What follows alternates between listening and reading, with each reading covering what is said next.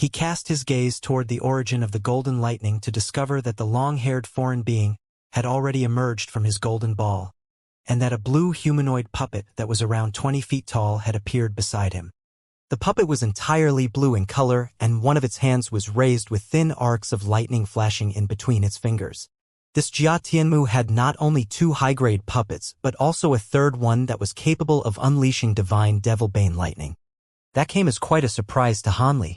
However, he was only caught in a stunned stupor for an instant before flapping his wings and hurtling toward the silver battle arc as a gust of fierce winds.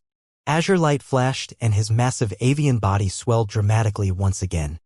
Immediately thereafter, the massive bird's talons came crashing down upon the battle arc with piercing lightning flashing alongside them. The talons instantly pierced into the battle arc amid a string of resounding booms, and a massive hole was torn into its silver surface. The giant bird then opened its cavernous mouth and a thick bolt of lightning blasted forth, disappearing into the hole in a flash. Lightning flashed and cries of anguish rang out from within the battle arcs as countless Jiao Qi beings were slain in the blink of an eye. However, the giant bird didn't rest there.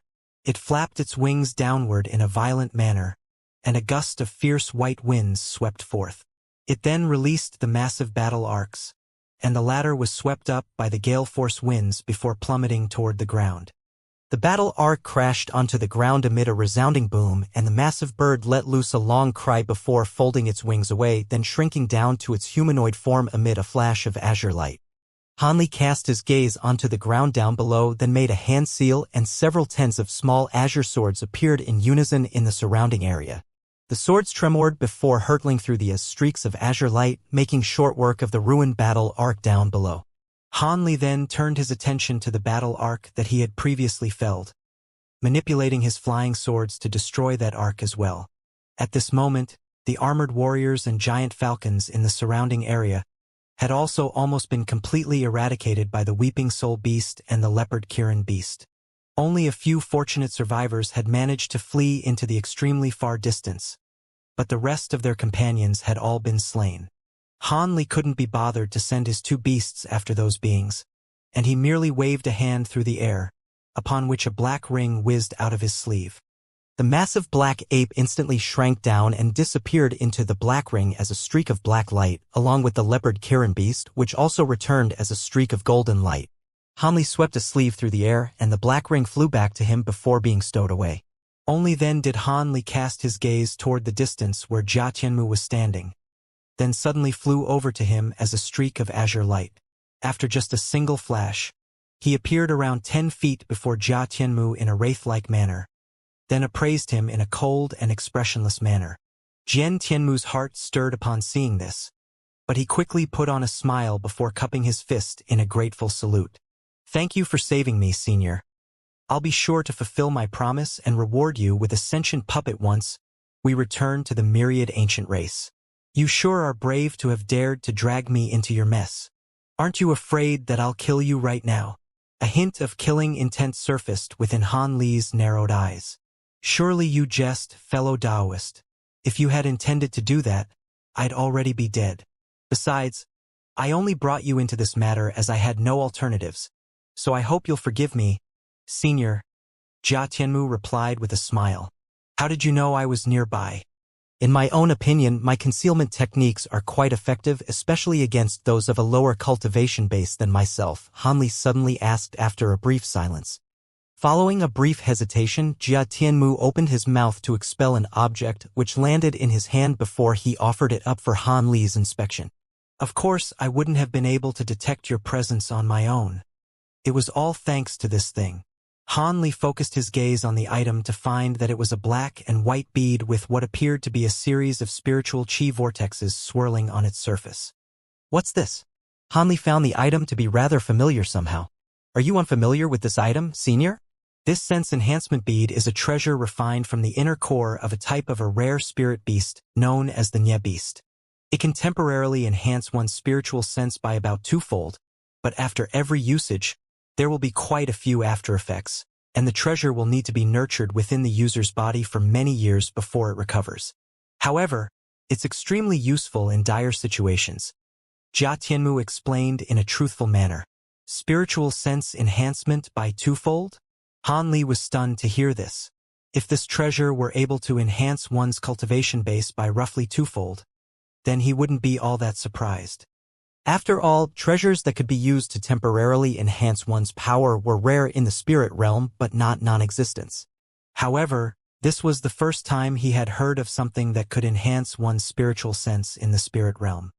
One's spiritual sense normally increased along with their cultivation base as well as the cultivation arts used, so generally speaking, no treasure could affect one's spiritual sense.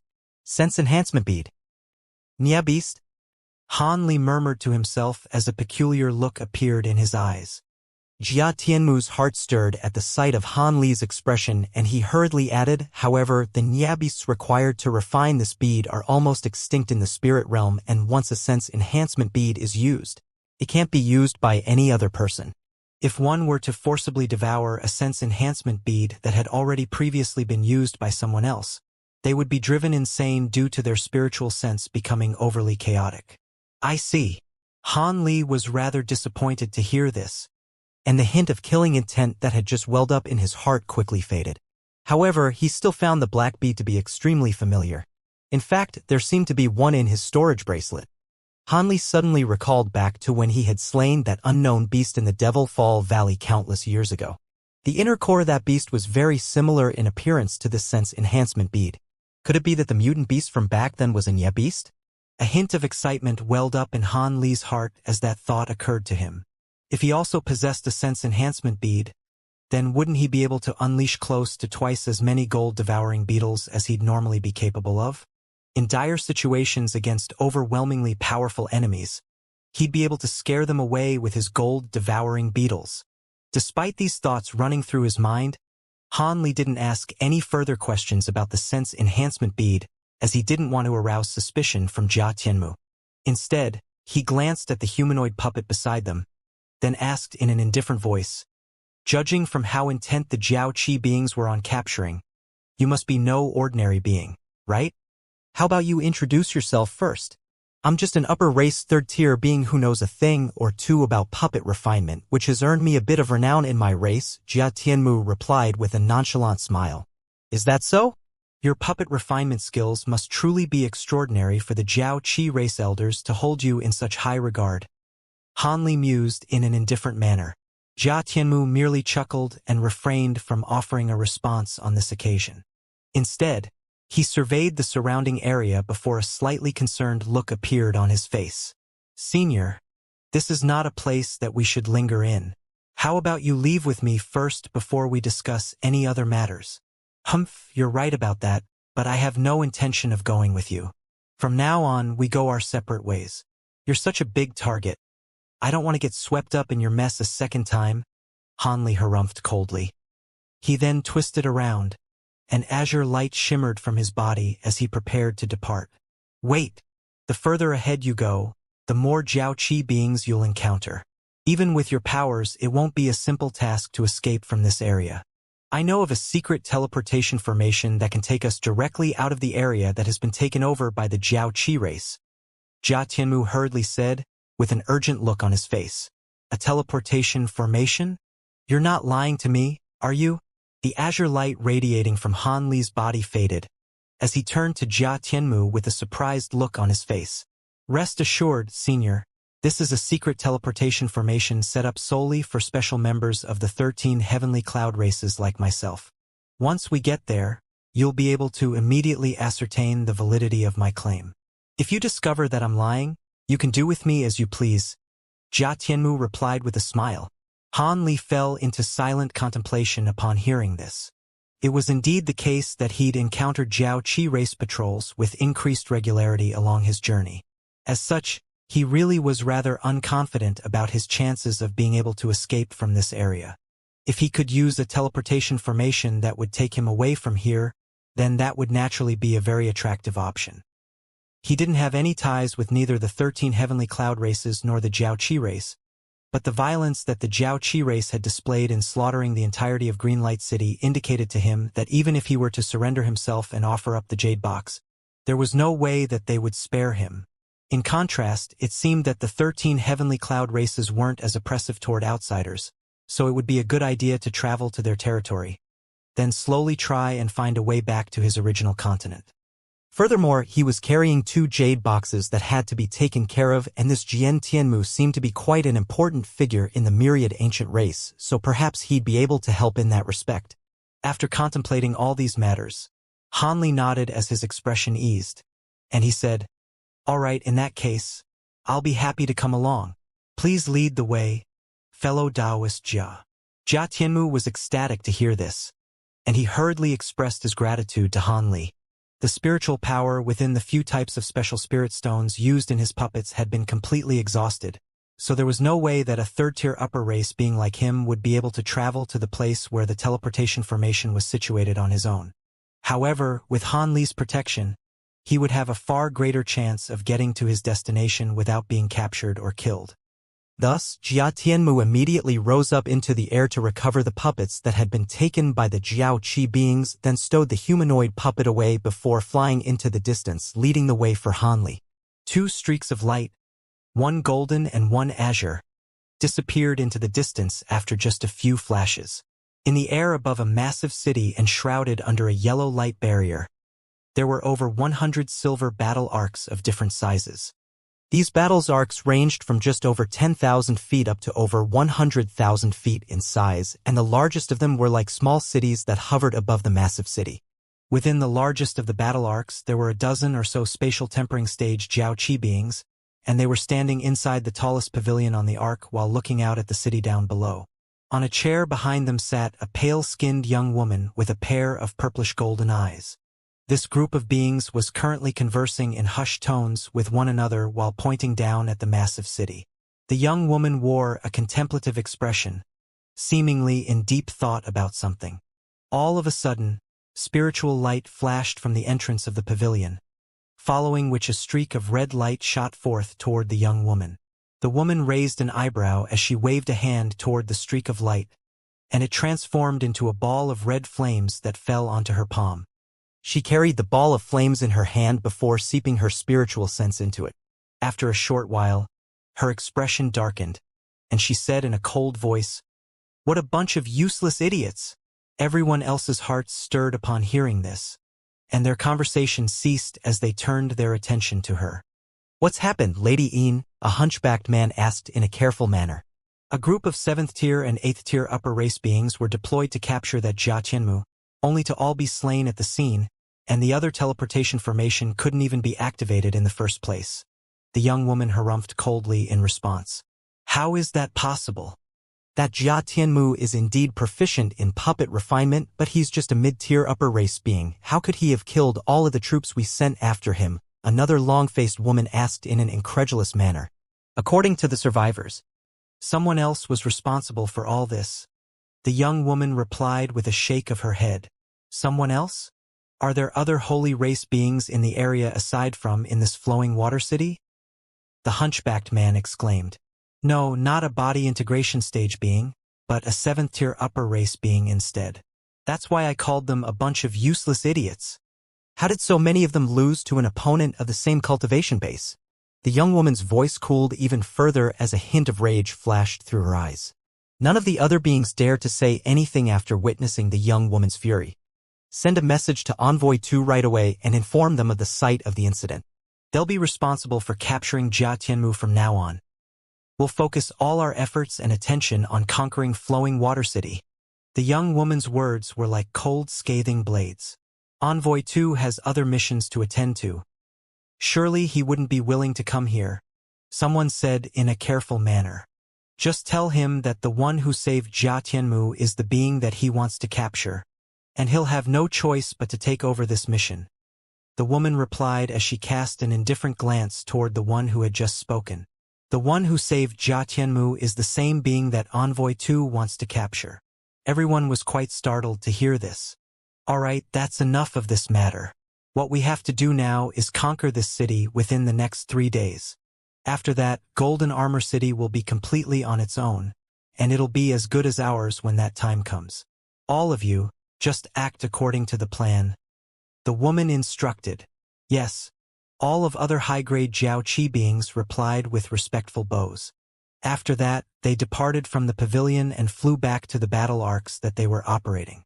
2 hours later, all of the battle arcs began to shimmer with spiritual light and emit bursts of ear-splitting rumbling following an order from the young woman. Countless armored warriors, twin-headed giant falcons, and hundreds of winged WRMs surge out of the battle arcs, forming an orderly formation in the air, surrounding the entire giant city in a watertight manner. Following the emergence of this Jiao Qi race army, a series of puppets of different colors also flew out of the battle arcs. Most of these puppets were humanoid, with the smallest comparable in size to a normal person, while the largest were over 100 feet tall each. There were only 3 beastly puppets among them, and each of them were over 1,000 feet in size. One of them had the appearance of a giant turtle, but had 3 heads and a shell that was filled with thick and sharp spikes. Another one had the body of an ape and the head of a tiger with a pair of massive golden deer antlers. The third one was a flying ant-like puppet, and not only was it the largest of the 3, its body was entirely pristine white, as if it had been refined from crystal. Seeing as the Jiao Qi beings were preparing to launch a large-scale attack, the entire city was cast into a frenzy. Through the massive light barrier, one could see that a series of formations had lit up across many locations within the city. Immediately thereafter, thick pillars of light rose up from the formations, injecting themselves into the light barrier in the air above. The light barrier instantly began to shimmer as a series of runes emerged from it, each of which was around 10 feet in size. At the same time, countless humanoid figures flew out of some of the buildings in the city, many of which immediately hurtled toward the formations that had just lit up. Attack! The young woman on the largest battle commanded, and the 3 largest beastly puppets led the charge. Spiritual light swirled around the giant turtle's shell, following which countless thick pillars of light instantly shot forth. Meanwhile, the tiger-headed ape beast opened its mouth to blast forth a golden pillar of light, within which the sounds of howling winds and explosive thunder could be heard. As for the giant crystalline ant, it also opened its mouth, but it expelled a vast expanse of dense green mist that swept through the air instead. Immediately thereafter, brilliant spiritual light radiated from the undersides of the battle arcs as pillars of light came raining down in a torrential downpour. All of a sudden, rumbling booms rang out incessantly like a relentless string of thunderclaps. Deep within the belly of a massive mountain, there was a dim hall in which everything was only barely visible. The entire area was deathly silent, and it seemed that no one had frequented this place for many years. However, a short while later, white light suddenly flashed within the hall, following which a formation that was several tens of feet in size appeared at the center of the hall. Spiritual light flashed amid a low buzzing sound, and 2 blurry humanoid figures emerged within the formation. One of them was a remarkably young man in a set of azure robes, while the other was a being with long disheveled hair that obscured half of his face. These 2 were none other than Han Li and Jia Tianmu. This place is extremely discreet and obscure, and this teleportation formation that was constructed here by our myriad ancient race cannot be used unless it's during a crisis. As the years have passed, fewer and fewer people know about it. Where we are now is already outside of the area taken over by the Jiao Qi race, and it's only several days of flight away from the 3rd largest city of our 13 heavenly cloud races, Cloud City, Jia Tianmu said with a smile. He then swept a hand through the air, casting an incantation seal onto a gem that was embedded onto a nearby wall. Spiritual light instantly flashed within the entire hall as a dozen or so locations on the walls lit up in unison, illuminating the entire room. Han Li inspected his surroundings to find that this hall was only just over 1,000 feet in size, and it had been entirely paved with massive stones that were azure and white in color. It appeared to be quite ordinary and mundane, but the entire place was spotlessly clean. Thus, he nodded and said in an indifferent manner, "It does indeed appear that it's been a very long time since someone's been here. By the way, this cloud city seems to be quite an important one to your 13 heavenly cloud races. I've heard that even the Grand Elder of your myriad ancient race has arrived there." "Oh? You're aware of this as well, fellow Taoist Han?" Not only is Cloud City the 3rd largest city in the 13 heavenly cloud races, it's also been constructed in a very unique manner, so it's quite a renowned city. It's also the closest major city to the army deployed by the Jiao Qi race, and when the true battle finally commences, Cloud City will be the place where all of the powerful beings of our 13 races will gather, Jia Tianmu explained with a smile. "That's good to hear. The city must be quite a big one for it to be so renowned." I just so happen to be looking for a large city so I can do some things, Han Li replied in an indifferent manner. I have a temporary cave abode in Cloud City, so I'm technically half a landlord there. If you have something you need to do, just come and find me. I can't guarantee that I'll be able to help you with any overly important tasks, but I should be able to lend you a hand if you're just running a few errands here and there, Jia Tianmu offered. After witnessing Han Li slay several beings of the same cultivation base as himself so easily, Jia Tianmu had naturally already deduced that Han Li was no ordinary upper race being. As such, even though he had already escaped from the area under the control of the Jiaoqi race, he still wanted to try and befriend Han Li. Thank you for your kind offer, fellow Taoist Jia. Perhaps I really will require your assistance with some matters. Han Li made no effort to turn down Jia Tianmu's proposal. Cloud City is currently in quite a sensitive state at the moment, so it won't be easy for beings outside of the 13 heavenly cloud races to enter the city. In particular, it'll be difficult to request entry for new faces like you. However, I've seen you slay several upper race Jiaoqi beings, so I can certainly vouch for you. But then again, things will obviously be made a lot easier if you join our myriad ancient race. How about you become a guest member of our race? I have some speaking rights in our myriad ancient race, and I can directly recommend you to our elders. With your powers, you'll definitely be held in high regard by our race. On top of that, the benefits you'll receive from becoming a guest member of our race are quite exorbitant. If you want to get something done in Cloud City, it'll be a lot easier for you as a guest member of the myriad ancient race. Jia Tianmu chuckled. Thank you for the offer, Brother Jai, but I can't guarantee that I'll be staying in Cloud City for long, so I'll consider this matter another time, Han Li replied after a brief pause. That's true, we should focus on getting to Cloud City first and consider these matters later. I have a few close friends in the city that I can introduce you to when we get there, Jia Tianmu said in a warm and inviting manner. Han Li nodded in response, but didn't say anything in reply. Thus, the two of them strode out of the teleportation formation and rushed toward the gates of the hall. After pushing open the gates, a blue stone passageway was revealed to them, and the passageway led upward in a winding manner. Han Li and Jia Tianmu instantly transformed into two streaks of light that disappeared into the passageway in a flash. Moments later, a ball of white light and a streak of azure light flew out of a large mountain, then hurtled into the distance. This is Cloud City? Han Li hovered in midair as he looked up into the sky with a peculiar look on his face.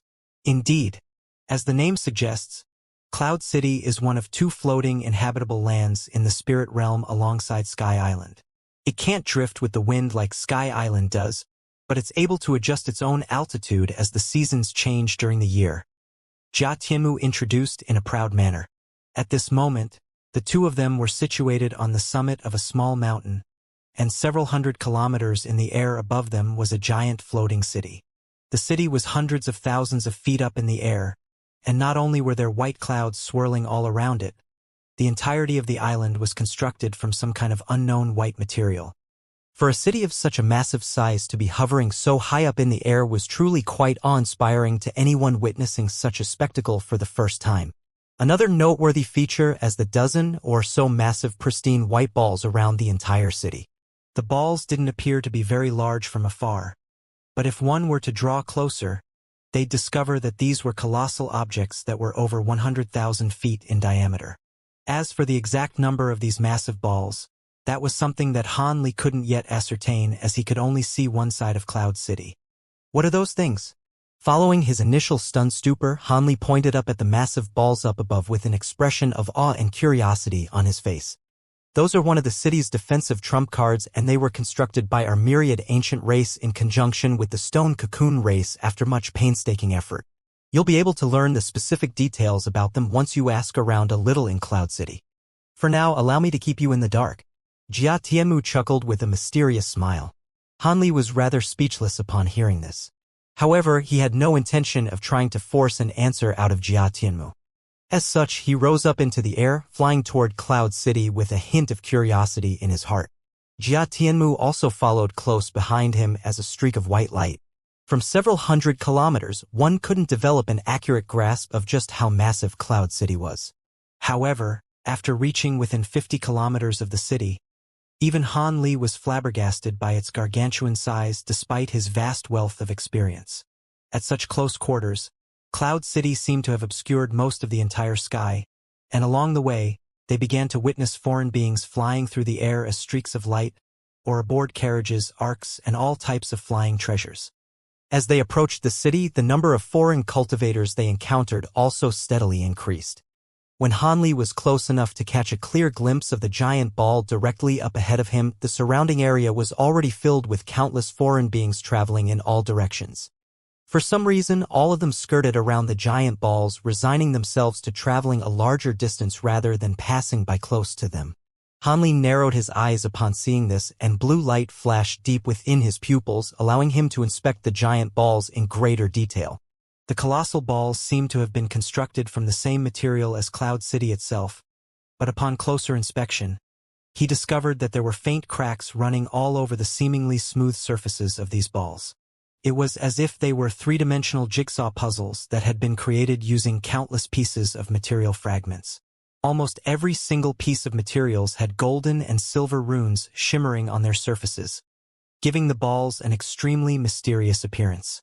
Han Li's brows furrowed as he swept his spiritual sense toward the massive ball up ahead, only for it to be repelled by a powerful restrictive power as soon as it came into contact with the ball.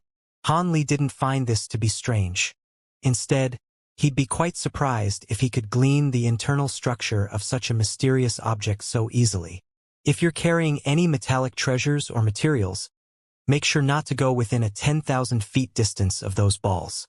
Otherwise, everything of a metallic nature that you're carrying will be forcibly taken and devoured by those things. On top of that, Cloud City won't hand out any reparations for the losses incurred as a result of this, Jia Tianmu cautioned. Is that so? Hanli was quite surprised to hear this. He glanced at the beings around him who were cautiously avoiding the giant balls, and he was already almost fully convinced that Jia Tianmu was telling the truth. Shifting his gaze elsewhere, Hanli discovered that there were many beings flying toward a massive city gate of Cloud City. There were several tens of guards wearing the suits of armor at the city gate, and all of them were standing on either side of the gate with serious expressions on their faces, conducting examinations on all beings that intended to enter the city. These thorough examinations were only aimed at cultivators looking to enter the city, while those leaving the city were completely ignored. All of the guards were covered head to toe in suits of armor, but it was quite apparent that they were all of different shapes and sizes, and seemed to hail from different races. Han Li's eyes narrowed upon seeing this, but he continued onward, and after a short while, he arrived at the city gate along with Jia Tianmu. There were a dozen or so other beings that also descended at this moment, and all of them seemed to be preparing to undergo examination. The so-called examination merely consisted of several guards holding strange-looking discs and scanning them over the unfamiliar faces that were trying to enter the city. At the same time, another being was holding another object, recording some things into that object while listening to the verdicts delivered by his companions. No light barriers or restrictions of that nature could be seen in the air above Cloud City. However, the sky was completely clear without anyone daring to try and fly over the city walls that were thousands of feet tall. On this occasion, Jia Tianmu didn't explain anything. Instead, he merely smiled and suddenly made his way directly toward the guards at the city gate. In the process, he was jumping the line, and all of the beings ahead of him were naturally quite displeased by his actions. However, most of these beings were only at the foundation establishment stage or core formation stage. Hence, all of them hurriedly put away their enraged expressions after discovering with their spiritual sense that Jia Tianmu was an upper race being. The beings in the line didn't dare to do anything, but that didn't apply to the guards at the city gates, and all of them immediately turned to Jia Tianmu with cold expressions on their faces. These guards all possessed comparable or even superior cultivation bases to Jia Tianmu. Yet he remained completely unflustered as he swept a sleeve through the air. A palm-sized black badge instantly flew forth from within, heading directly toward one of the guards. The guard faltered initially upon seeing this, but he quickly recomposed himself before catching the badge and focusing his gaze on it. At the same time, Jia Tianmu's lips tremored slightly, and even though he wasn't saying anything, it was quite clear that he was using a voice transmission technique. The scenes that unfolded next left all of the beings in the line completely flabbergasted. After catching a clear glimpse of the badge in his hand, an astonished look appeared on the guard's face, and after hearing Jia Tianmu's voice transmission, he hurriedly stepped forward to return Jia Tianmu's badge to him with both hands. He then extended a respectful bow and said, "Greetings, Master Jia of the Myriad Ancient Race, please come in. The elders of the Myriad Ancient Race have instructed us well in advance to take you to the Heavenly Dawn Pavilion to see them as soon as you arrive. Seeing as we can't eliminate the possibility that there could be Jiao Qi race spies in the city, we'll be sending a few guards to accompany you to the Heavenly Dawn Pavilion." "Oh? The elders are already in the Heavenly Dawn Pavilion? I was gonna go and see them anyway. As for guards, don't worry about it. With fellow Taoist Han to accompany me, I'll be fine as long as I don't get attacked by body integration stage beings." Fellow Taoist Han isn't a heavenly cloud being, so prepare a free identity badge of the highest level for him. I can personally vouch for him, Jia Tianmu commanded as he accepted his badge from the guard. "Yes, Master Jia." The guard faltered slightly upon hearing this before immediately nodding in response. At this moment, Han Li also strode over in an unhurried manner. The guards instantly waved the discs in their hands toward him, and Han Li sensed a burst of extremely faint spiritual pressure erupt from the strange round discs. Immediately thereafter, several bursts of spiritual sense emanated from the guards' bodies before combining as one, then sweeping toward Han Li's body. A hint of surprise appeared in Han Li's eyes. This was the first time that he had seen a technique that allowed the spiritual sense of several people to be combined as one. As expected of one of the core cities of the 13 heavenly cloud races, even the guards at the city gates were capable of using such an incredible secret technique. After examining Han Li's cultivation base, all of the guards were filled with a sense of awe and veneration. 7th-tier upper race beings were quite rare, even among the 13 heavenly cloud races. The guards were all quite relieved after verifying that their discs hadn't detected any Jiao Qi race bloodline within Han Li's body, and one of them said, "Senior, seeing as Master Jiao is vouching for you and you've passed our preliminary examination, we'll be issuing you a high-grade identity badge right away. With this badge, you'll be able to go anywhere in Cloud City aside from a few secret and forbidden areas." "Thanks for your hard work," Han Li replied in a benevolent manner. The deity transformation stage guard hurried, waved his hands in response, and no longer mentioned anything about sending guards to accompany Jia Tianmu. It was quite clear that in his mind, a 7th-tier upper race being like Han Li was more than enough to ensure Jia Tianmu's safety. Moments later, the guards refined a jade badge that contained some basic information about Han Li before handing it over to him.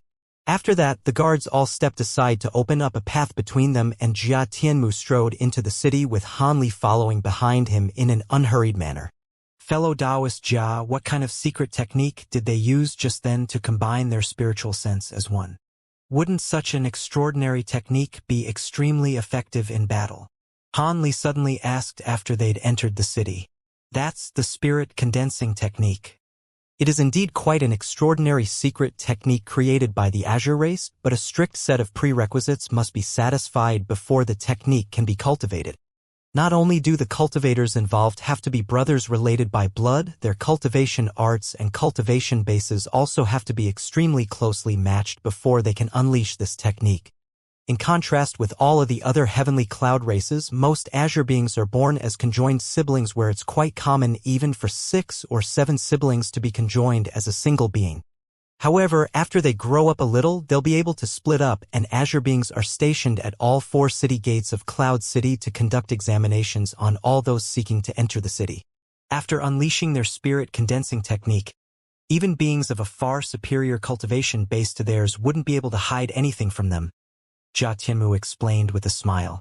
Han Li was a little disappointed to hear this, but he then decided that it certainly couldn't hurt to reference such an extraordinary technique, as that could assist him in his own cultivation. With that in mind, he said, "I see. Looks like my knowledge is rather lacking. I really am quite interested in that technique, though. Would you happen to know how to cultivate it, fellow Taoist Jia?"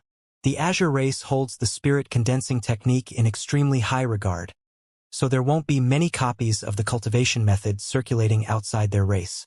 However, I should be able to find a way to get my hands on a copy. If you really want one, I'll get someone to secure a copy for you, Jia Tianmu replied. "You have my thanks, fellow Taoist Jia," Han Li said with a smile as he cupped his fist in a salute. "Haha, don't mention it. You saved my life, so this is the least I can do. I have to go and visit the elders of our myriad ancient race, so I won't be able to accompany you any longer. This is the location of my cave abode. You can come and visit in a few days for the sentient puppet I promised you earlier. Truth be told, I only have 2 or 3 puppets of such a high caliber in my cave abode, and I have to secure approval from the elders before I can give one away to an outsider. However, rest assured, I have some status in the myriad ancient race, so I'll definitely be granted approval with no issues, Jia Tianmu said with a smile as he handed over a stone tablet to Han Li. At this point, the two of them had already arrived in the city. Up ahead was a wide street that was lined with shops on both sides and filled with different types of beings. It wasn't exactly lively and bustling, but it certainly wasn't a ghost town either. Han Li accepted the stone tablet and inspected its contents in a cursory manner using spiritual sense, then smiled as he replied, "All right, I also have some matters to take care of, so let's part ways here." Cloud City is not just inhabited by heavenly cloud beings, but also many foreign beings as well, some of whom have stayed here for thousands of years. As such, aside from some temporary dwellings, there are also cave abodes available to be rented. The rental fees are very high, but seeing as you're not planning to stay here for long anyway, those costs shouldn't be an issue to you. Also, make sure that you don't fight anyone or use your spiritual power in the city for no good reason. Otherwise, if you're caught doing so by the restrictions in the city, you'll be banished if you're lucky, and in worst-case scenarios, you could even have your cultivation base completely disabled. Even the elders of our 13 heavenly cloud races have to abide by this rule. Alright, that's enough rambling from me. I'll be taking my leave now. After delivering some final words of caution, Jia Tianmu turned and departed. Han Li looked on as Jia Tianmu hailed a spirit carriage that was being drawn by a pair of deer-like spirit beasts, then got onto the carriage and traveled away. Only then did he withdraw his gaze before carefully appraising his surroundings. This place really did live up to its status as one of the major cities of the 13 heavenly cloud races. Not only were there countless buildings lining the streets here, all of them were of different styles, and there were virtually no two buildings that were exactly the same. Some of these buildings were mountainous structures over 1,000 feet tall, while others were only several tens of feet tall, yet all of them were extremely intricately crafted. Some of them were quite square and angular, resembling the pavilions often seen in the human race. Some were like giant trees that were shimmering with green light. It didn't take long for Han Li to become extremely intrigued by this city. As the name suggested, the 13 heavenly cloud races were comprised of 13 different races. Yet ever since countless years ago, they'd lived together in harmony, advancing and coexisting as a single entity. If it weren't for the fact that they were objectively different beings with different bloodlines, they could almost be seen as one massive race. None of the 13 heavenly cloud races were anywhere near powerful enough to face a colossus like the Jiaoqi race on their own, but their combined powers were comparable with the top races of the spirit realm. This was why the 13 heavenly cloud races had managed to exist up to this point, despite their close proximity to the territory of the Jiaoqi race. In reality, battles would break out on the borders between the Jiaoqi race and the heavenly cloud races quite regularly. Either the Jiaoqi race took over some more of the heavenly cloud race's territory, or the latter recovered some of their lost land. Of course, under most circumstances, the Jiaoqi race still came out on top. However, the 13 heavenly cloud races were constantly backing up one another, so they hadn't suffered any decisive losses. As such, the heavenly cloud races weren't surprised by the sudden attack from the Jiaoqi race. Instead, they were able to react quickly and calmly, gathering up their powerful beings in preparation to deal their enemies a heavy retaliative blow. This information had all been disclosed, whether intentionally or unintentionally, by Jia Tianmu during their conversations on the way here. According to Jia Tianmu, the heavenly cloud races had quite a vast territory, and the Jiaoqi race wasn't the only powerful neighbor. There was also the night race, which was not inferior in power to the 13 heavenly cloud races, as well as the slightly weaker explosion race. Of course, there were also many small races in the nearby area, but the only way for them to survive was to join one of the more powerful races. Otherwise, they would either be completely wiped out or forced to find another home far away. This gave Han Li a general understanding of the situation surrounding the races in this area. At present, He was examining the streets in the city while slowing, advancing, and contemplating about what he was going to do next. His target was undoubtedly to find a teleportation formation that could take him back to the Tianyuan continent. However, there was no way that a single being could own a teleportation formation of such a high caliber. Instead, it was most likely under the control of a certain major power. In that case, he had no choice but to liaise with the higher-ups of that major power if he wanted to use their teleportation formation. This was why he hadn't rejected Jia Tianmu's invitation to Cloud City. However, he was going to make up his mind about whether he was going to approach the higher-ups of the heavenly cloud races after he had gathered enough information.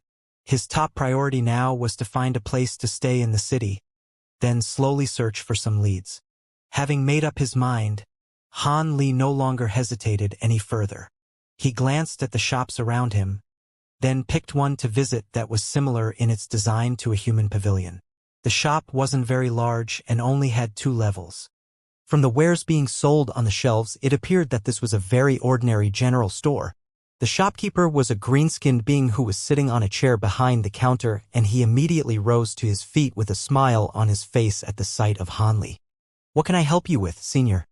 We sell several types of specialty local products from Cloud City, as well as maps, general appliances." This foreign being appeared to be in his 40s, and even though he was only at the foundation establishment stage, he displayed no fear in the presence of Han Li. After extending a polite salute, he launched into a well-rehearsed spiel to advertise his wares. This wasn't particularly surprising. After all, at his lowly cultivation base, he most likely couldn't even tell the difference between a nascent soul and spatial tempering cultivator.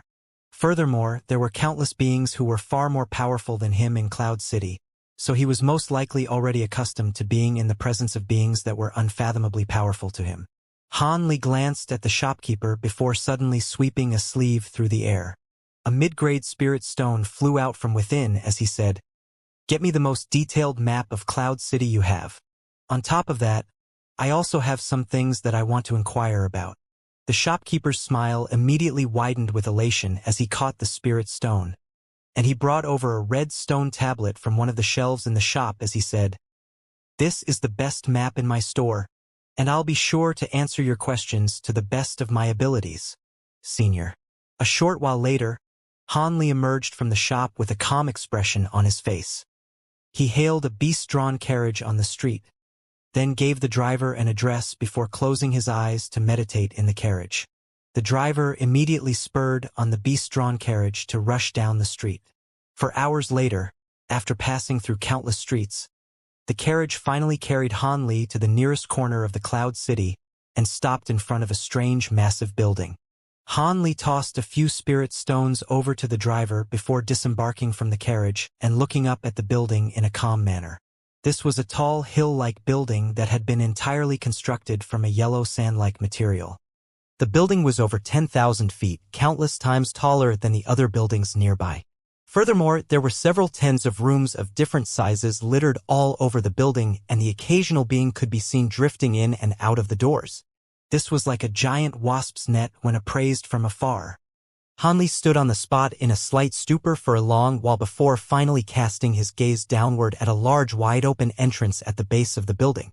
There was a strange character inscribed on the wall on either side of the entrance, and even with the vast number of foreign languages that Han Li had mastered, he was completely unable to decipher what those characters meant. Following a brief hesitation, Han Li stroked his chin before striding toward the entrance. After making his way into the building, he found himself in an extraordinarily spacious hall. The hall was over 2,000 feet in size, and the walls and ground were all paved with beautiful green jade.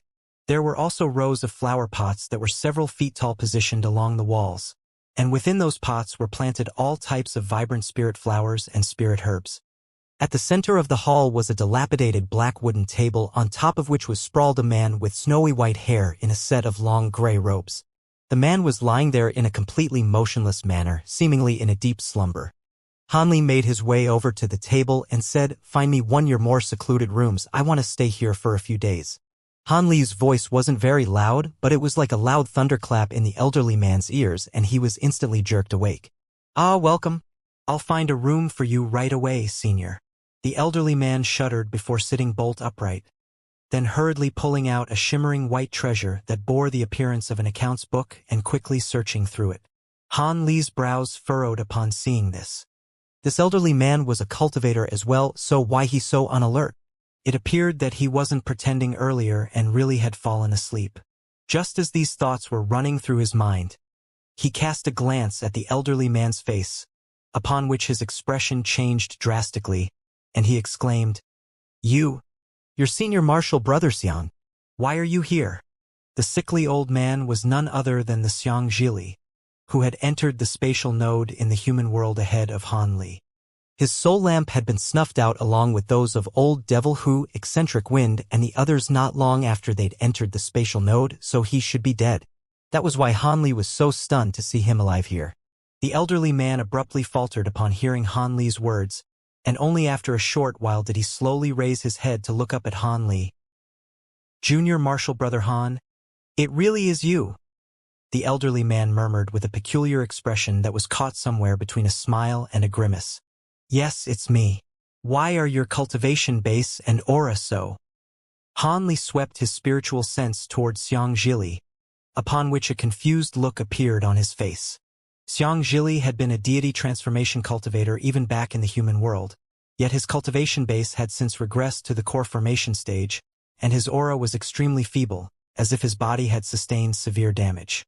Xianxia stared blankly at Han Li for a long while before a thought suddenly seemed to have occurred to him, and he hurriedly rose to his feet as he said, "Junior Martial Brother, you also came to the spirit realm through a spatial node, right? You seem to have progressed significantly in your cultivation as well. This is not the place to talk. There won't be any customers anytime soon anyway, so come with me and we'll talk elsewhere." He then led Han Li toward a door situated on the side of the hall, and Han Li hesitated momentarily before following along. After entering through the door, the two of them arrived in a long corridor, on either side of which a series of exotic plants were growing. Hu Qinglei didn't lead Han Li very far before pushing open a nearby stone door and inviting Han Li into the room. "Take a seat, Junior Martial Brother. Never would I have thought that I'd see you again in my life. In my current state, I'm almost too embarrassed to be in your presence." Xianxia chuckled with a wry smile as they both took a seat. His voice was very dejected and sullen, and he seemed to only be a shadow of his former self. "What happened to you in the spatial node all those years ago? Are the other two still alive?" Han Li asked. "Eccentric Wind and Old Devil Who both died. We were extremely unlucky and encountered multiple spatial storms along the way. On the last occasion, 2 spatial storms stacked on top of one another, and I was the only survivor among us 3. However, I'd lost almost all of my cultivation base from unleashing too many secret techniques in quick succession in order to save myself. What little cultivation base I have now is a result of many years of arduous cultivation." Xianxia sighed in a resigned manner. The spatial node was indeed an extremely perilous place, so the fact that you survived is very much a silver lining on an otherwise dark cloud. However, the soul lamp that you'd left in the human world had already snuffed out. And why are you here on the Thunder Continent as opposed to in human territory?" Han Li asked. "My soul lamp was most likely snuffed out due to the secret techniques I used to save myself. The after effects from using those secret techniques left me in such a terrible condition that I was as good as dead. As for why I'm here on this continent, I'm afraid I don't know the answer to that question. I was able to barely survive the spatial storms that I encountered, but as soon as I emerged from the spatial node, I ended up here. If I hadn't been saved by someone, I wouldn't even be alive right now. From the sounds of it, you ended up in the human territory of the spirit realm after emerging from the spatial node. In that case, I can only assume that the spatial storms blew me completely off course." There was still a hint of lingering fear in Xianxia's eyes as he recalled his horrific experiences in the spatial node, even after so many years had passed. Han Li merely nodded without giving a reply this time. "Why are you here doing this kind of job, Senior Martial Brother Xiang? Have you thought about returning to the human race?" Han Li asked with a serious expression. "The owner of this inn is a stone cocoon being, and he's the one who saved my life. He's quite kind-hearted and also quite powerful. He also seems to have some status in the stone cocoon race, and I decided to look after his inn for him to repay him for his kindness, and also because I have nowhere else to go." As for returning to the human race, I'd already given up on that dream long ago. There is indeed a teleportation formation under the control of the 13 heavenly cloud races that could facilitate teleportation to other continents. But it's said that an enormous amount of spirit stones is required to activate the formation each time. And just that expenditure alone is enough to force a holy race being of all their wealth. Even if I were to return to the height of my powers, I'd still be far from entitled to use the formation. Besides, even if I were to teleport to the Tianyuan continent in my current state, there's no chance for me to pass through the primordial world to travel to human territory. On top of that, there's no chance for me to ever reach the spatial tempering stage, so I'm planning to spend the rest of my life here. Xianxia replied with a forlorn shake of his head. Han Li didn't know how to comfort him after hearing that. By the way, I haven't heard about your experiences yet. Even though I can't return to the human race, I still want to hear about how us humans are doing in the spirit realm. Can you tell me about that, Junior Martial Brother Han? Xianxia asked. There's not much to show and tell in terms of my experiences. After reaching the deity transformation stage, I also traveled to the spatial node according to the coordinates you sent me, and I ventured into it along with the Ice Phoenix, who had also reached the deity transformation stage by then. I was quite lucky in that even though I also encountered spatial storms, I was able to emerge largely unscathed with the assistance of the Ice Phoenix's spatial abilities. As for the current situation that the human race is in, I can't say that we're thriving. At most, we're just barely able to get by. As for the specifics, Han Li gave a brief recount of his own experiences, but refrained from disclosing the fact that he'd also once completely lost his cultivation base. As for the matters surrounding the human race, there was nothing strictly confidential anyway, so Han Li was happy to disclose the current situation to Xianxia. So we have 3 territories and a large number of body integration cultivators among our ranks? In that case, I can breathe a sigh of relief. Xianxia listened intently to Han Li's story before heaving a long sigh. Han Li fell silent again for a short while before suddenly asking, is there really a super teleportation formation in the 13 heavenly cloud races? How did you hear about this, Senior Martial Brother Xiang? Do you intend to use the teleportation formation as well? It's not really a confidential matter. Not only is there one in the 13 heavenly cloud races, the Jiao Qi race and the Night race also have one each. Among the major races in this area, only the Explosion race is apparently yet to construct one. Teleportation formations capable of teleporting beings between continents are only accessible to beings at or above the body integration stage, and you're not a heavenly cloud being either, so it's going to be very difficult for you to secure approval to use the formation. Thankfully, the 13 heavenly cloud races aren't too xenophobic toward foreign beings, so you should just settle and cultivate here. You'll be able to keep me company then. You can consider returning to the human race after progressing to the body integration stage. By the way, what's your cultivation base at the moment? I can sense that you're far more powerful than you were back in the human world, but I'm unable to detect your exact cultivation base, Xianxia mused with a curious look on his face. I'll have to think about the teleportation formation later, but at present, I've fortunately been able to progress to the spatial tempering stage. Han Li made no effort to hide his cultivation base. The spatial tempering stage? You really have been progressing extremely quickly, Junior Martial Brother Han. In that case, you no longer have to worry about the limitations of a lifespan. Xianxia sighed in an envious manner upon hearing this. Technically, I'm immortal, but with the major heavenly tribulation that strikes me one every 3,000 years, my worries are certainly far from over. Each successive heavenly tribulation will be fiercer than the previous one, and I'll eventually die anyway unless I can ascend to the true immortal realm, Han Li said with a faint smile. That's not the same thing. After reaching the spatial tempering stage, you'll have thousands of years between heavenly tribulations, so you'll be able to take your time in your cultivation. With your brilliant aptitude, who's to say you won't be able to ascend to the true immortal realm in the end? Xianxia chuckled with a shake of his head. Our human and demon races have had no lack of freakish prodigies, yet how many of them have managed to ascend to the true immortal realm in the end? I'm only focusing on taking my cultivation one step at a time, rather than looking ahead too far and being overly ambitious, Han Li said with a wry smile. Let's discuss this matter at another time. I have to look after the inn for now, and I'll come to your room tonight for a more in-depth chat. You wouldn't refuse to see me, would you, Junior Marshal Brother Han? Xianxia chuckled. Of course not. I've only just arrived in Cloud City, so I also have some things that I need to ask you about. Hanli nodded in response. Thus, Xianxia picked out a relatively secluded room for Hanli to stay in before returning to the hall. Hanli set up a restriction within the room, then sat down in a cross-legged manner and fell into deep thought. The fact that he'd encountered Xianxia here forced him to reconsider some things. That night, Xianxia showed up as promised and chatted with Hanli for the entire night.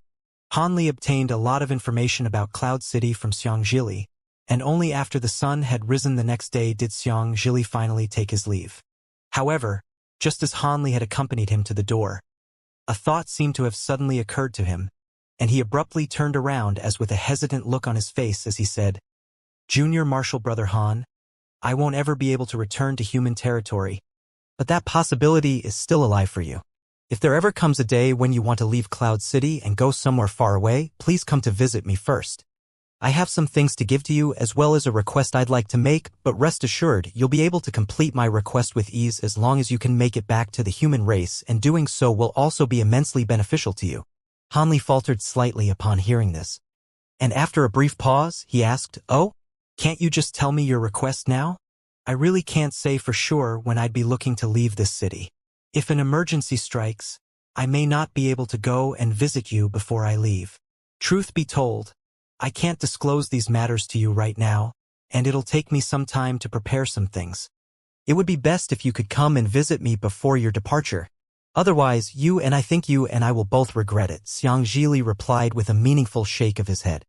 Thus, Hanli promised that he would do his best to visit Xianxia prior to his departure, and only then did Xianxia nod before departing from the room. Hanli looked on as Xianxia left, and a peculiar look appeared on his face. All of a sudden, he made a grabbing motion toward the door of his room, and an immense force erupted forth, instantly shutting the door again.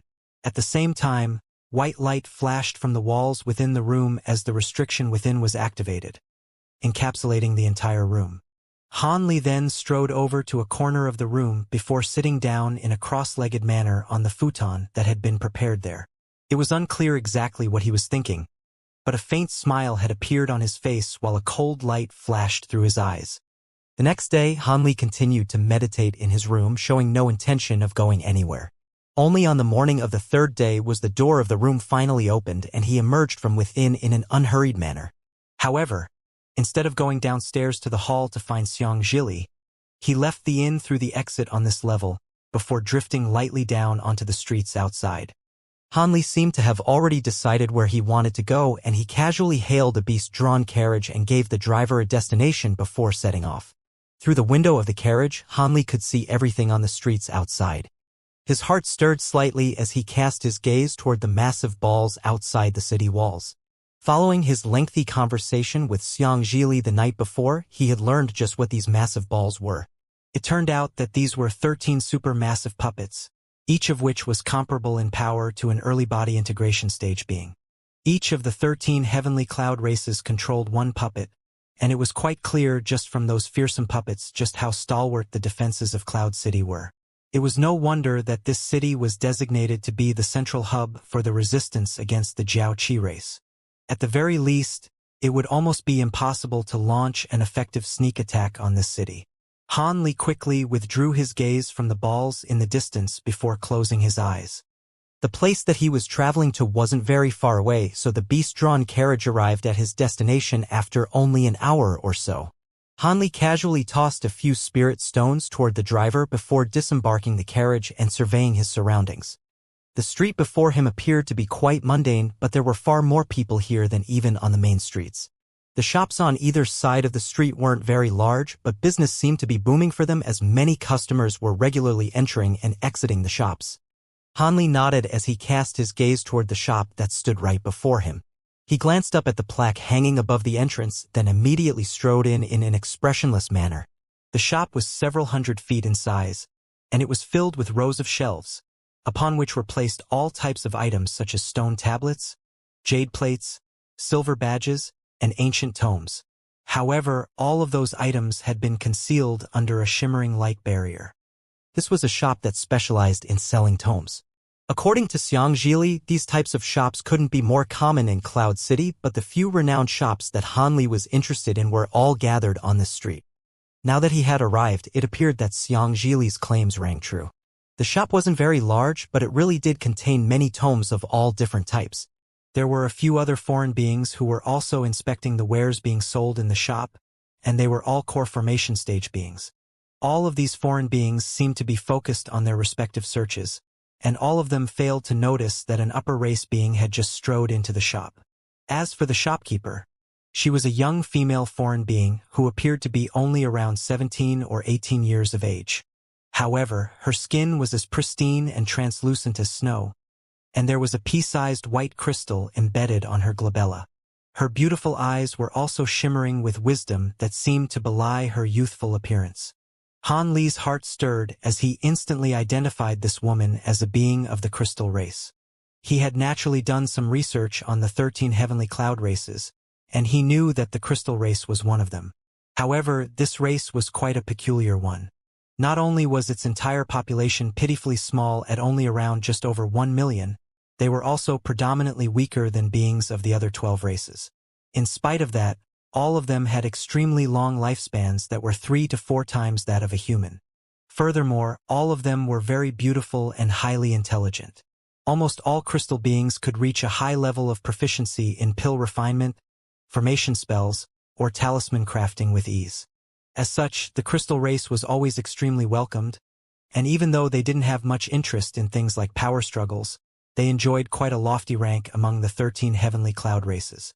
The crystal being had also noticed Han Li, and as she cast her gaze toward him, a hint of surprise flashed through her eyes, as if she'd managed to glean his cultivation base.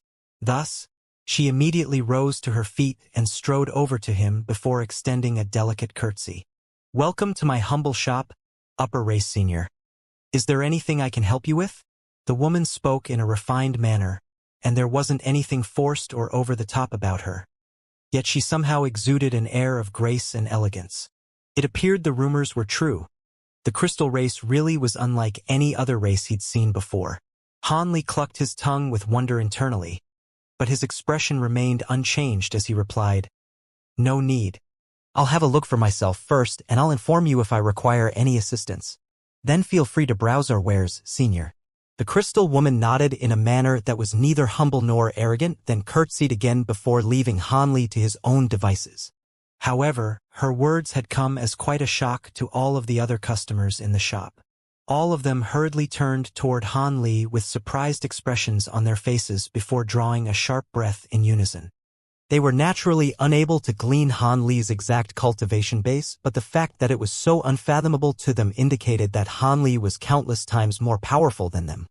Thus, all of them became rather uneasy, and some of them immediately departed while others quickly picked out a few tomes before also hurrying away.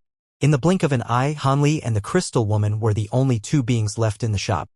Han Li paid no heed to this recent development as he made his way over to a nearby shelf to inspect the tomes that had been placed there. From the surface, Han Li naturally couldn't really see anything. Thus, he swept his spiritual sense toward one of the stone tablets on the shelf, and that was when he discovered the function of the light barrier around the shop items. Through the use of his spiritual sense, he could only glean a short string of introductory information. When he tried to inspect more of the stone tablet's contents, he encountered a slight obstruction. Of course, with his immensely powerful spiritual sense, he could naturally force his way through the restriction with ease, but doing so would undoubtedly attract the attention of the shopkeeper, and no being of any status would be willing to embarrass themselves in such a farcical manner. Han Li glanced at a few of the tomes on the shelf before him and discovered that most of them only contained some general information about the 13 heavenly cloud races, so he naturally wasn't very interested in them. Thus, he made his way over to another shelf before inspecting the tomes on there with his spiritual sense again. On this occasion, he seemed to have found what he was looking for.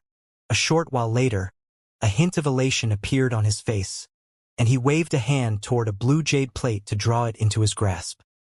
He then continued to search through the shop, and in the blink of an eye, he'd gathered over 20 tomes. Only then did he made his way over the crystal woman with a pleased expression on his face, and he placed everything down onto the table before him as he asked, "How many spirit stones are you charging for all this?" The crystal woman looked at the pile of tomes that had been placed before her, and a hint of surprise appeared on her face.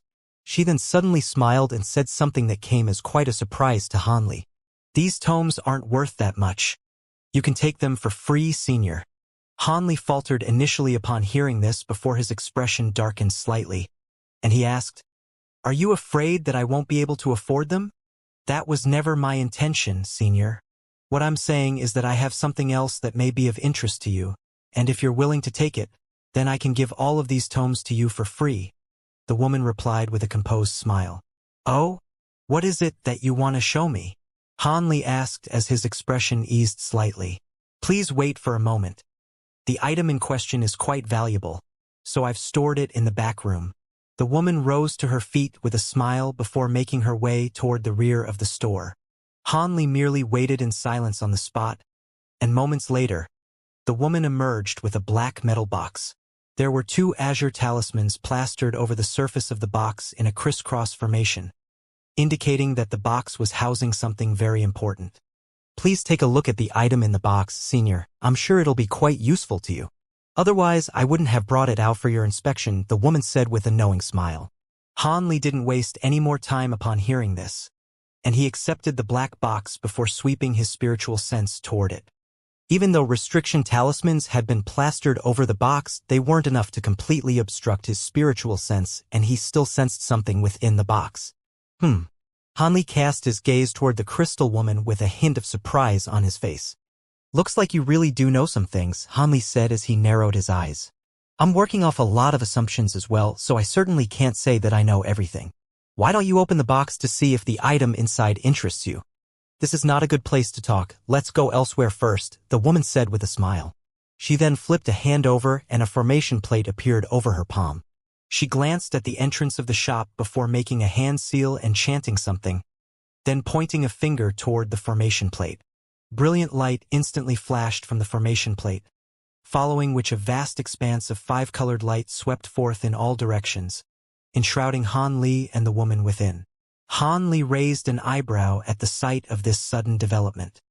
He could sense powerful spatial fluctuations from within the 5-colored light, but he remained still on the spot and made no attempt to evade.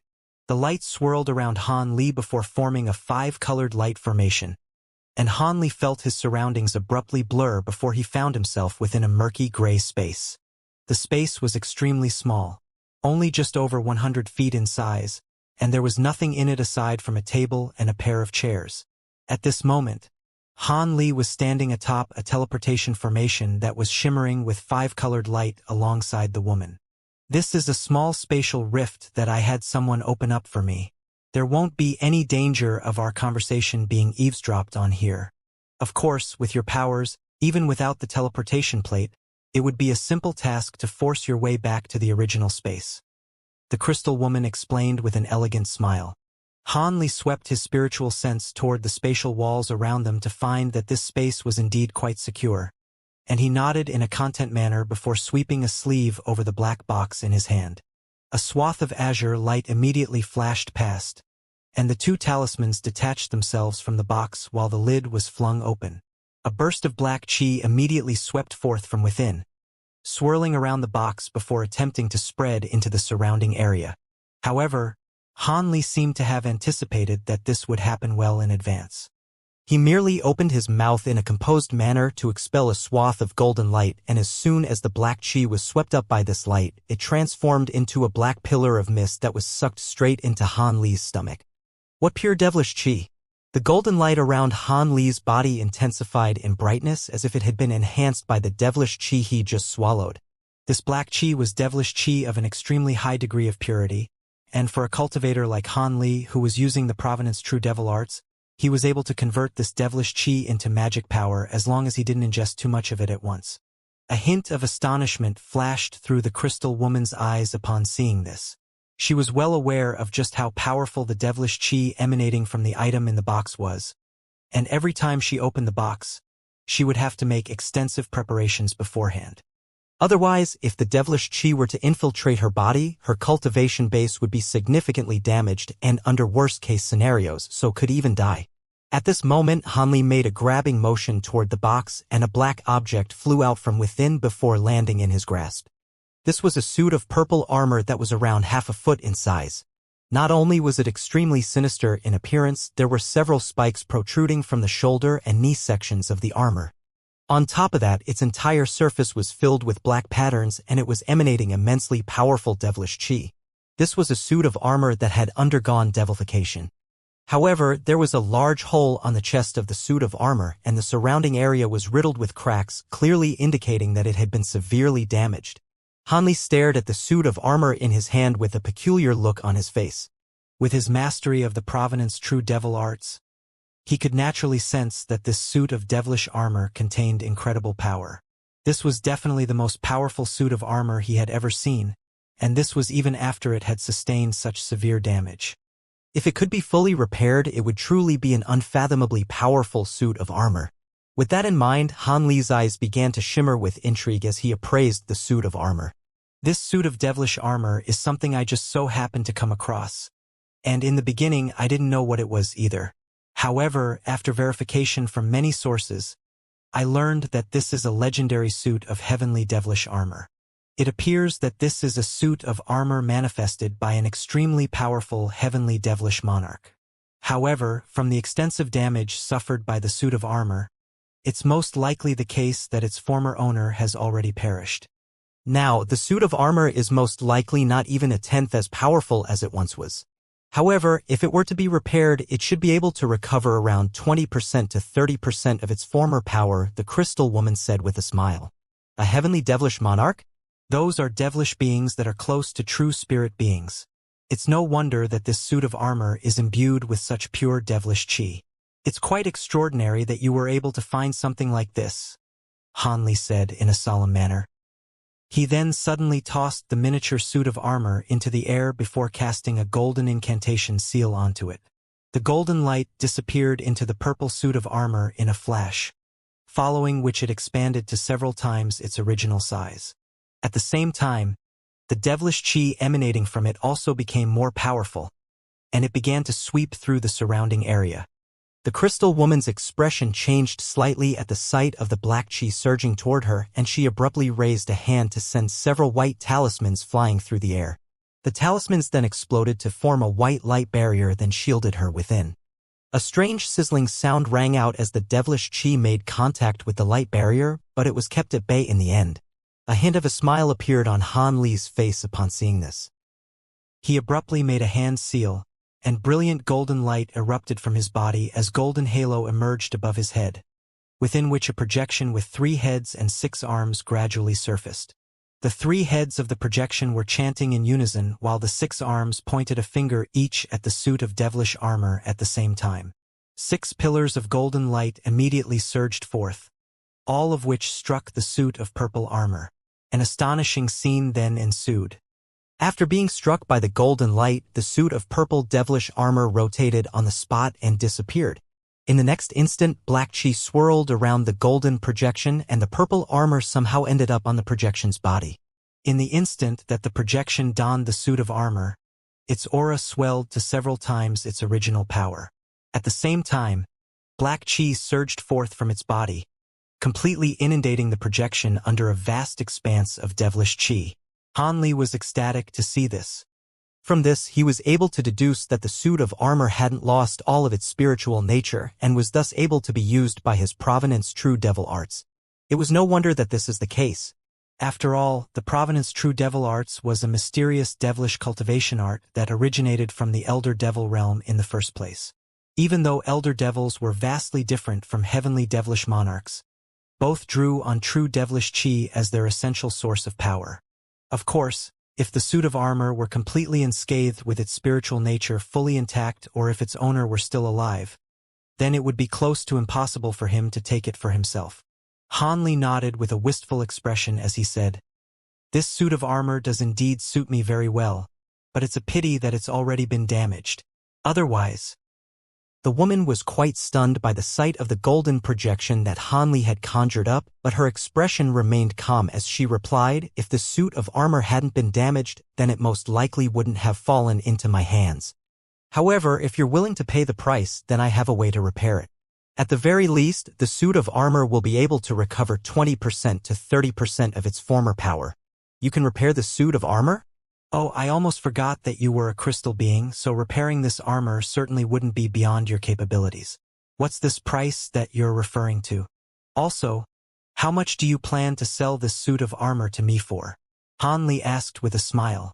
Following a brief pause for contemplation, the woman replied, "This item should be a priceless treasure, but it's a pity that it's a suit of devilish armor, so it can't be used by anyone who's not a devilish cultivator.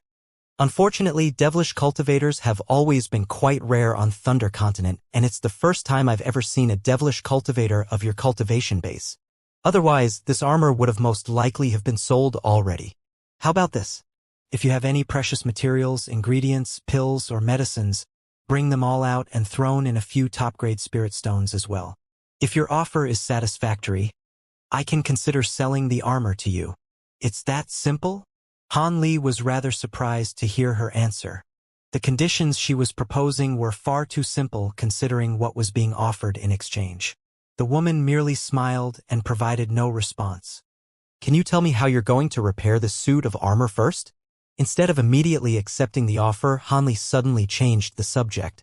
A slightly hesitant look appeared on the woman's face upon hearing this, but she heaved a faint sigh in the end and replied, "Repairing the armor is actually quite simple. As long as you have sufficient devilish cores, I'll be able to easily repair it." "Devilish cores? What are those?" Hanli asked with furrowed brows. This was the first time that he had heard of such a thing. Devilish cores are the inner cores of high-grade devilish beasts. If we want to repair this suit of armor, it would at least require hundreds of devilish cores, all of which would have to be from upper-race devilish beasts. One of those devilish cores will act as the main material to repair the armor, and the higher the grade of that core, the better. Ideally, we'd use the inner core of a holy-grade devilish beast to serve that purpose, the woman said with a solemn look on her face. "Surely you jest, fellow Taoist. Where am I going to find so many high-grade devilish cores? And you're asking me to secure the inner core of a holy-grade devilish beast as well? Why does it feel like repairing this suit of armor will cost far more than what it takes to purchase it? You're not swindling me for an ulterior motive, are you?" Hanli asked with a cold expression. The crystal woman seemed to have anticipated Hanli's reaction, and her expression remained calm as she said, "You're wrongfully accusing me here, senior. The enhancement the suit of armor will receive after being repaired is almost entirely dependent on the devilish core that is to be used as the main material. I can still repair it using devilish cores of a lower caliber, but the effect will be severely lackluster in comparison. If we were to use a holy-grade devilish core as the main material, the enhancement effect would at least be increased by twofold to threefold compared to if a lower-grade devilish core were to be used. If you want the best, then you naturally have to pay a high price. I have two avenues through which you can potentially secure a holy-grade devilish core, and I can disclose both of them to you if you're interested." "Two potential avenues? Go ahead," Hanli prompted. 3 months from now, the Lucky Cloud auction house of Cloud City will be selling a Holy Race Thorn Devilish Beast inner core as one of their auction items. From what I've heard, that devilish core is extremely rare, and even some of the holy race beings in the city have set their eyes on it," the woman disclosed in a slow voice. Hanli's brows furrowed upon hearing this. He did indeed possess considerable wealth, but he certainly wouldn't be confident that his wealth could exceed that of body integration stage beings. Those old monsters had all lived for tens of thousands of years, and the wealth they've accumulated during this time was most definitely quite staggering. Of course, if he exchanged all of the spirit medicines and materials he was carrying into spirit stones, he'd be able to keep up in the bidding with all those old monsters, but he was alone in an unfamiliar place, so it certainly wouldn't be wise to flaunt his wealth in such a blatant manner. If he were to do so, he'd most likely be singled out as a target even before he could purchase the devilish core. He didn't want to draw trouble to himself, and with that in mind, he quickly shook his head as he replied, "If there are going to be holy race beings participating in the bidding, then there's no way I'll be able to outbid them, so that won't work." "Oh, in that case, We'll have to take the Second Avenue. You must be quite new here in Cloud City, right, senior? Have you heard of the Golden Devil Mountain Ranges? The woman asked with a smile. I know that such a place exists, but I don't really know anything about it, Hanli replied in a truthful manner. It's not unusual for you to have limited knowledge about that place. It only appeared in the past 10,000 years, and very few people outside of Cloud City are aware of its existence. Allow me to tell you about it in greater detail. The woman chuckled. Then I'll have to trouble you to enlighten me, fellow Taoist. Hanli nodded in response as the map he'd purchased earlier surfaced in his mind. The Golden Devil Mountain Ranges was none other than one of the landmarks annotated on the map. Approximately 10,000 years ago, a spatial storm suddenly appeared on a stretch of barren land about a month's travel away from Cloud City. For some reason, a set of black mountain ranges emerged in the area in the aftermath of the spatial storm. The mountain ranges were entirely enshrouded under dense devilish chi, and the space above it was extremely unstable, with spatial rifts popping up quite regularly. Vast amounts of devilish chi surged from these spatial rifts, and some high-grade devilish beasts also emerged from them, including some holy-grade devilish beasts. Within a short span of time, the area in a radius of several millions of kilometers around the mountain ranges had been transformed into a devilish realm, and this area continued to expand. This incident eventually drew the attention of the holy race beings in our heavenly cloud races, and several holy race beings of the 6th and 7th tiers were deployed to the area, combing their powers to kill most of the holy-grade devilish beasts that had appeared there. After that, they ventured into the center of the mountain ranges to try and put an end to everything, the woman recounted with a solemn expression. Hanli's heart stirred as soon as the woman mentioned the vast amounts of devilish chi that had surged out of the spatial rifts, and he almost instantly thought back to the infernal river that he'd encountered back in the flying spirit race. The woman suddenly sighed at this moment before continuing. No one knows what those holy race beings encountered in the mountain ranges, but they stayed there for half a year before finally returning. After that, they issued an order to completely seal off the area using a restriction, leaving only a single entrance. They then sent news back to the heavenly cloud races, informing everyone that the matter had been resolved, and that there will no longer be any more devilish chi or devilish beasts emerging from the spatial rifts. They said that the demonic area was only going to maintain its current size and spread no further, but at the same time they didn't allow any holy race beings to enter the area. Strangely enough, those with cultivation bases inferior to that of holy race beings were permitted to enter the area to kill the devilish beasts there, as well as to scour for inner cores and precious materials. However, there was only 1 month of each year during which the area could be accessed, and beings couldn't stay in there for a month at a time. After that, they'll have to leave the area, and as soon as the month passes, the exit will be closed. With the powerful devilish chi there, even devilish cultivators won't be able to stay in there for too long. Otherwise, they'll most definitely undergo devilification and turn into mindless devilish beings.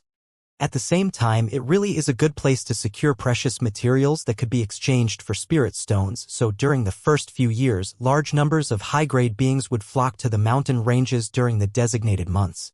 However, after a while, those numbers slowly dwindled, and at present, almost no one dares to enter the area anymore. Why's that? Hanli asked with a curious look on his face. The rate of deaths and casualties is simply far too high. Those who can return from the mountain ranges do indeed return with bountiful rewards, but only around 80% to 90% of beings return each year. During the first few years, this was not enough to deter adventurers, but this trend continued year after year. Even though large numbers of devilish beasts were being slain each year, the number of high-grade devilish beasts in there never seemed to dwindle, so of course everyone grew to fear the place. Not only are there countless high-grade devilish beasts in the devilish area, there are even a few holy-grade devilish beasts in there. Most of the time, they reside at the center of the mountain ranges, but if one were to encounter such a devilish beast, they were as good as dead. Truth be told, those who enter the mountain ranges don't even know if they're the ones hunting the devilish beasts or if they're the prey being hunted instead. Thankfully, the more powerful the devilish beast, the deeper they reside in the mountain ranges, so it's not easy to encounter them on the outskirts of the R. Otherwise, no one would dare to go in at all. As such, the Golden Devil Mountain Ranges gradually became a place that people loved to hate. The Crystal Woman explained with a smile. Have you told me all this because you want me to enter the area and kill the holy-grade devilish beasts in there? Han Li asked as he stroked his chin. His expression remained unchanged, but he'd already made up his mind. If this woman really were deranged enough to make such a suggestion, then he'd immediately depart from this place. The heavenly devilish armor was indeed very useful to him, but it certainly wasn't something that was worth risking his life for. The woman shook her head with a smile before replying, "The Golden Devil mountain ranges are extremely perilous, so I certainly wouldn't make such a suggestion. However, I was indeed hoping that you'd be able to obtain the devilish cores of one of the holy-grade devilish beasts in that area." "What do you mean?" Han Li asked with a perplexed expression. "From what I heard, a holy-grade devilish beast forced its way out of the Golden Devil mountain ranges over 100 years ago for some reason, then attacked several of the nearby towns. Several holy race beings were alerted to its rampage, and they combined their powers to severely wound the beast, but it managed to get away in the end. I just so happen to know where this devilish beast is lurking," the woman said with a mysterious look in her eyes, and Han Li was quite stunned by this information. "Is that true?" Han Li took a deep breath as he adopted a serious expression. "I am most definitely telling the truth. The beast was severely wounded over a century ago, and it snuck back into an obscure location on the outskirts of the Golden Devil mountain ranges. It's been in hibernation ever since, and it possesses less than a tenth of its original powers. The only obstacle here is that it's created a devilish chi barrier, and only high-grade devilish cultivators who are also capable of controlling devilish chi can infiltrate through the barrier. Otherwise, any other being that comes into contact with the barrier will instantly rouse the beast from its slumber. That's why I haven't been able to do anything to it despite the fact that I've known its location all along. The price that I'm asking for to repair this suit of armor is the devilish beast's body, from which many materials can be derived. Of course, I'll be using its inner core as the main material to facilitate the armor's repair. If you think this is a fair arrangement, then I'll disclose the beast's location to you."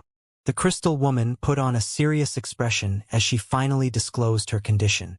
A contemplative look appeared on Han Li's face, and only after a lengthy silence did he finally ask, "Are you sure the beast is only lurking on the outskirts of the mountain ranges and possesses less than a tenth of its original powers? How did you manage to obtain this information?" Han Li was naturally quite tempted by the woman's proposal, but this was quite an important matter, so he had to get some answers first. "I can assure you that the information I have is accurate. I can see that you still have some doubts, so I'll show you something as proof." Rather than being disheartened by Han Li's questions, the woman was instead quite pleased, as this showed that Han Li was seriously contemplating her offer. Thus, she raised a hand, and a plume of black smoke suddenly shot forth from within her sleeve, then converged to form an object that hovered above her head. It was a fist-sized black bird with a fiery red beak and a pair of shimmering golden eyes. "That's a devilish smoke bird." Han Li immediately identified this bird, and he was initially quite stunned before coming to a realization. "Indeed, this is one of the extremely rare types of devilish beasts that I've been able to tame. It has no offensive prowess, but it's extremely proficient in searching for targets and traveling in a stealthy manner. I can even permanently bestow upon it a wisp of my spiritual sense to control it, and it's all thanks to this bird's observations that I was able to learn the condition and whereabouts of the wounded beast," the woman explained with a smile. "With such a bird under your control, I have no further suspicions. However, I must ask you some things. How is this holy-grade devilish beast able to escape with its life in the face of multiple holy race beings? Does it possess a high cultivation base even among holy-grade devilish beasts, or does it possess powers that outstrip its cultivation base? On top of that, would you be able to tell me what species of devilish beast it is?" Han Li nodded before delving into a detailed line of questioning. "I didn't witness the battle between the beast and the holy race beings, but apparently it's comparable to a second or third-tier holy race being. Of course, I've only heard this from others, so the information may or may not be accurate. As for what kind of devilish beast this is, it's rather hard to say, but it seems to be similar to the legendary true spirit, the giant mountain ape. Perhaps it possesses that true spirit's bloodline," the woman replied. Han Li's expression changed slightly upon hearing this. A thought suddenly seemed to occur to the woman at that moment, and she raised a hand to toss a stone tablet at Han Li as she said, "I just so happen to have an image of the beast. You can have a look at it, Senior. Han Li caught the stone tablet before pressing it against his forehead and injecting his spiritual sense into it. After a short while, Han Li lowered his hand with a contemplative look in his eyes and mused. It really does bear a resemblance to a giant mountain ape. I've already said everything there is to say. Have you made a decision yet, Senior? The woman turned to Han Li with a hint of anticipation in her eyes. However, Han Li merely smiled and asked her something that caught her a little off guard. May I ask your name, fellow Taoist? The crystal woman faltered slightly before smiling as she replied. You can call me Xianxia, Senior. Xianxia. Han Li murmured to himself before nodding as he said, Seeing as I don't have to venture deep into the Golden Devil mountain ranges and the holy grey devilish beast has been severely debilitated, this is a risk worth taking. However, let me make this clear, if things aren't as you say they are, or I find that the undertaking is somehow riskier than I expected for whatever reason, I'll bail out right away. Also, on the day that the mountain ranges open up, I want you to come with me in person and lead the way. Lastly, if the holy grey devilish beast really does possess the bloodline of a giant mountain ape, you have to split half of its true spirit blood with me. If you don't agree to any of the aforementioned conditions, then the deal is off. Han Li adopted quite a serious expression as he spoke. Xianxia contemplated his conditions momentarily before nodding as she replied, All right, I accept those conditions. A smile appeared on Han Li's face in response to her prompt agreement. Thus, he spoke no further as he flicked his wrist, and a storage bracelet instantly flew out of his sleeve.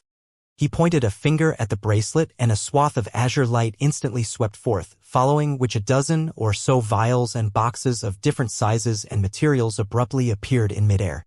On top of that, there were also several tens of top-grade spirit stones that were shimmering with lights of different colors.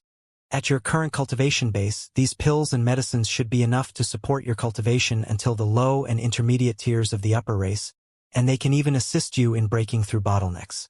However, their effectiveness will differ from person to person. As for these materials, I expended a lot of effort to collect them. Take a look and see if they're to your liking, Han Li said in an indifferent voice. Many of these pills had been consumed by Han Li in the past, and he'd even brought out his remaining 2 vials of true toad liquid, so he wasn't afraid that the woman would be discontent with his offering. As for the materials, those were of a slightly lower caliber, but they had been obtained from the 2 spatial tempering stage demon beasts that he'd slain back in the Flame Coral Islands, so they were also extremely precious and rare. In contrast, the top-grade spirit stones really had been quite difficult to come by, even for him, and bringing out so many at once was far from a pleasant experience for him. As expected, after examining the pills and materials, a hint of elation appeared on the woman's face. All of these items are quite precious, and along with those top-grade spirit stones, there's certainly enough to exchange for this suit of devilish armor, the woman said with a smile as she stowed everything away. I'm glad to hear that. We have a deal then. I'll leave you with a myriad distance talisman, and I won't be leaving Cloud City anytime soon. When the Golden Devil mountain ranges are about to open up, you can inform me using that talisman. Han Li smiled as azure light flashed from his storage bracelet at his behest, following which a palm-sized jade badge flew out from within. The storage bracelet then flew back as a streak of azure light, fitting itself around Han Li's wrist in a flash. All right, I'll remember to use the talisman when the time comes. The crystal woman nodded with a smile as she caught the jade badge. Han Li didn't say anything further as he made a hand seal and began to chant something. The golden projection and the suit of purple armor that it was wearing both disappeared in the flash. And at the same time, the nascent soul within Han Li's dantian smiled as a purple suit of armor appeared over its chubby body. The rest of the process was quite simple. The woman teleported the 2 of them back to the shop using her formation plate, and Han Li immediately departed. He then visited some other shops that caught his interest, most of which were specialty shops that sold items like materials, treasures, and talismans. He did manage to find some noteworthy things in those shops as well, but of course, none of them could compare with the heavenly devilish armor he'd just obtained. Han Li stayed on this street for an entire day, and he only hailed a beast-drawn carriage to return to the inn after night had already fallen. In the half a month or so after that, Han Li did nothing aside from visiting these streets and hundreds of shops in Cloud City. Thus, he managed to gain a rough understanding of the various places across the city. At night, Xianxia would occasionally visit him for a conversation. During this period of time, the city appeared to be on high alert, but its inhabitants were actually quite relaxed, seemingly completely unfazed by the fact that the city was potentially going to come under attack soon. Perhaps this was due to the fact that they were already accustomed to attacks from the Jiaoqi race, or perhaps they simply didn't think that the army of the Jiaoqi race would make it to Cloud City. On this day, Han Li emerged from the inn as usual, but he didn't visit any more shops. Instead, he hailed a carriage and asked the driver to take him to Radiant Cloud Mountain. The beast-drawn carriage immediately began to race down the street, and it had to travel through most of Cloud City before finally arriving at the designated destination. Han Li disembarked from the carriage and looked up at the colossal mountain before him through narrowed eyes. This was a lush mountain that was over 30,000 feet tall with a burst of pure spiritual qi emanating from it. It seemed to possess a top-grade spirit vein. Han Li looked around to find that there were 7 mountains of a similar size in the nearby area, and these 8 mountains formed the renowned 8 Cloud Mountains of Cloud City. It was said that a long time ago, a few unfathomably powerful beings in the city had unleashed extraordinary abilities to forcibly transport these 8 mountains from the ground down below all the way up to Cloud City. They then also captured 8 top-grade spirit veins and placed them into the mountains, thereby creating these 8 spirit mountains that were not inferior to any on the ground below. These 8 spirit mountains were also the only places in Cloud City where outsiders could permanently reside, and there were many cave abodes of different sizes on the mountains. None of these cave abodes were owned by a single being, and all of them were available for rent. Of course, the rent was extremely expensive, and the lease period was based on centuries. Even so, most of the cave abodes on the 8 mountains had been rented out, and there were even instances where demand exceeded supply. The temporary cave abode that Jia Tianmu had in Cloud City was situated in this Radiant Cloud Mountain. Han Li rose up onto the mountain as a streak of azure light, heading toward the address that Jia Tianmu had given him. The 8 Cloud Mountains were also the only places in Cloud City where beings were permitted to fly and use magic power. The reason why Han Li had come here was naturally for the so-called sentient puppets that had been promised to him by Jia Tianmu.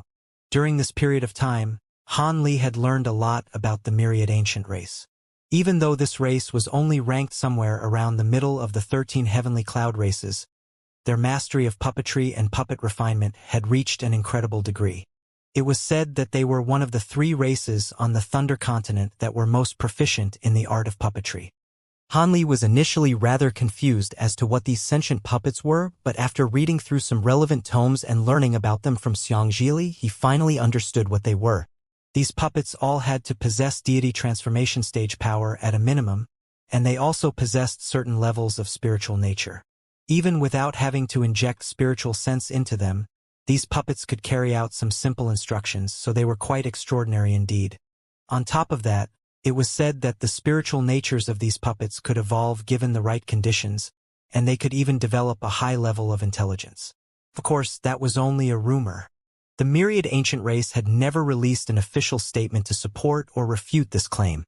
So these sentient puppets were given an extra layer of mystery and intrigue. Even for the myriad ancient race, these sentient puppets were quite difficult to refine, and they weren't sold to outsiders under normal circumstances. The few that did manage to somehow make their way out of the myriad ancient race were all highly sought-after items, and each puppet could be sold for an astronomical sum. Han Li was quite proficient in the art of puppet refinement himself, so he was naturally very intrigued by these extraordinary sentient puppets. Furthermore, he had some other objectives as well, and that was why he had decided to come to this place in person. After flashing through the air a few times as a streak of azure light, Han Li descended onto an obscure location halfway up the mountain. There was an ordinary-looking mountain face not far ahead of him, upon which a stone gate that was several tens of feet tall could be seen. Han Li didn't directly knock on the gate. Instead, he swept a sleeve through the air, and a ball of light flew out from within, then disappeared into the stone gate in a flash. Not long after that, white light flashed from the surface of the stone gate, and it slowly opened of its own accord. Jia Tianmu emerged from within with a smile on his face, and greeted, "Haha! It really is you, fellow Taoist Han. What took you so long? I've been waiting for quite a few days already." Han Li smiled and replied, "Apologies for the delay. I had some matters to attend to, so I ended up coming a little later than expected. Jia Tianmu nodded before extending a warm invitation. I see. Come into my cave abode and we'll talk in there. I'd be glad to. Han Li accepted the invitation and strode into the cave abode. Jia Tianmu's cave abode wasn't very large. After passing through a short passageway, the two of them arrived in a hall that was over 300 feet in size. The decor was quite unique and elegant, with a few shimmering beads embedded onto the roof, along with a table, two smaller side tables, and a few chairs in the room. There was nothing else in the hall aside from that, and even the walls had only been paved with the most ordinary bluestone. Take a seat, fellow Taoist Han, Jia Tianmu offered after sitting down on the main seat. Han Li nodded before taking a seat beside him. Before even saying anything, Jia Tianmu suddenly clapped his hands together twice, and footsteps sounded from a side door, thereby drawing Han Li's attention toward that direction. Moments later, a beautiful woman who appeared to be in her 20s emerged into the hall. She was wearing a yellow palatial dress and was holding a long wooden box as she strode into the room in an elegant manner. The woman made her way to the center of the hall, then placed the wooden box in her hands onto the side table in front of Han Li before standing off to the side in a respectful manner. Han Li merely took a cursory glance at the wooden box before turning his attention to the woman with a peculiar look in his narrowed eyes. Has my servant caught your eye, fellow Taoist Han? If you like her, how about I give her to you? Jia Tianmu chuckled upon seeing this. It's not that. I was marveling at just how extraordinary sentient puppets truly are. If it weren't for the fact that I'm also proficient in puppetry myself, I'd be fooled into thinking that this sentient puppet was an actual person. The spiritual pressure emanating from her body is remarkably similar to that of a normal cultivator, Han Li praised with a smile on his face. Not only was Jia Tianmu not dejected upon hearing this, he burst into hearty laughter instead. Ha! So you figured it out, fellow Taoist Han. TSK.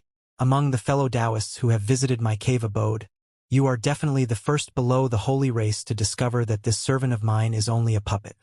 I refined this puppet myself many years ago, and it's swindled many of my good friends since then. He seemed to be quite impressed that Han Li had been able to identify his servant as a puppet. You're far too kind, fellow Taoist Jia. From the looks of it, this sentient puppet isn't very powerful, but it certainly does greatly resemble a human. Han Li mused with a smile as he appraised the puppet, which was virtually identical to a real human being. You do indeed have a brilliant discerning eye, Brother Han. This is the first sentient puppet that I've ever refined, and it's only a third-tier upper race puppet. I decided to solely pursue crafting a sentient puppet with the most spiritual nature at the time, but unfortunately, even after I've nurtured the puppet for so long, its spiritual nature hasn't been enhanced in the slightest. Jia Tianmu sighed as he turned toward the servant with a wistful look on his face. At this moment, the servant suddenly turned and smiled at Jia Tianmu in an extremely humanized manner, but its smile then instantly faded as it adopted a blank and wooden expression again. Han Li was a little speechless upon seeing this. Have a look at the sentient puppet in the box and see if you're happy with it, Brother Han, Jia Tianmu prompted after withdrawing his gaze from his servant. All right, then I'll go ahead. Han Li nodded as he swept a sleeve over the table, and a swath of azure light surged forth. The long wooden box opened following a crisp crack, revealing the item within. Han Li focused his gaze on the item, and a hint of surprise appeared on his face. There was a white snake that was around a foot in length sitting inside the box.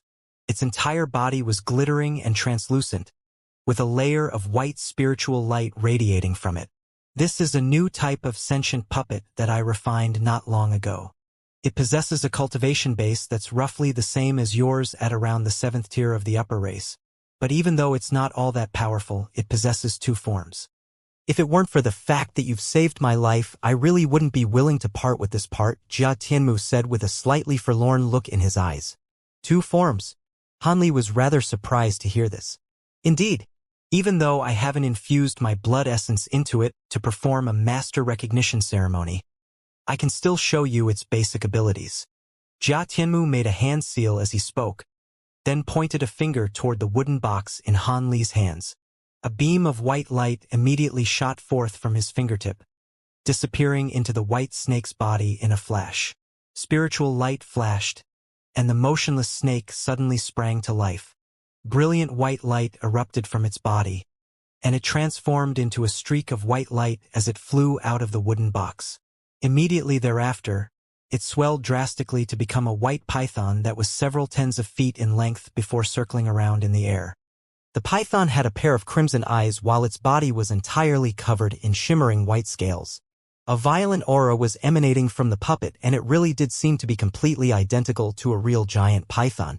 All of a sudden, Jia Tianmu let loose a low cry and made a hand seal before casting another incantation seal onto the snake. The giant python puppet shuddered as a result before curling up into a ball. Another flash of brilliant white light radiated forth, following which the white python transformed into a beautiful white-robed woman. In its female human form, the puppet wore a slightly lost expression as it hovered motionlessly in midair. This sentient puppet can assist you in battle and also be used as a servant in your cave abode. Its only flaw is that it requires several times the number of spirit stones to function compared to other sentient puppets. On top of that, most of the puppet's body is constructed from glacial crystal iron, so it can only be powered by the extremely rare ice attribute spirit stones. If you want to use the puppet, you'll have to prepare to expend a lot of spirit stones on it in the future, Jia Tianmu explained. Hanli stared at the white-robed woman hovering in midair for a long while before smiling as he replied, "Ice attribute spirit stones are indeed quite rare, but I do have some in my collection, so I'd be more than happy to take the puppet." "Hehe, I'm glad that you're pleased with the puppet. Brother Han, you'll only need to use a drop of your blood essence to conduct a master recognition ceremony, and no one else will be able to use the puppet aside from yourself," Jia Tianmu said with a smile before making a hand seal, then pointing a finger at the puppet. The white-robed woman immediately swayed before flying toward Hanli as a ball of white light. It then transformed into a white snake that slowly descended into the box again. At the same time, Hanli rustled a sleeve, and a burst of azure light swept past to place the lid back onto the box. Fellow Taoist Jia, from the sounds of it, all of these sentient puppets were created by you, so you must be an extremely well-established puppet refinement master. I also have some interesting puppets that were given to me by someone else. Would you like to see them? Hanli turned to Jia Tianmu with a smile. Oh? I'd love to see them. Jia Tianmu seemed to be genuinely excited at the prospect of witnessing a new type of puppets. Hanli smiled as he flipped his hand over and a jade box appeared over his palm. The box was shimmering with spiritual light, and there were even a few restriction talismans plastered onto it. After peeling off the talismans, Hanli laid a hand onto the lid of the box, and it came flying off of its own accord, following which several tens of humanoid puppets flew out from within, each of which was around a foot in size. These were none other than the spirit servants that Hanli had received from demon monarch Di Shui. As soon as these humanoid puppets flew to the center of the hall, a cloud of 5-colored mist suddenly erupted forth. The mist then faded, and 12 seductive gorgeous women in 5-colored dresses appeared in the hall. At the same time, 24 handsome young men appeared on either side of the hall, and all of them were holding different types of musical instruments as they sat in a cross-legged manner. Hanli hadn't cast any incantation seals, but a delightful, captivating symphony immediately rang out within the room. The beautiful women also began to dance along to the music. Their 5-colored dresses fluttered as they flaunted their slender figures, and a peculiar fragrant aroma wafted through the air. Jia Tianmu's eyes abruptly widened as soon as those humanoid puppets appeared, and he stared intently at them with rapt focus in his eyes. After a long while, the captivating music drew to a halt, and the 12 female dancers also stood still on the spot with their hands by their sides. They are indeed quite interesting. The spiritual sense within these puppets doesn't belong to you, does it, fellow Taoist Han? Jia Tianmu asked with an intrigued look on his face. So you've noticed that as well. These puppets are known as spirit servants, and they're half-spirit, half-object entities. They're different from sentient puppets in that they're refined from infusing a type of spirit body into a puppet.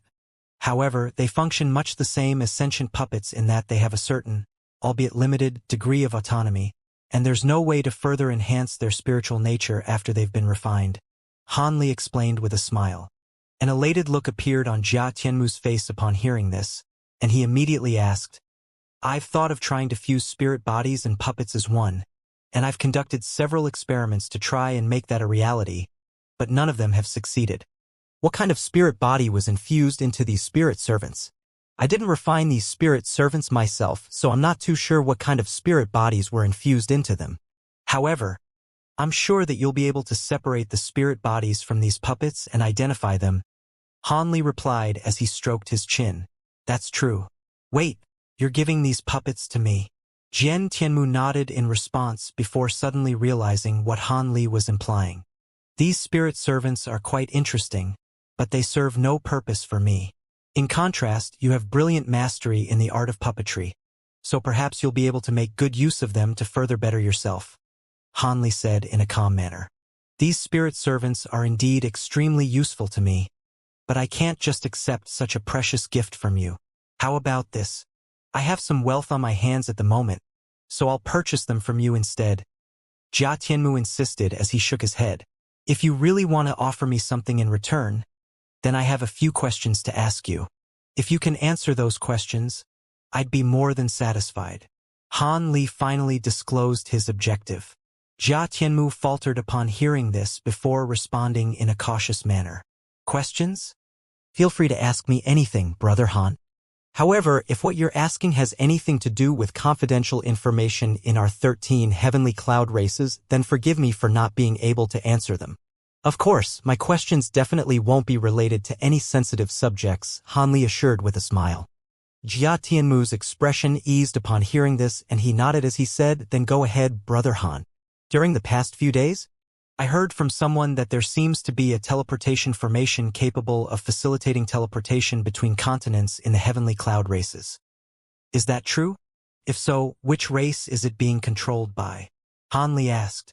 Jia Tianmu was clearly rather taken aback by Han Li's question, and he relaxed even further as he replied, "There is indeed such a teleportation formation, but it's not being controlled by any single race. Instead, it belongs to several races among our 13 heavenly cloud races." "Which races do the teleportation formation belong to?" Han Li asked. "Due to the fact that the teleportation formation needs to be kept in good condition, it's often serviced, and that's taken care of by the Crystal race, the Stone Cocoon race, the Multi-Hand race, and our Myriad Ancient race." "Fellow Taoist Han, are you interested in the teleportation formation itself, or are you interested in using it?" Jia Tianmu asked with a thoughtful expression on his face. Jia Tianmu was extremely proficient in the art of puppetry, so he certainly wasn't a dense idiot. As such, he was able to instantly glean Han Li's intentions. "I do indeed wish to use the teleportation formation to get to another continent." As things currently were, Han Li saw no point in hiding the truth, so he decided to come clean. "It'll be quite difficult for you to access the teleportation formation, Brother Han." Jia Tianmu chuckled with a wry smile and shook his head. "I'm aware that using this teleportation formation requires the expenditure of a vast amount of energy, but I just wanted to ask if it's possible for me to secure approval to use this teleportation formation as an outsider," Han Li asked in a slow voice. His expression remained unchanged, but he was actually quite nervous to hear the answer. After all, this his main objective for visiting Jia Tianmu. After a brief pause, Jia Tianmu replied, "Truth be told, if you were a holy race being from one of our heavenly cloud races, then it certainly wouldn't be difficult for you to request access to the super teleportation formation. Seeing as you satisfy neither of those criteria, it'll be extremely difficult for you. However, with an invasion from the Jiao Qi race almost an imminent inevitability, there's a slight chance that an exception could be made. If you make some significant contributions for the heavenly cloud races in the battle against the Jiao Qi race army, then perhaps there's a chance that access could be granted to you. However, I'm only responsible for puppet refinement, so you'll have to discuss the specific details with the elders. On top of that, due to the imminent battle, our 13 races are all inviting guest members. I've already told the elders about how you were able to easily slay several Jiao Qi beings of the same cultivation base, and they're quite interested in you as well." Han Li's brows furrowed tightly upon hearing this. With his personality, the last thing he wanted to do was to become embroiled in a battle between two major powers. In such a large-scale battle concerning so many powerful beings, even a being of his powers could easily perish. "Thank you for this information. I'll be sure to consider my options carefully. I'll have to trouble you to act as the middleman if I ever wish to request an audience with the elders of the 13 races. Han Li requested with a serious nod. That's no problem at all, especially after you've given me such a precious gift, Jia Tianmu replied without any hesitation. A smile appeared on Han Li's face upon hearing this. After that, Han Li spoke no further about the teleportation formation, instead choosing to discuss puppetry with him. As soon as the discussion moved on to puppets, Jia Tianmu's eyes immediately lit up and he became a lot more talkative, as if a whole new can of worms had been opened. With his astonishing mastery in the art of puppetry, many of his insights quite brilliant even to Han Li, and Han Li learned a lot from their conversation. In contrast, Han Li had obtained the puppetry technique from the monarch of Soul Divergence, so he also had some unique insights to offer, much to the surprise and elation of Jia Tianmu. Half a day later, Han Li departed from Radiant Cloud Mountain and returned to the inn. As soon as he entered his room, Han Li activated the restriction he'd set up to completely seal off the place. He then casually strode over to a corner of the room before sitting down in a cross-legged manner. He hadn't found the answer that he was looking for, but he did gain a better understanding of the super teleportation formation, as well as a very versatile sentient puppet. Han Li swept a hand over his storage bracelet, and azure light flashed as a long wooden box appeared in his hands. He gently removed the lid to reveal the thin white snake that was lying inside, and blue light flashed through his eyes as he attempted to glean the internal structure of the puppet. However, this sentient puppet really was quite special. Even after using his bright sight spirit eyes, its vitals were still quite blurry to him, and he couldn't make any sense of how this puppet functioned. Han Li's brows furrowed slightly upon seeing this, and he immediately released his powerful spiritual sense to encompass the entire snake. He directed his spiritual sense toward those blurry vital regions only for it to be forcibly repelled. The other sections of the white snake were quite similar to normal puppets aside from the fact that some special materials had been used. Some of the internal structures were also quite profound, but he was able to figure out how they worked, albeit with some difficulty. It appeared that the areas that truly set sentient puppets apart lay in those blurred-out regions that he couldn't see. It wasn't that he couldn't use his powerful spiritual sense to forcibly infiltrate those areas, but doing so would definitely inflict some damage to the puppet. Furthermore, if he could do this, then other beings who had been in possession of sentient puppets in the past would also have been able to do the same thing. However, the secret of sentient puppets was still one that was exclusively kept in the myriad ancient race, so that course of action clearly didn't work. It would most likely damage the puppet, yet leave him still unable to glean its secrets. After a brief hesitation, Han Li finally decided against taking the risk and turned his attention to conducting a master recognition ceremony instead. With that in mind, he opened his mouth to expel an azure thread, which revolved around his wrist before disappearing into his body again. At this moment, Han Li extended his wrist forward. An azure light flashed as a few drops of blood essence dripped from his wrist down onto the white snake in the box. The drops of blood essence only came into contact with the snake's body for a split second before vanishing. Immediately thereafter, Han Li made a hand seal and cast a series of incantation seals onto the white snake. As a result, the motionless white snake suddenly raised its head and a hissing sound came out of its mouth. The puppet then flew out of the box before flying around in the air before Han Li. However, Han Li paid no heed to it as he flipped his hand over again to produce a stack of formation plates of different colors. He raised a hand, and all of the formation plates shot forth as balls of spiritual light, then disappeared into the nearby space. In the next instant, a 5-colored light formation that was around 10 feet in size appeared in midair. There were runes of all colors shimmering within the formation, presenting quite a mystical sight to behold. Han Li pointed a finger at the white snake before him, and red light flashed through its eyes as it circled around in the air in a hesitant manner. However, it was unable to resist the power of Han Li's spiritual sense in the end, and it slowly flew into the light formation. A dull ringing sound rang out across the entire formation at Han Li's behest, following which countless runes appeared before surging toward the puppet in a frenzy. A layer of crimson light surfaced over the puppet's body, but it remained completely motionless, allowing these runes to fuse into the crimson light. A hint of elation appeared on Han Li's face upon seeing this. This master recognition technique was something that he had learned in the Tianpeng race, and it was far more effective than other conventional methods. After using this technique on the puppet, even a being that was vastly more powerful than him wouldn't be able to wrest control over the puppet. Han Li activated the formation while slowly closing his eyes, leaving the light formation to flash incessantly as it hovered in midair. This master recognition ceremony lasted for a day and a night before Han Li finally opened his eyes again. He then began to chant something as he waved a hand toward the white snake within the formation, and brilliant white light erupted from its body as it flew out of the formation in a flash. It twirled in midair before transforming into a white-robed woman, upon which it descended slowly beside Han Li in a silent and expressionless manner. A hint of intrigue appeared in Han Li's eyes as he appraised the woman's gorgeous features, and he smiled as he mused. "Looks like you really don't possess a high level of spiritual nature. You're just like a humanoid doll. I'm gonna call you doll from now on." Red light flashed through the white-robed woman's eyes upon hearing this, but she still remained completely motionless.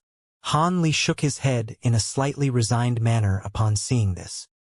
He made a hand seal, and spiritual light flashed from the woman's body as she transformed into a white snake again, then disappeared up his sleeve.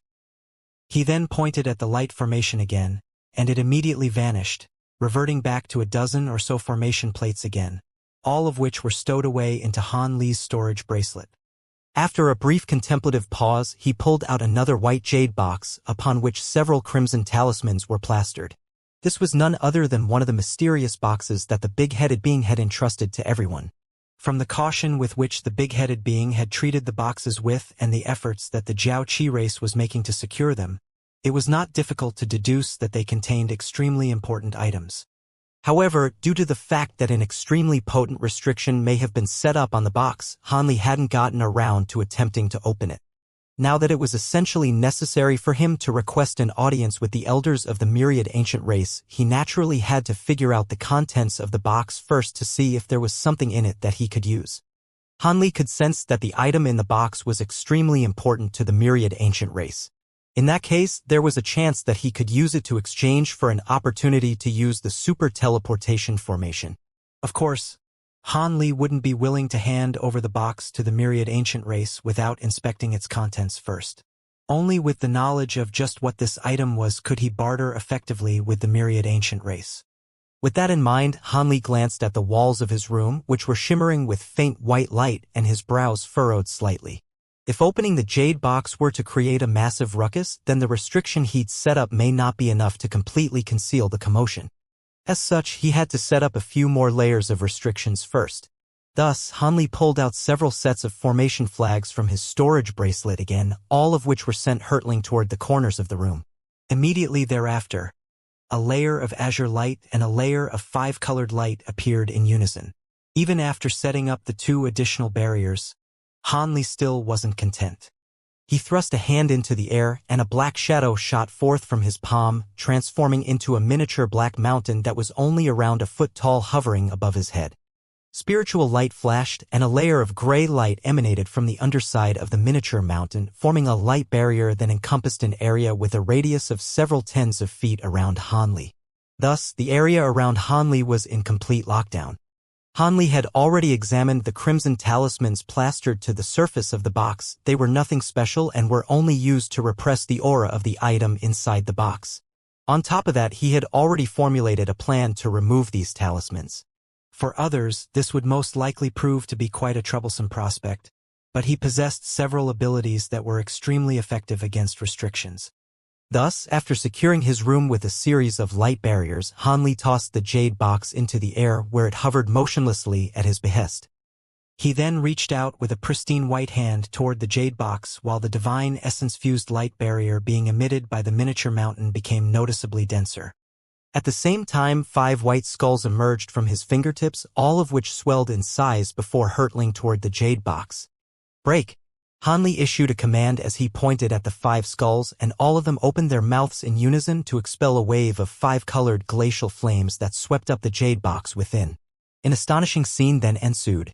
As the 5-colored glacial flames converged toward the box, the crimson talismans detached themselves from the box's lid of their own accord. The talismans should have been quite light and sprightly, but due to the effects of the five-colored glacial flames, they were moving a lot more slowly than they normally would, and Han Li was able to clearly see the process through which they were separating from the box. This brief period of time was enough for Han Li to assess all of the changes taking place within the box. All of a sudden, his expression darkened, and the five-colored glacial flames surging around the jade box transformed into a massive five-colored hand, which forcibly removed the lid on the box. A burst of extremely unstable yet powerful fluctuations erupted from the box into the air, following which a golden ball of light shot forth, only to be caught in and completely immobilized by the five-colored hand. Right at this moment, a resounding thump rang out as a red light formation surfaced around the jade box. The formation then swelled and shrank, looking as if it were about to explode. Han Li glanced at the light formation, and the terrifying spiritual power imbued within it was quite harrowing even to him. Thus, he immediately made a hand seal, and the massive five-colored hand locked firmly around the golden and silver ball of light before whizzing toward the corner as a streak of five-colored light. At the same time, the divine essence-fused light in the nearby area suddenly tightened to form a dense gray pillar of light that trapped the light formation within. In the next instant, the light formation exploded, and a white halo immediately appeared within the pillar of light. The pillar of light then began to tremor violently as a series of strange ripples appeared over its surface, looking as if it were going to be vanquished at any moment by the force of the explosion. Han Li's eyes narrowed as he harumphed coldly, and he opened his mouth to expel a ball of silver flames. The fireball transformed into a silver fire raven that rushed into the gray pillar of light in a flash before plunging headfirst into the halo of white light. A bizarre turn of events then unfolded. The violent fluctuations that resembled an erupting volcano within the white halo of light suddenly receded, and at the same time, the halo of light shrank drastically at a rate that was discernible to the naked eye. Within just the span of a few breaths, it had disappeared completely, and in its place was the silver fire raven. The bird had swelled to several times its original size, and it was in the process of sucking one final wisp of white light into its stomach. Han Li finally heaved an internal sigh of relief upon seeing this. He waved a hand, and the silver fire raven spread its wings before flying back to him, disappearing into his body in a flash. Meanwhile, the five white skulls also vanished amid a string of dull thumps. At the same time, the five-colored hand in the air appeared above his hand, then relaxed its fingers to release that ball of golden and silver light. Han Li swept a sleeve upward, and a swath of azure light swept forth to draw the golden ball of light into his grasp. As he clenched his fingers around it, the golden and silver light dimmed to reveal the object within. He held his hand up to his face, then focused his gaze to conduct a more thorough inspection. There was an antiquated badge that appeared to be around half a foot in length within the spiritual light. One side was shimmering with golden light while the other glowed with silver light, and the surfaces of the badge were riddled with profound ripples. At the same time, there was an unidentifiable ancient symbol carved onto each side of the badge. Even with Han Li's vast wealth of knowledge in foreign languages, he was still completely unable to figure out from which language these symbols originated. Han Li stroked the surface of the badge gently with his finger, and a hint of surprise appeared on his face. To think that the item that the big-headed being had held in such high regard was something like this. Even though the badge was shimmering with spiritual light, there were some signs of wear and tear around its edges, indicating that it was definitely quite an old item. Furthermore, the material used to forge the badge was also quite strange. One side was frosty cold to the touch while the other side was scorching hot, indicating that it seemed to possess both ice and fire attributes at the same time. Han Li fell into deep thought upon seeing this. However, as he swept a finger over one of the ancient symbols, something unexpected happened. A wisp of white light suddenly emerged from within the badge, and it was as thin as a strand of fine silk, but it was extremely fast and disappeared in a flash. A cold sensation shot through his palm, followed by a faint hint of stabbing pain. His hand then became a little moist and clammy, and in his bewilderment, Han Li reflexively tossed the badge into the air where it hovered motionlessly above his head. He then brought his palm up to his face to find that there was a gash that was several inches long on his palm. The gash was bleeding profusely, and it seemed that he wouldn't be able to immediately stop the bleeding. With his powerful body in conjunction with the fact that this hand had cultivated the 100 Meridian Refinement mantra, it was quite incredible that a thin white thread could inflict such a nasty gash onto his palm. Despite the astonishment in his heart, Han Li immediately began to circulate his magic power within his body. Specks of white light began to emanate from the gash, following which it was fully healed in just a few moments. After that, he glanced up at the strange badge overhead with intrigue and bewilderment in his eyes. At this moment, brilliant golden and silver light were radiating from the badge, and the traces of blood on it were rapidly vanishing. No, they weren't vanishing. They were being absorbed by the badge. Han Li's lips twitched, yet before he had a chance to do anything, the badge suddenly let loose a long cry akin to that of a dragon's roar. Immediately thereafter, a pillar of golden and silver light erupted into the air, completely disregarding the divine essence-fused light and the restrictive light barriers that he'd set up earlier, then puncturing the roof and climbing straight into the heavens. Han Li's expression instantly darkened significantly upon seeing this. He immediately waved a sleeve through the air, and a swath of azure light swept forth from within as he attempted to recover the badge. However, an incredible turn of events then unfolded. Even as the azure light swept toward the badge, it completely refused to budge, and it only continued to blast a pillar of golden and silver light into the sky. Han Li's heart sank as a wry smile appeared on his face. With the massive commotion that this badge was causing, there was no way that what he was doing would go by unnoticed. It wouldn't take long before someone came to investigate what was going on. With that in mind, a series of thoughts flashed rapidly through Han Li's mind, and he immediately sprang into action. Specks of light of different colors instantly appeared out of thin air at his behest, and he instantly stowed away the miniature black mountain as well as the formation plates he'd set up earlier. He then paused before making his way toward a corner of the room, where he sat down expressionlessly in a cross-legged manner, paying no further heed to the badge that was hovering in midair. A short while altar light flashed from the four walls and the door of the room at the same time, following which a few black-armored warriors of Cloud City emerged in the room in a wraith-like manner. All of them faltered slightly at the sight of the badge that was causing such a big commotion, then turned to Han Li in unison with a cold look in their eyes. However, their expressions then changed slightly after verifying Han Li's cultivation base with their spiritual sense to find that he was far more powerful than them. The leader of the armored warrior adopted a slightly more benevolent expression as he asked, "Is that your treasure? Are you not aware that activating powerful treasures and using too much spiritual power is prohibited in Cloud City?" Seeing as Han Li's cultivation base was far superior to theirs, they didn't dare to show him any disrespect before figuring out what was going on.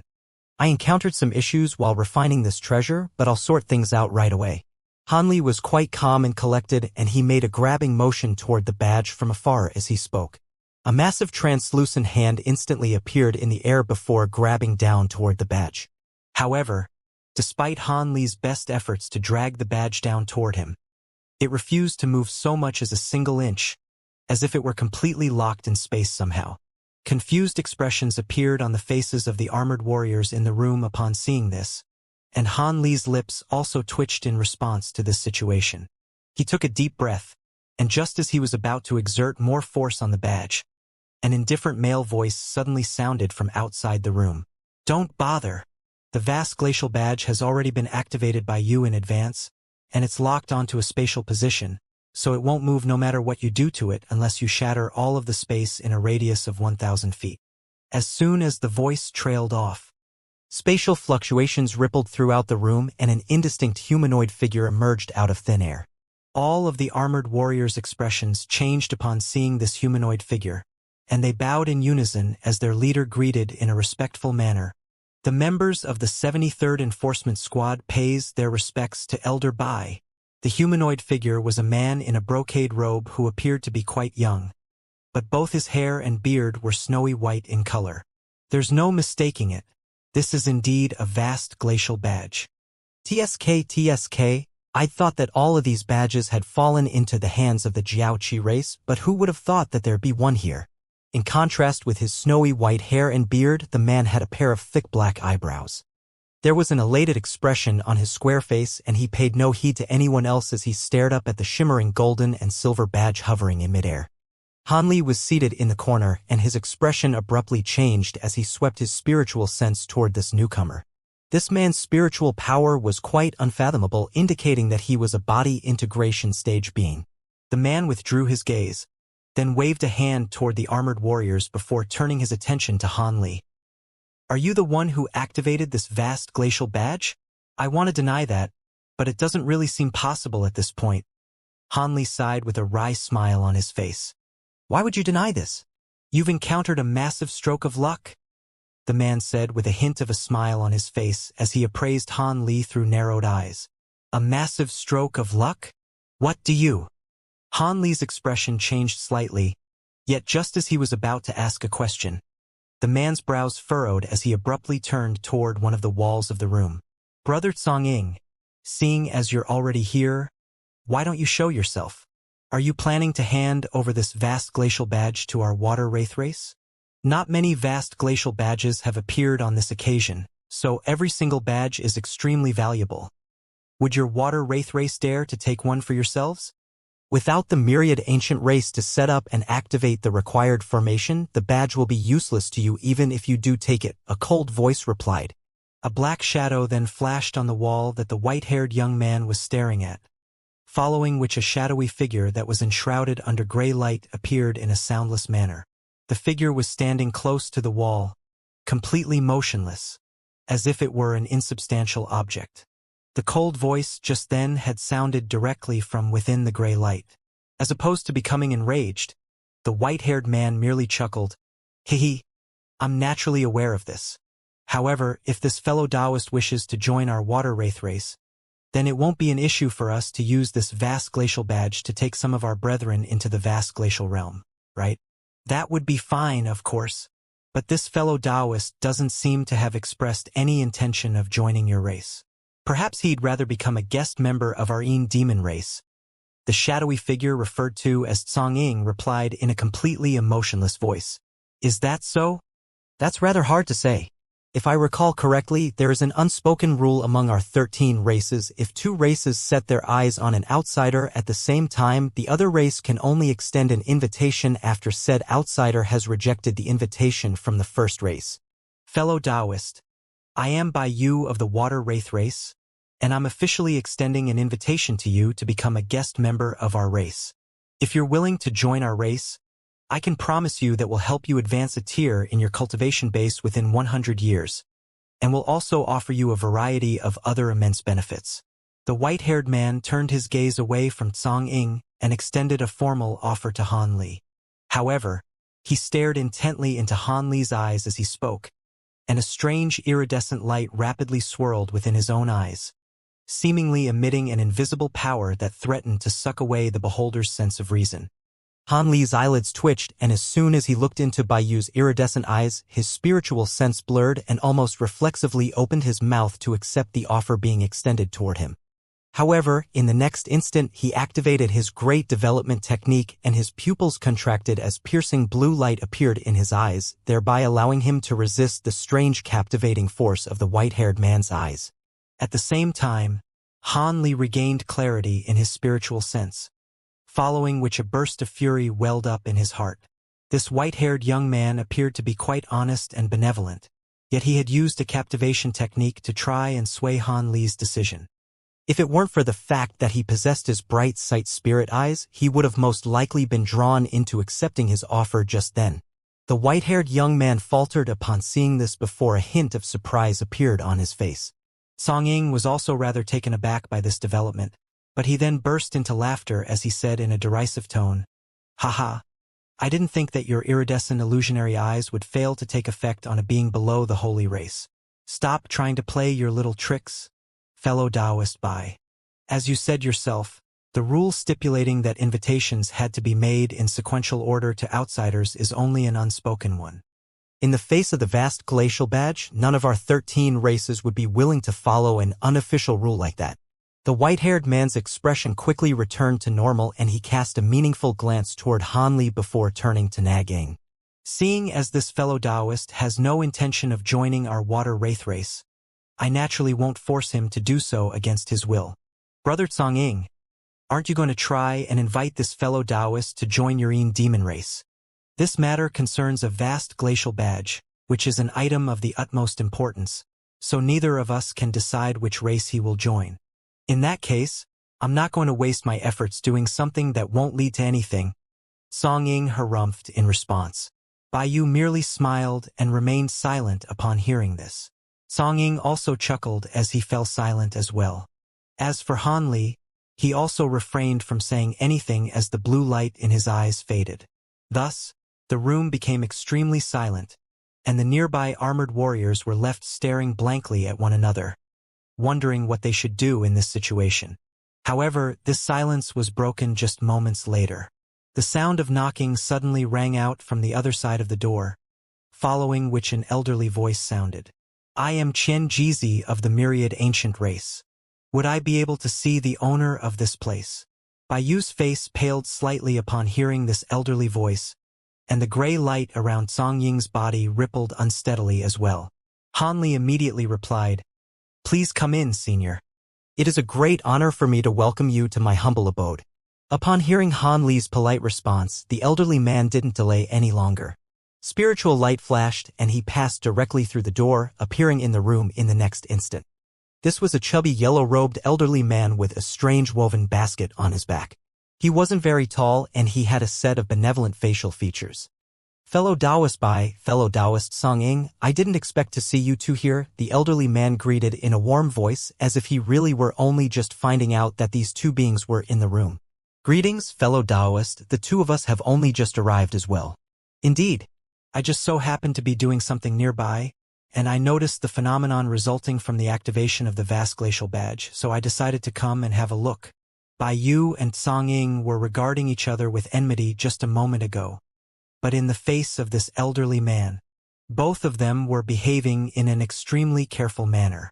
Han Li was naturally rather intrigued by their sudden changes in demeanor, and he swept his spiritual sense toward the elderly man, upon which a wave of shock surged through his heart. This Qian Jizi's magic power was as boundless as the ocean, and it was completely unfathomable to Han Li. At the very least, he was unable to glean the elderly man's cultivation base as he currently was, which meant that the elderly man was most likely a being at the pinnacle of the body integration stage. It was no wonder then Bai Yu and Song Ying were so wary of him. Even if the two of them were to combine their powers, they'd most likely still be no match for the elderly man. So there really is a vast glacial badge here. Does this badge belong to you, fellow Taoist? Qian Jizi gave the two a benevolent smile, then glanced at the golden and silver badge hovering in midair before turning to Han Li. Indeed, senior, Han Li hurriedly replied with a respectful bow. Your surname is Han, right? Qian Jizi suddenly asked with a smile. How did you know that, senior? Han Li's expression changed slightly, and even though he was asking that question, he most likely knew the answer already. As expected, Qian Jizi smiled and replied, I've heard about you from fellow Taoist Jia, and I also have your portrait. I was going to send someone to invite you for a chat a few days from now, but it looks like I have no choice but to meet you a little earlier than expected. Do you recognize him, fellow Taoist Qian Jizi? Bai Yu asked. One of our myriad ancient race's 4 top puppet masters, Master Jia, was almost captured by the Jiao Qi race a few days ago, and it was all thanks to fellow Taoist Han that he was able to escape unscathed. So of course I've heard of him, Qian Jizi replied as he stroked his beard. What? Does that Master Jia was sent to the border? Song Ying asked with a surprised look on his face. Indeed, our race had an important matter to take care of, so we had no choice but to send Master Jia. We deployed a few guards to accompany him, but due to the invasion of the Jiao Qi race, all of them perished on the border. Are you too interested in the internal affairs of our myriad ancient race? The elderly man asked with an amused smile. Bai Yu's expression changed upon hearing this, and he forced a smile onto his own face as he replied, I wouldn't dare to pry into your race's internal affairs, fellow Taoist. It's just that Master Jia's proficiency in puppetry is quite extraordinary, making him an indispensable member of our 13 races, so I am merely concerned for his safety. Indeed, we're both very happy to hear that Master Jia is now safe. It was quite apparent that Song Ying was also feeling very uneasy. Looks like I was overthinking things, then. Seeing as this vast glacial badge has been activated by fellow Taoist Han, you wouldn't mind if I invited fellow Taoist Han back our race for a chat, would you? As for this place, we'll set up restrictions and deploy troops to put it into complete lockdown. Our myriad ancient race will deploy people soon after this to set up the relevant formation. Xianxia was speaking in a polite tone, but he gave the other two beings no opportunity to state any objections. Bai Yu and Song Ying naturally weren't very pleased by this arrangement, but they had no choice but to bow to Xianxia's overwhelming might. The elderly man nodded with a content look before turning to Han Li with a smile as he asked, "Fellow Taoist Han, would you like to follow me to our race?" A wry smile appeared on Han Li's face upon hearing this. This was an invitation that was being extended by a being at the pinnacle of the body integration stage, so he certainly wouldn't dare to refuse it. As such, he could only respectfully reply, "If you don't mind my intrusion, I'd love to accompany you, Senior." Xianxia could see the hesitation in Han Li's eyes, and he chuckled, "Haha, not to worry, fellow Taoist Han. Setting aside everything else, you are the one who saved Master Jia's life, and our myriad ancient race isn't one to repay kindness with animosity." Han Li could naturally only proclaim that those were never his thoughts. The rest of the process was quite simple. The armored warriors departed at Xianxia's behest to gather more of their comrades to this place, temporarily placing the area in a radius of several kilometers into a state of lockdown. As for this inn, it was naturally also isolated as the epicenter of the incident. Thus, a completely oblivious and stunned Xianxia was summoned to the room, and Han Li could only appraise the situation with a resigned smile. After that, Han Li and the elderly man departed from the inn, while the vast glacial badge remained there with countless armored warriors guarding the place. Bai Yu and Song Ying didn't remain in this place for much longer before taking their leave. However, Han Li and the elderly man didn't travel through the city via flight. Instead, there was a carriage being drawn by a pair of giant golden lion spirit beasts waiting on the side of the street beside the inn. The elderly man invited Han Li onto the carriage, and the giant lions rose up several feet above the ground before charging along at an incredible speed. Xianxia didn't have any intention to engage in an in-depth conversation with Han Li inside the carriage. He merely made some small talk before closing his eyes to meditate. Han Li's expression remained unchanged, but countless thoughts were racing through his mind as he considered just why he was being taken. The elderly man had assured him that he was only trying to repay Han Li for saving Jia Tianmu, but he certainly wasn't going to allow himself to be convinced by that. Even if he had saved Jia Tianmu, the favor had already been repaid by the sentient puppet that had been given to him. However, it appeared that they required his assistance to enter this so-called vast glacial realm, seeing as his blood essence had activated the vast glacial badge. In that case, he could perhaps use that as leverage to see if he could be granted access to use the super teleportation formation. Thus, he was still useful to the heavenly cloud races, so they definitely wouldn't plot against him right away. With that in mind, he was feeling a lot more reassured. The beast-drawn carriage that he was currently riding in was significantly faster than the other carriages he'd ridden in before, and it didn't take long for the carriage to reach the 8 cloud mountains. Han Li cast his gaze out the window at the 8 massive mountains in the distance, and a peculiar look flashed through his eyes. Was this Xianxia taking him back to his cave abode? A short while later, just as the beast-drawn carriage was approaching one of the 8 mountains, it suddenly changed directions and skirted around the mountain, flying toward the area behind it instead. Han Li was a little surprised by this, but after the beast-drawn carriage traveled around the mountain, he discovered that there was a small fortress that was several kilometers in size beyond the mountain. The fortress wasn't very large, but there were 7 or 8 layers of city walls around it. Each successive layer of the city walls was taller than the previous one as they approached the fortress, and just the outermost wall was already over 1,000 feet tall, while the innermost wall appeared to be close to 10,000 feet in height. From a distance, it appeared to be a fortress, but it was probably more accurate to call it a giant tower. Through the use of his bright sight spirit eyes, Han Li could clearly see that there were silvery white statues situated atop the city walls as intervals of just over 1,000 feet. These statues all differed in appearance, with some being carved to resemble beasts while others were more humanoid in shape. The largest of these statues were over 1,000 feet tall, and even the smallest were 700 to 800 feet tall. All of them were completely stationary, but there was an indescribable menacing aura emanating from their bodies. There were also rows of azure-armored guards wielding long halberds standing atop the city walls. All of them were patrolling the walls in a uniform manner, yet none of them were actually living creatures. They were all humanoid puppets. There was a tall pillar situated on each of the four corners of the fortress, and these pillars were respectively yellow, blue, red, and green in color. All of them were quite translucent, and they reached all the way up into the clouds. There were countless large runes flashing over their surfaces, giving them an extremely mysterious and eye-catching appearance. Just as Han Li was taking in the scenes before his eyes with a hint of awe in his heart, the beast-drawn carriage flew into the air above the fortress, then descended before a strange green hall that was situated at the center of the fortress. After disembarking from the carriage, Han Li glanced up at the hall to find a plaque that was several tens of feet long hanging from it. The words, "Sentient Hall," were inscribed on the plaque in large golden letters, and Han Li immediately thought of his own sentient puppet. Could it be that this hall was somehow related to sentient puppets, or was this just a pure coincidence? Just as these thoughts were running through Han Li's mind, Xianxia chuckled, "Please come in, fellow Taoist. This is an important place to our myriad ancient race, and very rarely will we ever invite outsiders into it." "Thank you for giving me this honor, Senior," Han Li replied with a respectful bow. In the face of this immensely powerful being, Han Li didn't dare to show any disrespect, as nothing could come from a show of dissent. A hint of a smile appeared on Xianxia's face, and he waved a hand before walking on ahead. There was a white-robed guard standing on either side of the palace gates, and he remained completely expressionless as the elderly man strode toward the gates, as if he couldn't even see anything. Han Li was rather perplexed by this, and he took an extra glance at the guard, following which his expression abruptly changed slightly. "Looks like you've figured it out, fellow Taoist Han.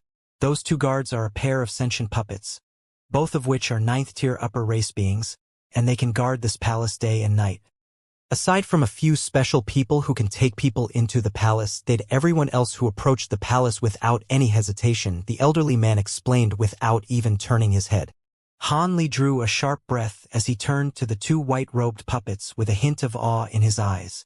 These two puppets were equivalent in power to beings at the pinnacle of the spatial tempering stage.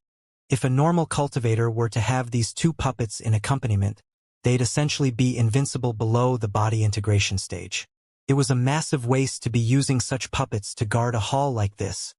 Han Li clicked his tongue with wonder internally as he glanced at the two expressionlessly puppets one final time. At this point, Xianxia had already made his way into the hall, so he could only follow him in through the gate. The exterior of this sentient hall appeared to be quite out of the ordinary, but the interior was actually quite simple. Aside from the main hall, there were only two side halls, one on the left and one on the right. Within the main hall, there were no other eye-catching features aside from several dozens of thick metal pillars. Xianxia strode directly over to the two rows of chairs situated at the center of the hall before sitting down in the main seat. "Take a seat, fellow Taoist Han. The vast glacial badge is quite an important item, so I've already invited the other two elders of our race to gather here. The three of us are responsible for making all of the decisions in the myriad ancient race here in Cloud City," Xianxia said with a smile. "I see. Looks like this vast glacial badge is far more significant an item than I'd expected," Han Li replied with a nod. He hadn't seen Xianxia do anything out of the ordinary on the way here, but he'd somehow already notified the other two elders. This only further accentuated the gap between spatial tempering stage and body integration stage beings. "You're not from the Thunder Continent, are you, fellow Taoist?" Xianxia suddenly asked. Han Li's heart stirred upon hearing this, but he then immediately relaxed as he nodded and truthfully replied, "Indeed, I come from another continent." "Has fellow Taoist Jia already disclosed my intention to use the super teleportation formation to you, Senior?" "Master Jia did indeed mention this to me, and on top of that, there's no way that you wouldn't recognize the vast glacial badge and activate it without a second thought if you were from the Thunder Continent." Xianxia chuckled. "Is the vast glacial badge supposed to be extremely renowned? I haven't seen any records of it anywhere. Would you be able to enlighten me, Senior?" Han Li asked with a wry smile. He didn't blame Jia Tianmu in the slightest for informing Xianxia of his intention to use the super teleportation formation. Instead, he would have found it quite strange if he hadn't done so. It's no surprise that there are no records of the vast glacial bench.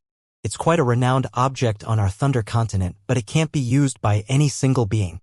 Without the power of an entire race acting as support, even if one were to obtain the vast glacial badge, it would be impossible for them to enter the vast glacial realm. However, many beings of the upper race have heard about this badge, the elderly man explained with a smile. Using the badge requires the power of an entire race? This vast glacial realm must be quite an extraordinary place, Hanli mused as he stroked his chin. It's not just extraordinary, some of the things that can be obtained from the vast glacial realm could even determine the fate of an entire race. Of course, such monumental treasures are exceedingly rare, even in the vast glacial realm. The main aspects about the realm that make it very attractive are that the richness of the world's origin chi there is over 10 times that of our spirit realm. And there are also many spirit medicines and spirit fruits there that were extremely difficult to find in the spirit realm, the elderly man explained with a smile. How can there be a place with such rich spiritual chi? An incredulous look appeared on Han Li's face upon hearing this. What kind of place do you think this vast glacial realm is, fellow Taoist? A spatial rift or a small subsidiary realm to the spirit realm? Chen Jizi chuckled as he stroked his beard. Please enlighten me, senior, Han Li replied in a respectful voice. The elderly man's smile faded, and he paused for a moment before continuing.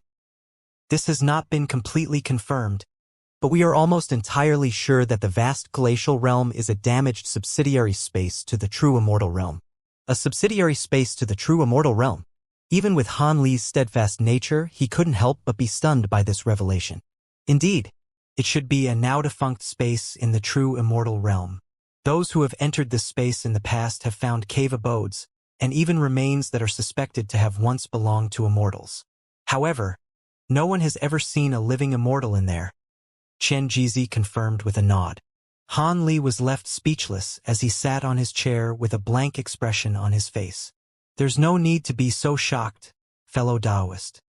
At present, this is only mere speculation among the cave abodes, remains, and treasures discovered within the vast glacial realm. We've yet to discover anything that's actually useful.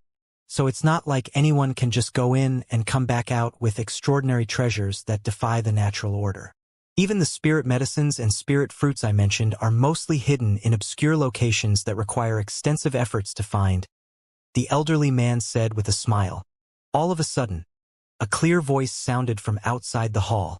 In summary, there are many rare and precious items to be found in the vast glacial realm, but what you find in there will be down to your luck. Immediately thereafter, a streak of white light hurtled in through the gate, and the light faded to reveal a middle-aged man in a set of brocade robes. He had a pale face with a pair of thin and long eyes as well as a distinctive hook nose. You sure got here quite quickly, Elder Ma. I had thought that Brother Huang would get here before you. Qian Jizi greeted the middle-aged man with a warm smile.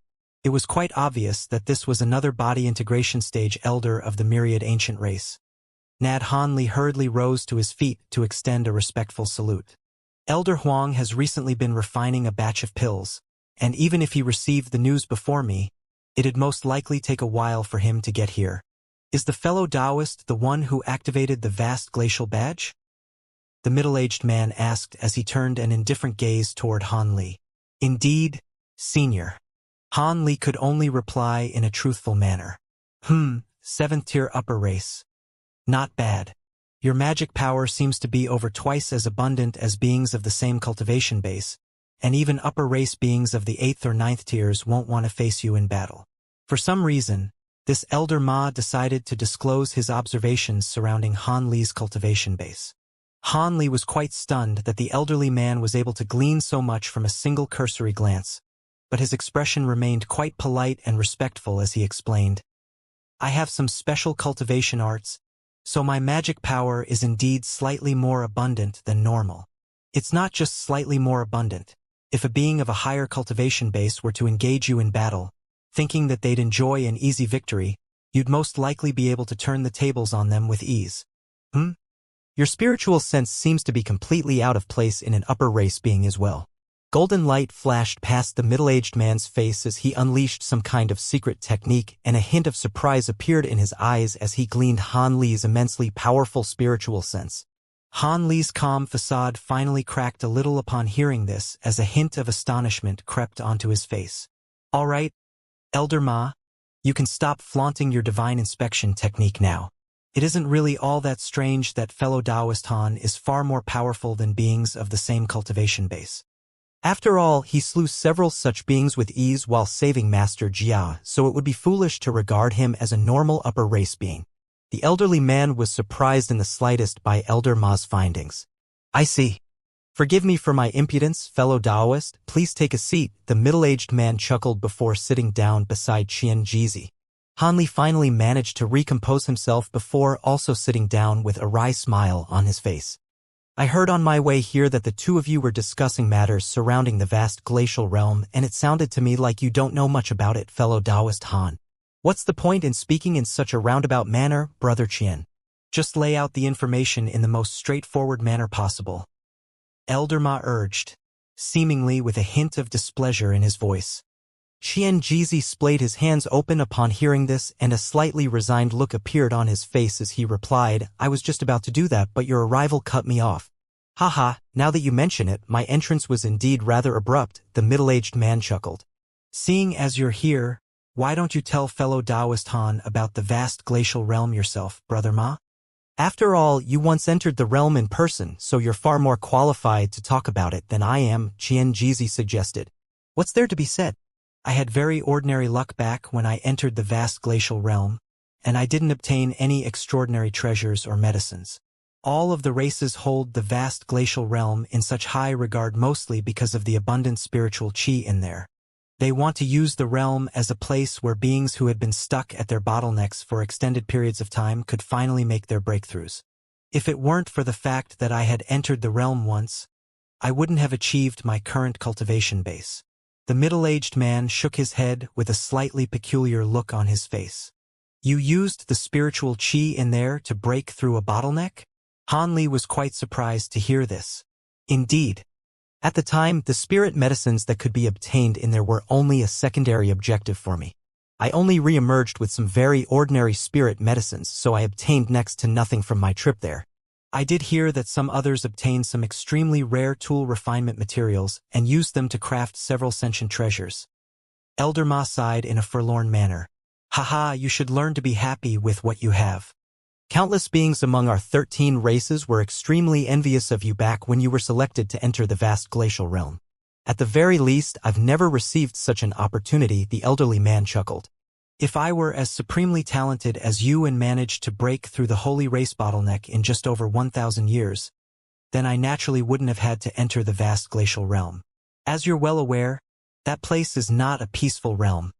Elder Ma replied in an indifferent voice. That's true. Several hundred vast glacial badges appear on the Thunder Continent on each occasion. And how many beings can be teleported into the realm with each badge is dependent on the capabilities of the teleportation formation set up. Our myriad ancient race has always been responsible for setting up the teleportation formations for our heavenly cloud race, but teleporting around a dozen or so beings into the realm per badge is the extent of our capabilities. However, I've heard of some races that are extremely proficient in teleportation formation that can teleport over 30 beings into the realm per badge. It's a pity that we can't get our hands on their teleportation formation blueprints. Otherwise, we'd also be able to send more people into the vast glacial realm. With so many races clambering to send their beings into the vast glacial realm, it always becomes a very chaotic place. The elderly man mused with furrowed brows. What makes things even worse is that each badge teleports beings to a random location. If a group of beings were to be teleported into the same area as beings from an enemy race, then a battle would be inevitable. Everyone knows that there will at least be an additional 30% chance of breaking through a bottleneck in there, so no race would allow so many high-grade beings to appear in their enemy races. Elder Ma seemed to be musing absent-mindedly to himself, but also explaining things for Han Li to hear. Han Li's eyes flashed slightly upon hearing this. Not only that, but there have been countless instances of beings killing others in there over treasures and spirit medicines. However, the most perilous aspect of the vast glacial realm is actually the realm itself. No one had seen a living immortal in there, but there are some incredibly powerful ancient beasts in there, each and every one of which is far too powerful for any of the beings that venture into the realm to face. If you encounter a more mild-tempered one, You could simply give it a wide berth and go around it without much trouble. However, if you encounter a violent one that actively attacks even without being provoked, then you'll have to pray that you survive that ordeal somehow. On top of that, there are many terrifying restrictions in the vast glacial realm that are suspected to have been left behind by immortals. If you stumble into one of those, then you're most likely as good as dead as well. Hence, it's quite often the case that less than half the number of people that enter the realm actually return, Xianxia added. Han Li's expression darkened involuntarily upon hearing this. After a lengthy silence, he asked, Senior Qian, Senior Ma, may I ask when and how the vast glacial realm was discovered? You've stumped us there. No one knows exactly when the vast glacial realm appeared, but it had most likely been discovered by the races that resided here during ancient times. It's said that an extremely important battle between the races had broken out at the time, and profound heavenly treasures had been used during the battle. The combined powers of several profound heavenly treasures shattered space at the time, thereby opening up a passageway to the vast glacial realm. As for how the vast glacial badges appeared, we really have no clue. It was as if the badges appeared as soon as the vast glacial realm appeared. In the beginning, there were over 1,000 vast glacial badges, but after so many years, most of them have been destroyed, the elderly man replied. The method of entering and exiting the vast glacial realm is also quite unique. When entering the realm, the badge is required, but when leaving the realm, the badges have to be left in there before one can depart. After over 10,000 years, the vast glacial realm will open up once again, and the badges will somehow reappear all over the Thunder Continent. On top of that, the badges can't teleport beings at or above the Holy Race, so none of the elders of the 13 races can access the realm. Otherwise, things wouldn't be so troublesome. By the way, I'm really curious about how you managed to obtain this vast glacial badge, fellow Taoist Han. Elder Ma turned to Han Li in an expressionless manner as he spoke. Han Li's heart jolted upon seeing Elder Ma's shift in demeanor, but he remained calm as he replied, I actually received this vast glacial badge from a certain fellow Taoist Yuan of your myriad ancient race. At the time, the city we were situated in had been surrounded by the Jiao Qi race, so fellow Taoist Yuan gave a jade box to each of his companions, including myself, so we could take them away from the city. He asked us to give the boxes to any one of the 13 heavenly cloud races and to destroy them if we found ourselves unable to get away from our Jiao Qi race pursuers. I was quite curious about what was in the box, so I decided to open it, and I unwittingly activated this badge in the process. Someone with a Yuan surname? In that case, it has to be the one responsible for Green Light City. Rather than being surprised to hear this, Qian Jizi merely nodded in a calm manner. It appeared that he'd already guessed the origin of this badge. Han Li's heart stirred upon seeing this. At this moment, the middle-aged man's expression darkened, and he said, We haven't received any news of other vast glacial badges being gathered by the other races in Cloud City. So that means all of the other badges must have fallen into the hands of the Jiao Qi race. That's most likely the case. Apparently, they have 2 holy race beings leading their army, and they've even deployed a fortress-level battle arc. So it's already extremely fortunate that fellow Taoist Han was able to bring just a single badge back to us. Qian Jizi sighed. In that case, things will be quite troublesome for us. Our 13 races combined only have 17 or 18 badges. That's much less than usual. In contrast, the number of Jiao Qi beings that will enter the vast glacial realm will increase significantly, Elder Ma said with a grim expression. There's nothing we can do about that. We've gathered all of the vast glacial badges we could, and when we received news that 5 more badges had been discovered, we'd thought that we'd stumbled upon a figurative gold mine. However, the Jiao Qi race suddenly attacked at this crucial juncture before we could transport the 5 badges to Cloud City, which has led to them being lost. Qian Jizi sighed as he narrowed his eyes slightly. Elder Ma nodded before suddenly turning to Han Li as he said in an implacable tone, In that case, there's no point in wasting time with words. Fellow Taoist Han, you'll have to accompany our myriad ancient race nominees into the vast glacial realm on this occasion. In that case, it looks like I have no choice but to comply, Han Li said in an indifferent manner. Haha, there's no need to be so depressed, fellow Taoist Han. There are some perils in the vast glacial realm, but most people would do anything for a chance to enter it. Many people will envy you for the opportunity to enter the realm. Xianxia chuckled. My cultivation base hasn't reached a bottleneck yet, so entering the realm won't benefit me much. Instead, there's a good chance that I'll be dying in there. The risk and reward comparison simply isn't worth it, so if there's any possibility that I can be exempt from entering the realm, I would definitely pass up this opportunity. Han Li shook his head in a gloomy manner. Xianxia and Elder Ma exchanged a glance upon hearing this, and the former said in a slow voice, when a vast glacial badge has been activated, only the one who has activated it can take others to the void glacial realm with them. The future of our 13 races hinges on this, so you must enter the realm. That's non-negotiable. You've carried the badge to us, so our myriad ancient race should be grateful to you, but you've activated the badge and we've given you the opportunity to enter the vast glacial realm, so we've repaid you for your efforts. However, seeing as you're being forced into the vast glacial realm against your will, you can state any condition that you may have, and we'll do our best to satisfy you. Han Li's heart abruptly jolted upon hearing this, and he immediately said, I'm sure you know what request I have already. After returning from the vast glacial realm, I'd like to use your super teleportation formation. You want to use the teleportation formation? If it's only once, then we should be able to arrange that. However, teleportation using that formation requires a vast expenditure of top-grade spirit stones, and you'll have to issue the spirit stones yourself. There's no way that we'll supply them for you. Furthermore, our race cannot make executive decisions on the teleportation formation, so we have to discuss this matter with the other few races. Perhaps they may also have some conditions that you must satisfy before they'll allow you to use the formation. Xianxia replied in a calm manner. As long as I can use the teleportation formation, I'll naturally supply the spirit stones required.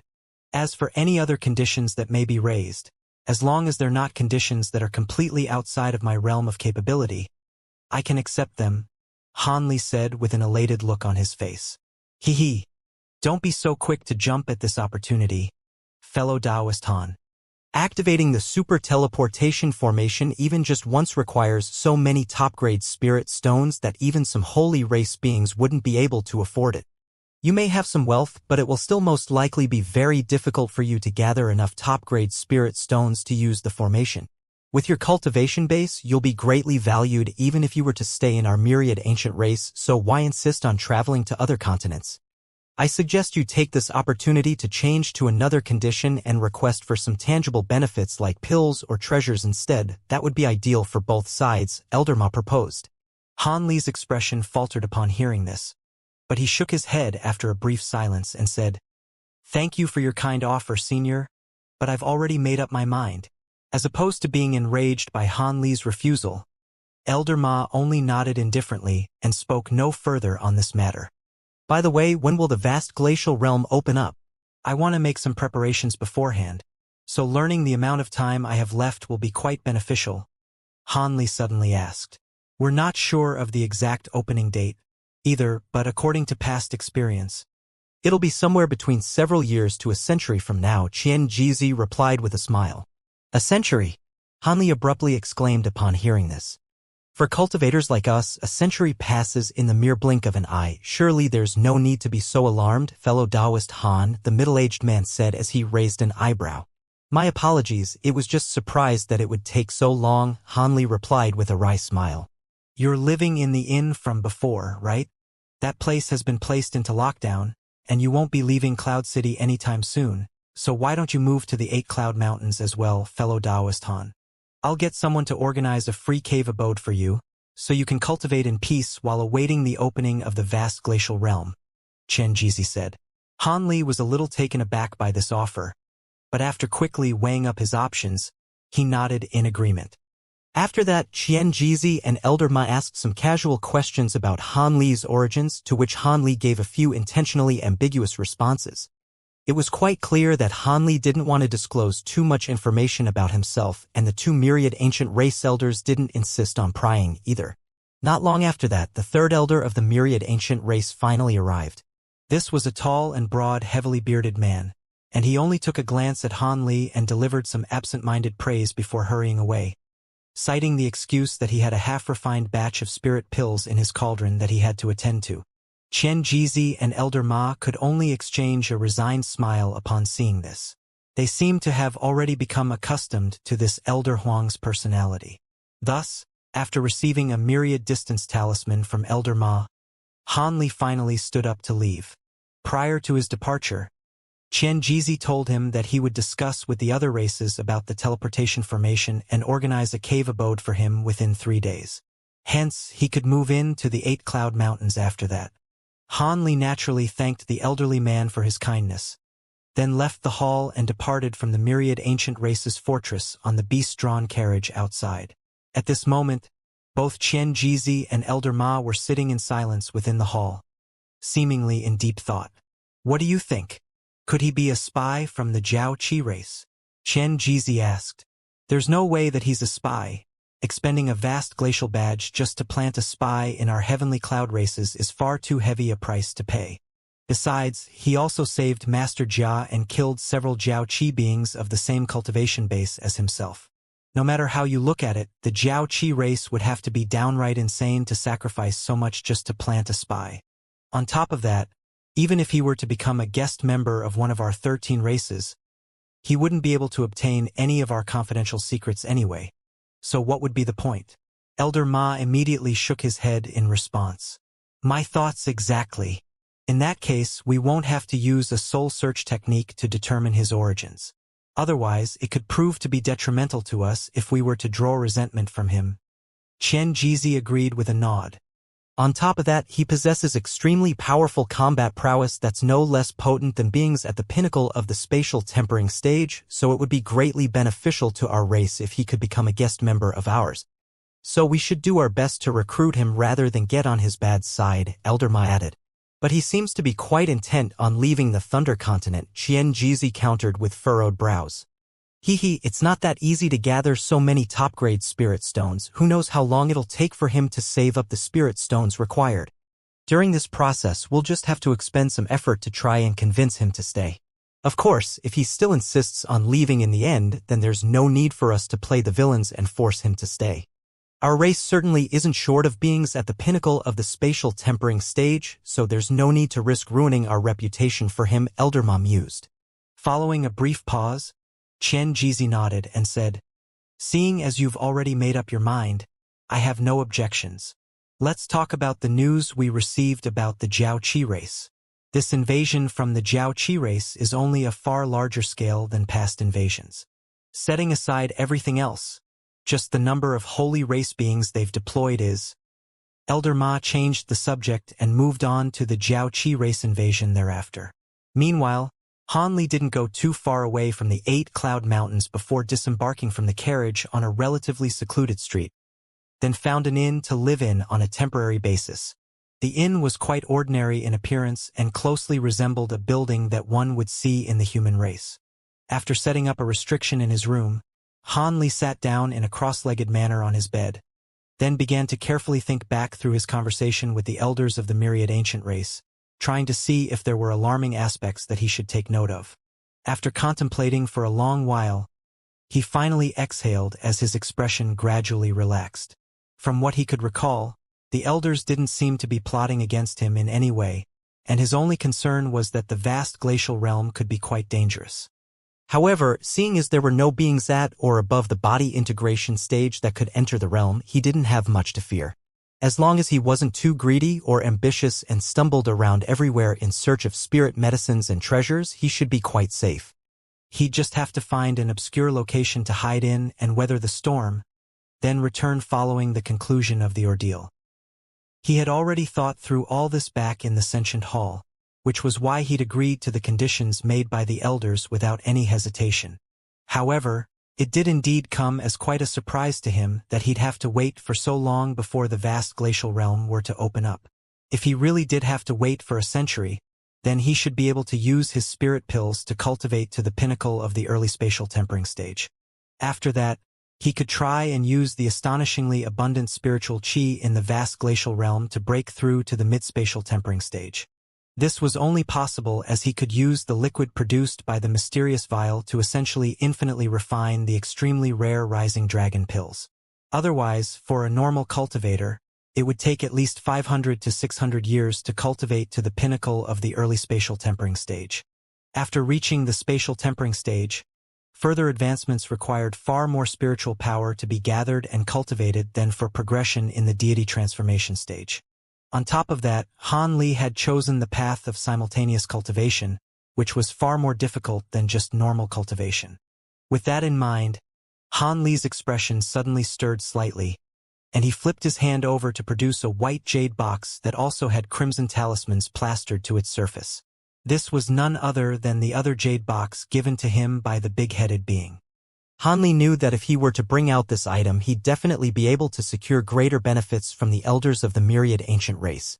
At the very least, he'd be able to secure another sentient puppet for himself. However, he made no mention of this in the sentient hall as a safety precaution. Regardless of whether having an extra vast glacial badge would benefit him in any way after entering the vast glacial realm, he'd rather keep it as backup than exchange it for any benefits. Having made up his mind, white light flashed from Han Li's hand, and the jade box disappeared. After that, he sat down on the bed and entered a meditative state. For 3 consecutive days, Han Li stayed in the room without leaving even once. On this day, just as he was cultivating with golden light shimmering from his entire body, he suddenly opened his eyes and flipped his hand over to produce the myriad distance talisman that Xianxia had given to him.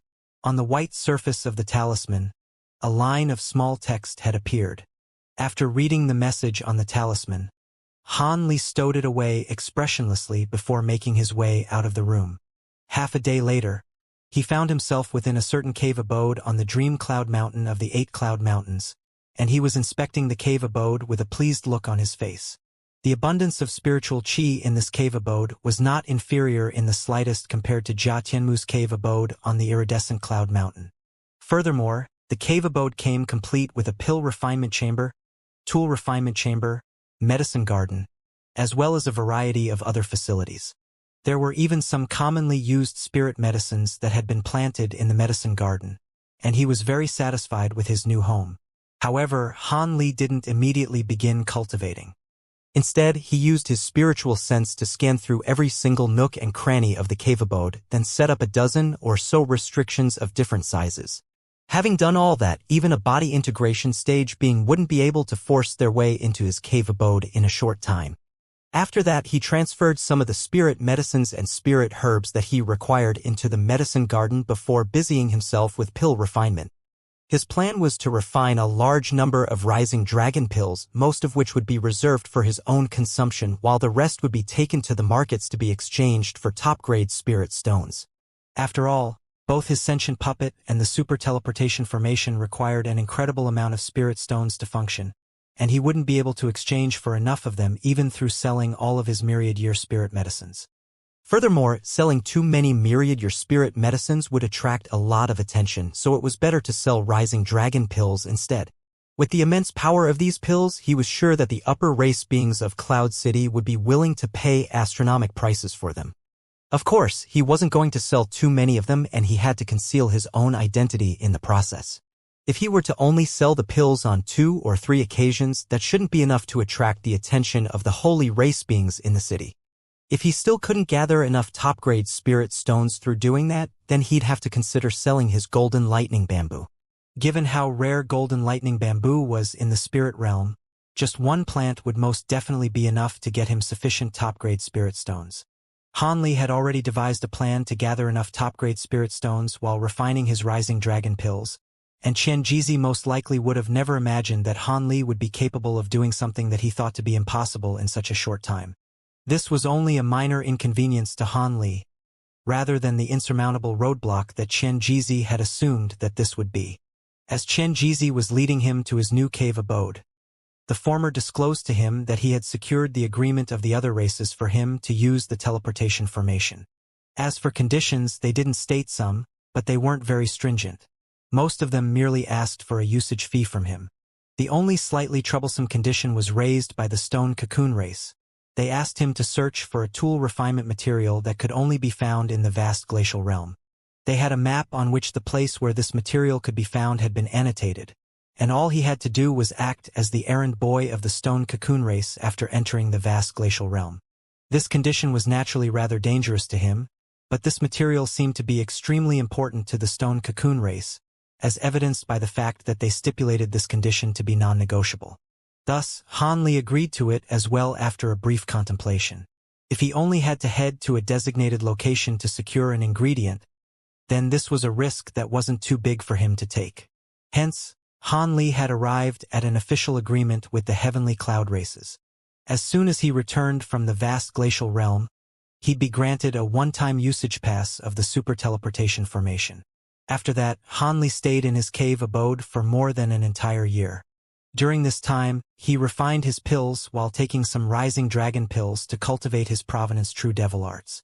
Even though this wasn't a very long time, his provenance true devil projection was looking slightly more substantial than it did over a year ago, which was a further testament to just how potent rising dragon pills were.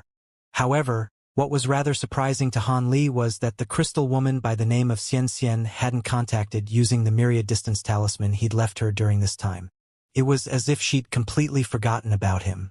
Han Li was rather perplexed, but he didn't go to find her. On this day, Han Li finally emerged from his cave abode, and after taking a cursory glance around him, he flew down the mountain as a streak of azure light. Coincidentally or by design, there just so happened to be another streak of white light flying down from the summit of the mountain at the same time, and the streak of light reached the foot of the mountain along with Han Li almost in unison. The white and azure lights faded, revealing Han Li and a bald man. The bald man had a set of sinister facial features, and his skin was of a grayish-white color. The two of them both looked at one another with a hint of surprise in their eyes. "I am Tai Jian of the Stone Cocoon race. You look rather unfamiliar, fellow Taoist. Did you only move in recently?" The man was a little menacing to behold, but he spoke in quite a polite voice. Han Li swept his spiritual sense toward the man to find that he was a being at the pinnacle of the spatial tempering stage, and his heart jolted slightly with shock, but he merely smiled as he replied, "My surname is Han, and I did indeed only move in recently." "Oh, so it's fellow Taoist Han. I heard that last year an outsider activated a vast glacial badge, and he also had the Han surname. Could you be that outsider, fellow Taoist Han?" The man immediately guessed Han Li's identity after hearing his surname. A hint of surprise flashed through Han Li's eyes, but he smiled as he replied, "I was indeed the one activated the vast glacial badge a year ago. I didn't think that I would be so renowned in these parts. Haha, you're the first outsider to have activated a vast glacial badge in our heavenly cloud races, so you're naturally quite well known by everyone. Are you going out now because you also heard about the precious auction items being offered in the 4 races auction? For races auction?" Han Li drew a complete blank upon hearing this. "Oh, do you not know about this, fellow Taoist Han? Then again, that's no surprise, seeing as you've only just recently come to our cloud city. The 4 races auction is something that's held by 4 of our 13 races once every decade to try and increase the popularity of Cloud City. All of the auction items are precious treasures that aren't normally sold during auctions, so the event always attracts many high-grade beings to Cloud City. On this occasion, our 13 races have been forced onto the back foot by the invasion of the Jiao Qi race, so the auction items are even more prestigious than usual in order to boost morale. Among the auction items, there are even going to be myriad wonder pills being sold. Those pills are ideal for helping spatial tempering cultivators like us break through bottlenecks. Only the top pill refinement masters of the crystal race are capable of refining those pills, and they've never appeared in the past editions of the auction," Tai Jian explained. Han Li's heart stirred upon hearing this. Myriad wonder pill, eh? I've also heard of these pills before. Back when he was at Green Light City, those foreign spatial tempering stage beings had mentioned this pill, and they seemed to be even more valuable than sentient puppets. If they really were useful for spatial tempering cultivators, then it would naturally be very beneficial to him if he could obtain the pill or its refinement method. With that in mind, Han Li was quite intrigued as he said, "It wouldn't be right for me to miss such an auspicious occasion. In that case, why don't we go together, fellow Taoist?" "Truth be told, I'll very likely be part of the group of beings selected to enter the vast glacial realm on this occasion. Perhaps we'll be in the same group together. If that happens, I'll have to trouble you to look out for me," the bald man chuckled. "Surely you jest, fellow Taoist. You're a 9th-tier upper race being, so your cultivation base far outstrips mine. However, I really am rather unfamiliar with Cloud City.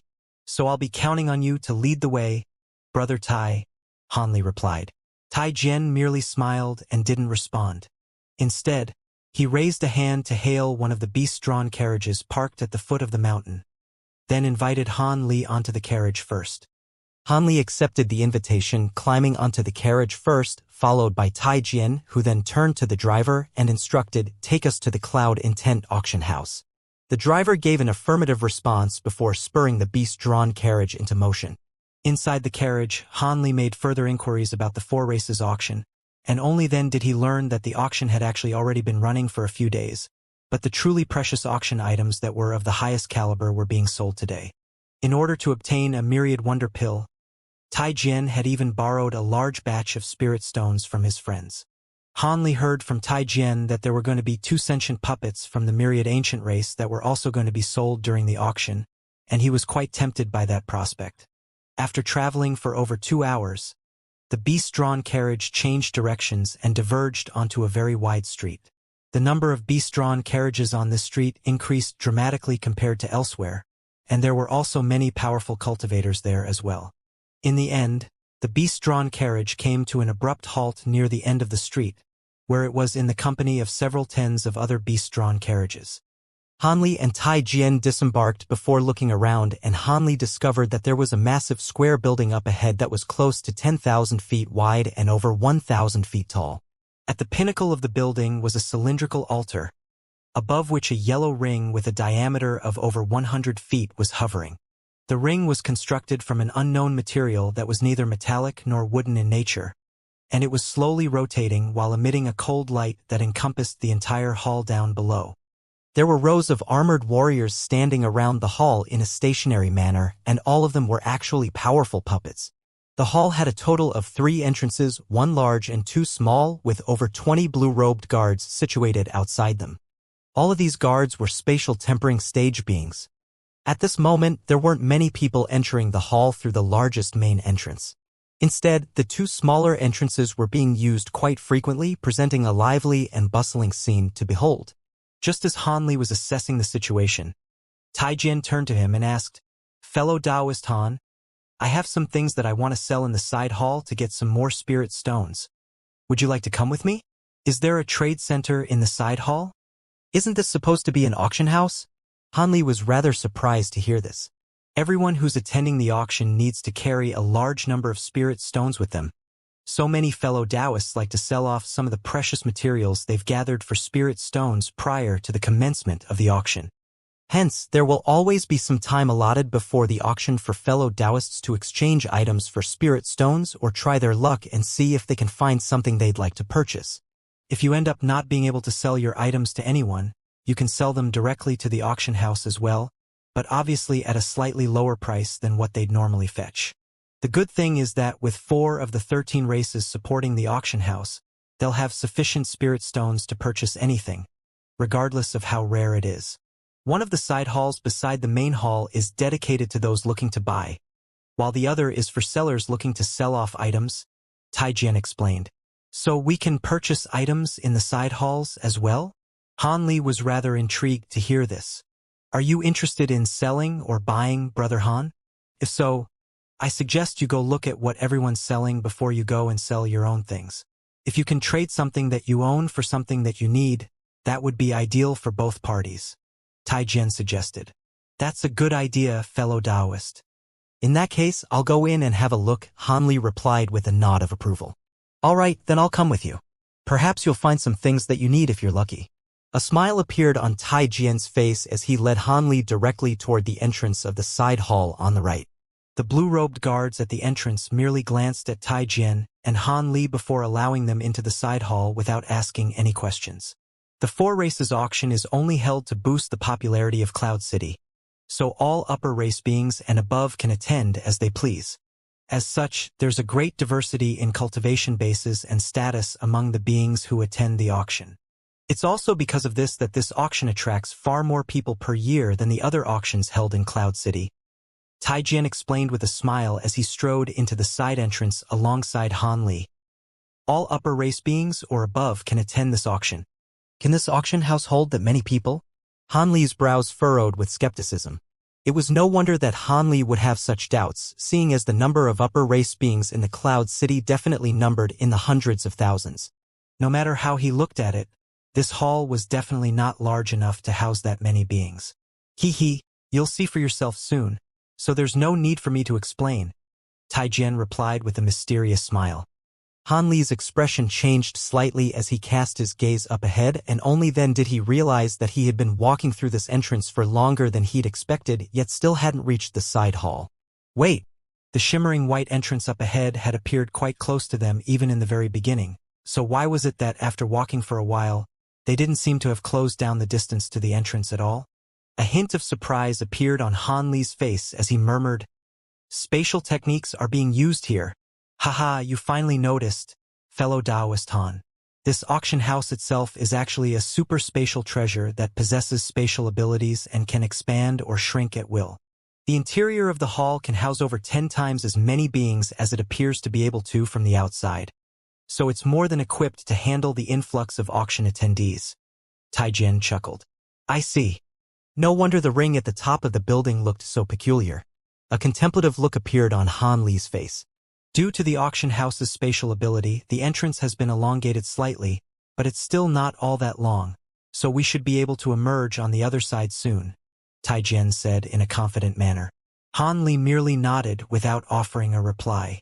Just as Tai Jian had proclaimed, after walking for a short while longer, the entrance up ahead suddenly drew closer to them, and they made their way through it to appear on a spacious plaza. The plaza was very lively and bustling, resembling a popular street market. There were a series of semi-spherical light barriers situated next to one another in tight rows on the plaza, and many cultivators were entering and exiting those light barriers. At the center of the plaza was a white jade stone platform, atop which an ordinary wooden table had been placed. There was a pair of azure-robed figures with delicate facial features handing out something to the foreign beings standing in front of the table. Just as Han Li was inspecting his surroundings, Tai Jian suddenly cupped his fist in a salute as he said, "Let's part ways here, fellow Taoist Han. I have to find some buyers so I can sell off my treasures as quickly as possible, so I won't accompany you any longer." "Go ahead, fellow Taoist. I also want to do some exploring on my own as well," Han Li replied with a polite smile. "Farewell for now then, brother Han." Tai Jian nodded before hurrying away. Han Li looked on at Tai Jian's departing figure for a short while before casting his gaze toward the jade platform, then suddenly making his way toward it. Moments later, he had arrived close to the platform, and at this moment, a few more beings strode onto the platform. Han Li looked on from the side to find that these foreign beings were exchanging bags of high-grade spirit stones for small flags of different colors from the pair of azure-robed figures. Han Li's gaze followed one of those foreign beings to find that after receiving a small flag, he made his way over to an empty spot near the edge of the plaza, then waved the small flag to conjure up a semi-spherical light barrier that concealed himself within. Han Li released his spiritual sense toward the light barrier only for it to be kept at bay by a certain restriction. It was quite clear that these light barriers were specifically to be used for cultivators looking to trade on the plaza. With the light barriers set up, they wouldn't have to worry about other people gleaning their secrets. Han Li cast his gaze toward the surrounding area to find that these semi-spherical light barriers were everywhere, and further beyond the plaza that he was situated on, there were even a few smaller plazas that were also very busy. Han Li exhaled as he shook his head. For sellers looking to hand off their treasures to someone, finding a suitable buyer among so many beings was akin to finding a needle in a haystack, so he certainly wasn't going to waste too much time here.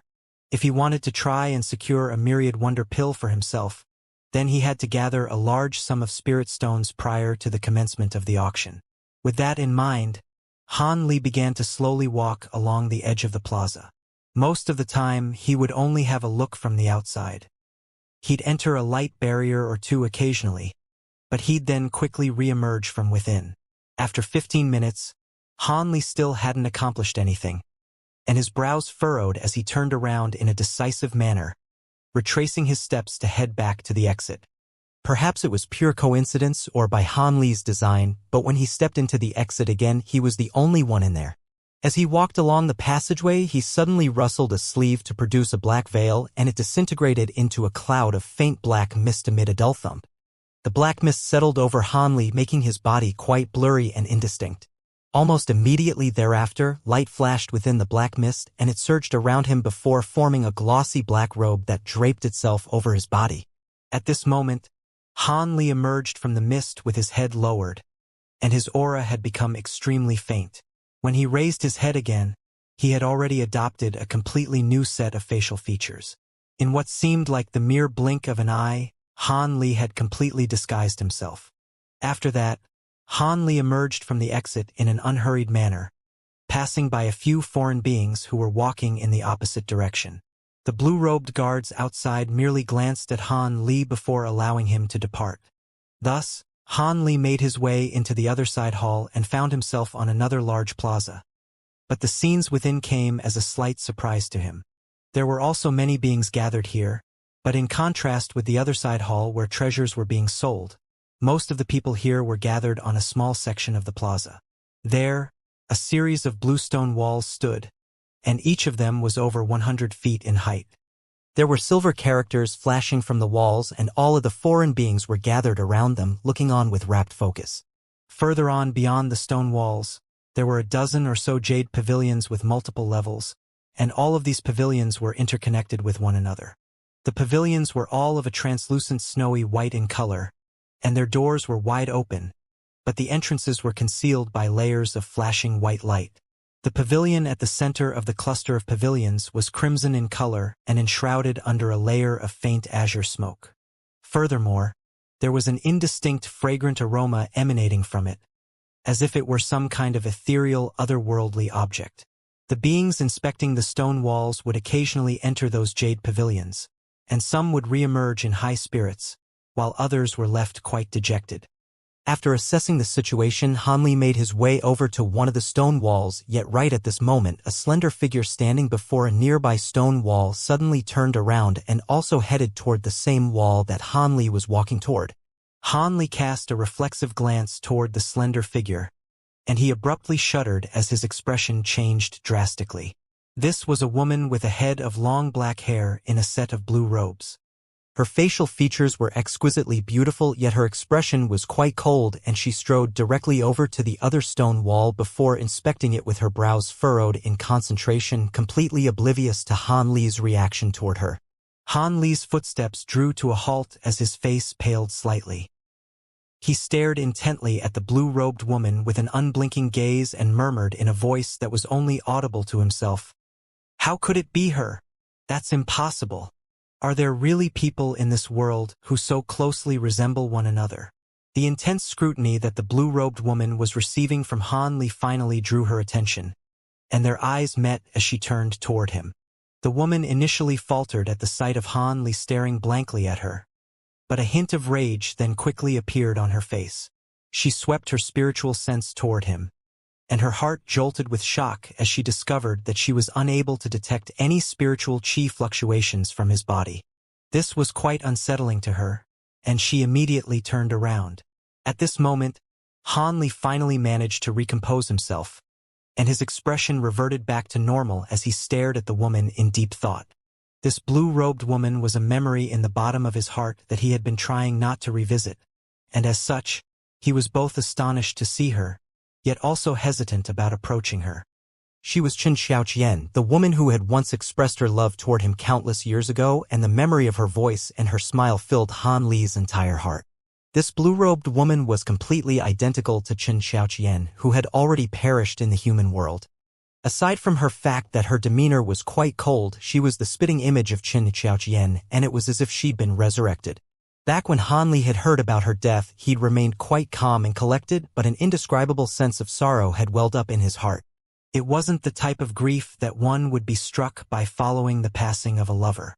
Instead, it was simply a reminiscent sense of melancholy that any normal man would experience when hearing about the passing of a woman who had once loved them. However, there was no way that Xianxia could be resurrected, and there was certainly no chance that she would be reincarnated in the spirit realm. As such, regardless of how closely she resembled Xianxia, she had to be someone else. This string of thoughts rapidly flashed through Han Li's mind, and he finally managed to forcibly repress his slightly tumultuous emotions. Following a brief hesitation, he still proceeded with his original plan, making his way toward the same stone wall. The blue-robed woman didn't turn around, but she seemed to have an ability that allowed her to sense what was happening behind her, and her brows furrowed as she departed from her original spot. Thus, Hanli strode forward and stood directly on the spot where she had been standing just a moment ago. Even without turning around, Hanli could sense the vicious glare that the blue-robed woman had aimed at him, following which she hurried away to a stone wall that was slightly further away. It appeared that this woman had formed the opinion that he was some kind of perverted swine. Hanli chuckled internally before focusing his attention on the stone wall in front of him. As expected, the silver characters on the stone wall were all names of different types of materials and treasures, but strangely enough, none of the items had any prices listed next to them. They only had a number between 1 to 13 assigned to them. Hanli's heart stirred upon seeing this, and a thought occurred to him as he cast his gaze toward the distance. There just so happened to be 13 jade pavilions surrounding the crimson pavilion, and there was a shimmering golden number hovering above each of the pavilions. As such, it wasn't difficult to deduce what those numbers assigned to the materials meant. He wasn't in any hurry, so he carefully scanned his gaze throughout the entire stone wall, then headed toward the next one. Hanli was able to glean the contents of an entire stone wall virtually in the blink of an eye, yet even after looking through most of the stone walls present, he remained completely expressionless as if he hadn't found anything that caught his eye. Right at this moment, a rumbling boom rang out from the crimson pavilion at the very center, following which a thunderous roar of rage erupted from within. What? You're saying this is fake, eccentric song? That's impossible. I went to great lengths to obtain this treasure, and I was almost killed by a bunch of golden-winged giants in the process. Quit yelling. I've made my final appraisal, and I can tell you with certainty that this thing is fake. You can leave now, fellow Taoist Duan. A sharp voice replied from within the pavilion. I was bedridden for 7 years after obtaining this item, yet you're telling me it's fake? The person who supplied me with the information better pray that they don't bump into me again. Otherwise, I'll twist his head off. Another resounding roar of rage rang out, and this time, a hint of spiritual power had been injected into the voice, making it clearly audible to virtually everyone outside. All of a sudden, red light flashed from the surface of the crimson pavilion, following which a massive figure that was around 30 feet tall leaped forth before landing on the ground nearby, causing the entire earth to tremor with the immensely heavy impact. Most of the people in the plaza turned toward the giant figure, and all of them drew a sharp breath in unison. From the head down, this giant figure possessed a body that was half flesh and half metal. The metal half was of a glistening black color and was emanating a peculiar gray light, while the other half of his body was of a tanned deep bronze color, and it seemed to be just as indestructible as his metallic half. The head attached to this body had a sinister set of facial features. Not only were his nose and eyes twice as large as that of a normal human, his head was conical in shape with a few sporadic tufts of green hair growing on top. Hanli swept his spiritual sense toward the strange being, upon which his expression changed drastically. He was completely unable to fathom his cultivation base, thereby indicating that this was a being at the pinnacle of the body integration stage, just like Chen Jizi. However, just because Hanli didn't recognize this strange being didn't mean that the other foreign beings gathered here didn't recognize him. Almost as soon as he landed on the ground, a dozen or so beings rushed out of the nearby crowd before extending a respectful bow toward him. We pay our respects to Elder Duan. A string of greetings immediately rang out. These humanoid figures were far taller and larger than normal humans, and they were all stone cocoon beings like Tai Jian. As such, this strange being had to be an elder of the stone cocoon race. Oh, I see you've all come here to attend the auction as well. I wish you all good luck. I was swindled into risking my life for a fake treasure, so I don't even feel like staying for the auction anymore. The strange being waved a casual dismissive hand toward all of the other stone cocoon beings before making his way toward the exit. All of the beings in his path naturally stepped aside in a respectful manner to grant him passage. Coincidentally, this Elder Duan also happened to pass by Hanli, and Hanli shuffled back a little as well, planning to see off this astonishingly powerful being. However, in the next instant, an alarming turn of events abruptly unfolded. In the instant that Elder Duan passed by Hanli, his footsteps suddenly faltered, and his nose twitched before he turned an intense, incredulous gaze toward Han Li. All of the nearby beings were naturally quite taken aback by this sudden development, and many of them turned to Han Li as well, trying to determine what it was about him that had caught the interest of such a powerful being. "Do you have any business with me, senior?" Han Li was struck by a sense of foreboding, but he still extended a respectful salute as he squeezed a smile onto his face. "What's your name and which race are you from?" Han Li didn't know what this being's intentions were, so he naturally didn't dare to speak the truth. As such, he fabricated a response on the spot. "Good. I am Duan Tianren of the Stone Cocoon race. If you encounter any troubles in Cloud City, you can refer to me as your backer." Elder Duan nodded with a meaningful expression, and it was impossible to tell whether he believed Han Li's fib. All of a sudden, his body blurred before reverting back to normal. But Han Li's expression changed drastically. He could clearly sense that in the instant that Duan Tianren's body had blurred, he had thrust a palm lightly onto Han Li's shoulder. With his spirit eye ability, he was able to see the trajectory of Duan Tianren's palm, but he was simply too fast for Han Li to evade. A burst of strange spiritual qi flowed from Duan Tianren's palm into his arm, and it only dissipated after circulating throughout his entire arm. "What's the meaning of this, senior?" An enraged look appeared on Han Li's face. There were only a dozen or so beings present that had actually caught sight of what Duan Tianren had done to Han Li, so to everyone else, it appeared that Han Li had suddenly gotten angry even though Duan Tianren was clearly extending a gesture of kindness toward him. In the face of Han Li's enraged interrogation, Duan Tianren merely swept his gaze over Han Li's face as he chuckled. "Rest assured, fellow Taoist, I could see that you'd also cultivated quite a special body refinement technique, so I wanted to see what that was all about." After Duan Tianren's gaze had swept past his face, Han Li was stunned to find that his face began to throb with pain. He had used that black veil in conjunction with a disguise technique to conceal his original appearance, but there was simply too much of a cultivation-based disparity between the two of them, so Han Li confident in the slightest that he'd fooled Duan Tianren. However, Han Li naturally wasn't going to believe the excuse that Duan Tianren had offered to placate him, and his mind raced as he attempted to glean the intentions behind that palm. However, he was unable to think of any potential reasons why this being would target him. After all, this was most definitely the first time that he'd met him. At this moment, Duan Tianren suddenly transmitted his voice to Han Li. "Save your brain cells, little fella. I'll be waiting for you at the Rich Aroma Pavilion across the street. Don't even think about getting away. I didn't intend to harm you with that palm, but with my residual spiritual qi circulating within your body, I'll be able to detect your location within the next few hours." After that, he gave no further explanations before departing with a hearty laugh. Moments later, he left the plaza and strode into the exit, leaving behind a befuddled Han Li, as well as a bunch of bemused beings who were all looking at him with peculiar expressions. Han Li was struggling to calm himself down in the wake of what had just happened, and the widespread scrutiny he was receiving certainly wasn't helping matters. Thus, he also turned and made his way toward the exit.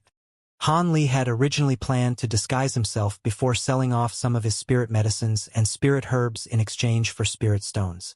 However, after what had just happened, he had become the center of everyone's attention, so he naturally wouldn't be able to act according to his initial plan.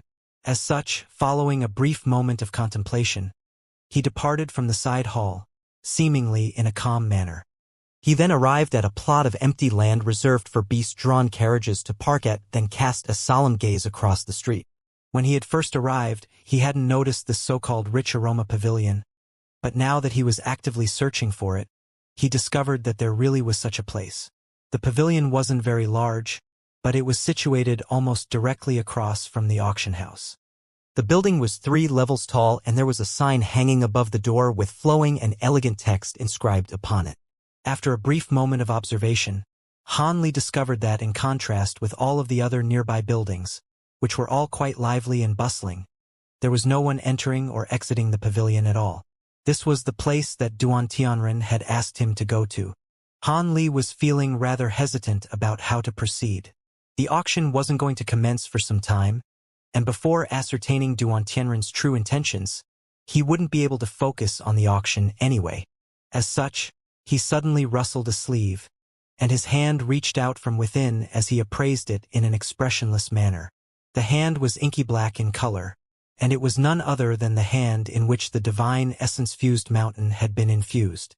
Han Li's brows furrowed slightly. Duan Tianren had done his best to disguise this, but through the use of his spirit eye ability, Han Li was still able to see that his gaze had almost been focused entirely on this sleeve of his. However, he didn't know whether it was just his hand that had caught Duan Tianren's interest or his entire arm instead. If it were the former, then he was most likely interested in the divine essence-fused mountain. But if it were the latter, Han Li's heart sank slightly as a realization dawned on him. At the thought of his arm, Han Li abruptly raised his other hand and stroked a certain section of his arm through his sleeve. Even though he couldn't sense anything amiss in that arm, it was undeniably true that the long sword that the profound heavenly fruit had transformed into was sealed within his arm. Could it be that Duan Tianren had managed to detect the existence of that sword? Han Li was growing more and more uneasy as he followed this train of thought. He was still oblivious to the fact that the many races, including the human race and the flying spirit race, had been indirectly affected by this profound heavenly treasure, and nor was he aware that some smaller races had even been entirely slain to facilitate a blood sacrifice due to this. However, he had witnessed the power of the sword in person, and he knew that if he could use the sword at will someday without crippled by it, he'd essentially be invincible in the spirit realm. As such, even though he had only used the sword once, it had already become one of his biggest secrets, second only to that mysterious small vial, and it was even more important to him than his mature gold-devouring beetles. However, it wasn't very likely that this stone cocoon race elder had actually managed to detect the presence of the profound heavenly treasure within his body. Otherwise, Qian Jizi would have been able to detect it as well. Even though the profound heavenly treasure was sealed within his arm, even he couldn't detect its presence unless attempted to wield it. Of course, it wasn't impossible that Duan Tianren possessed some kind of special secret technique that allowed him to detect the profound heavenly treasure. In any case, he was no match for a being at the pinnacle of the body integration stage as he currently was, and even without the wisp of spiritual power that Duan Tianren had injected into his body, it would be next to impossible for him to escape from the heavily guarded Cloud City anyway. Hence, he essentially had no choice but to do as he was told, regardless of whether it would spell fortune or disaster for him. Thus, after hesitating for a long while, Han Li finally gritted his teeth and made his way toward the rich aroma pavilion. Thankfully, even if Duan Tianren really were interested in his profound heavenly treasure, there was no immediate threat to his life. Han Li made his way into the rich aroma pavilion in a slightly resigned manner to find that there was a handsome young crystal being standing inside by the entrance. This was a core formation stage crystal being, and he immediately greeted Han Li with a smile as he said, "Senior Li, right? Elder Duan has already been waiting in the 4th VIP booth for a long time. Please come with me, Senior." Han Li glanced around at the first level of the pavilion, and a hint of surprise appeared in his eyes, but he merely nodded and said, "Lead the way." The entire hall around him was completely empty without any ornaments or furniture at all, and the walls were constructed from some kind of unknown material that was flashing with faint blue light.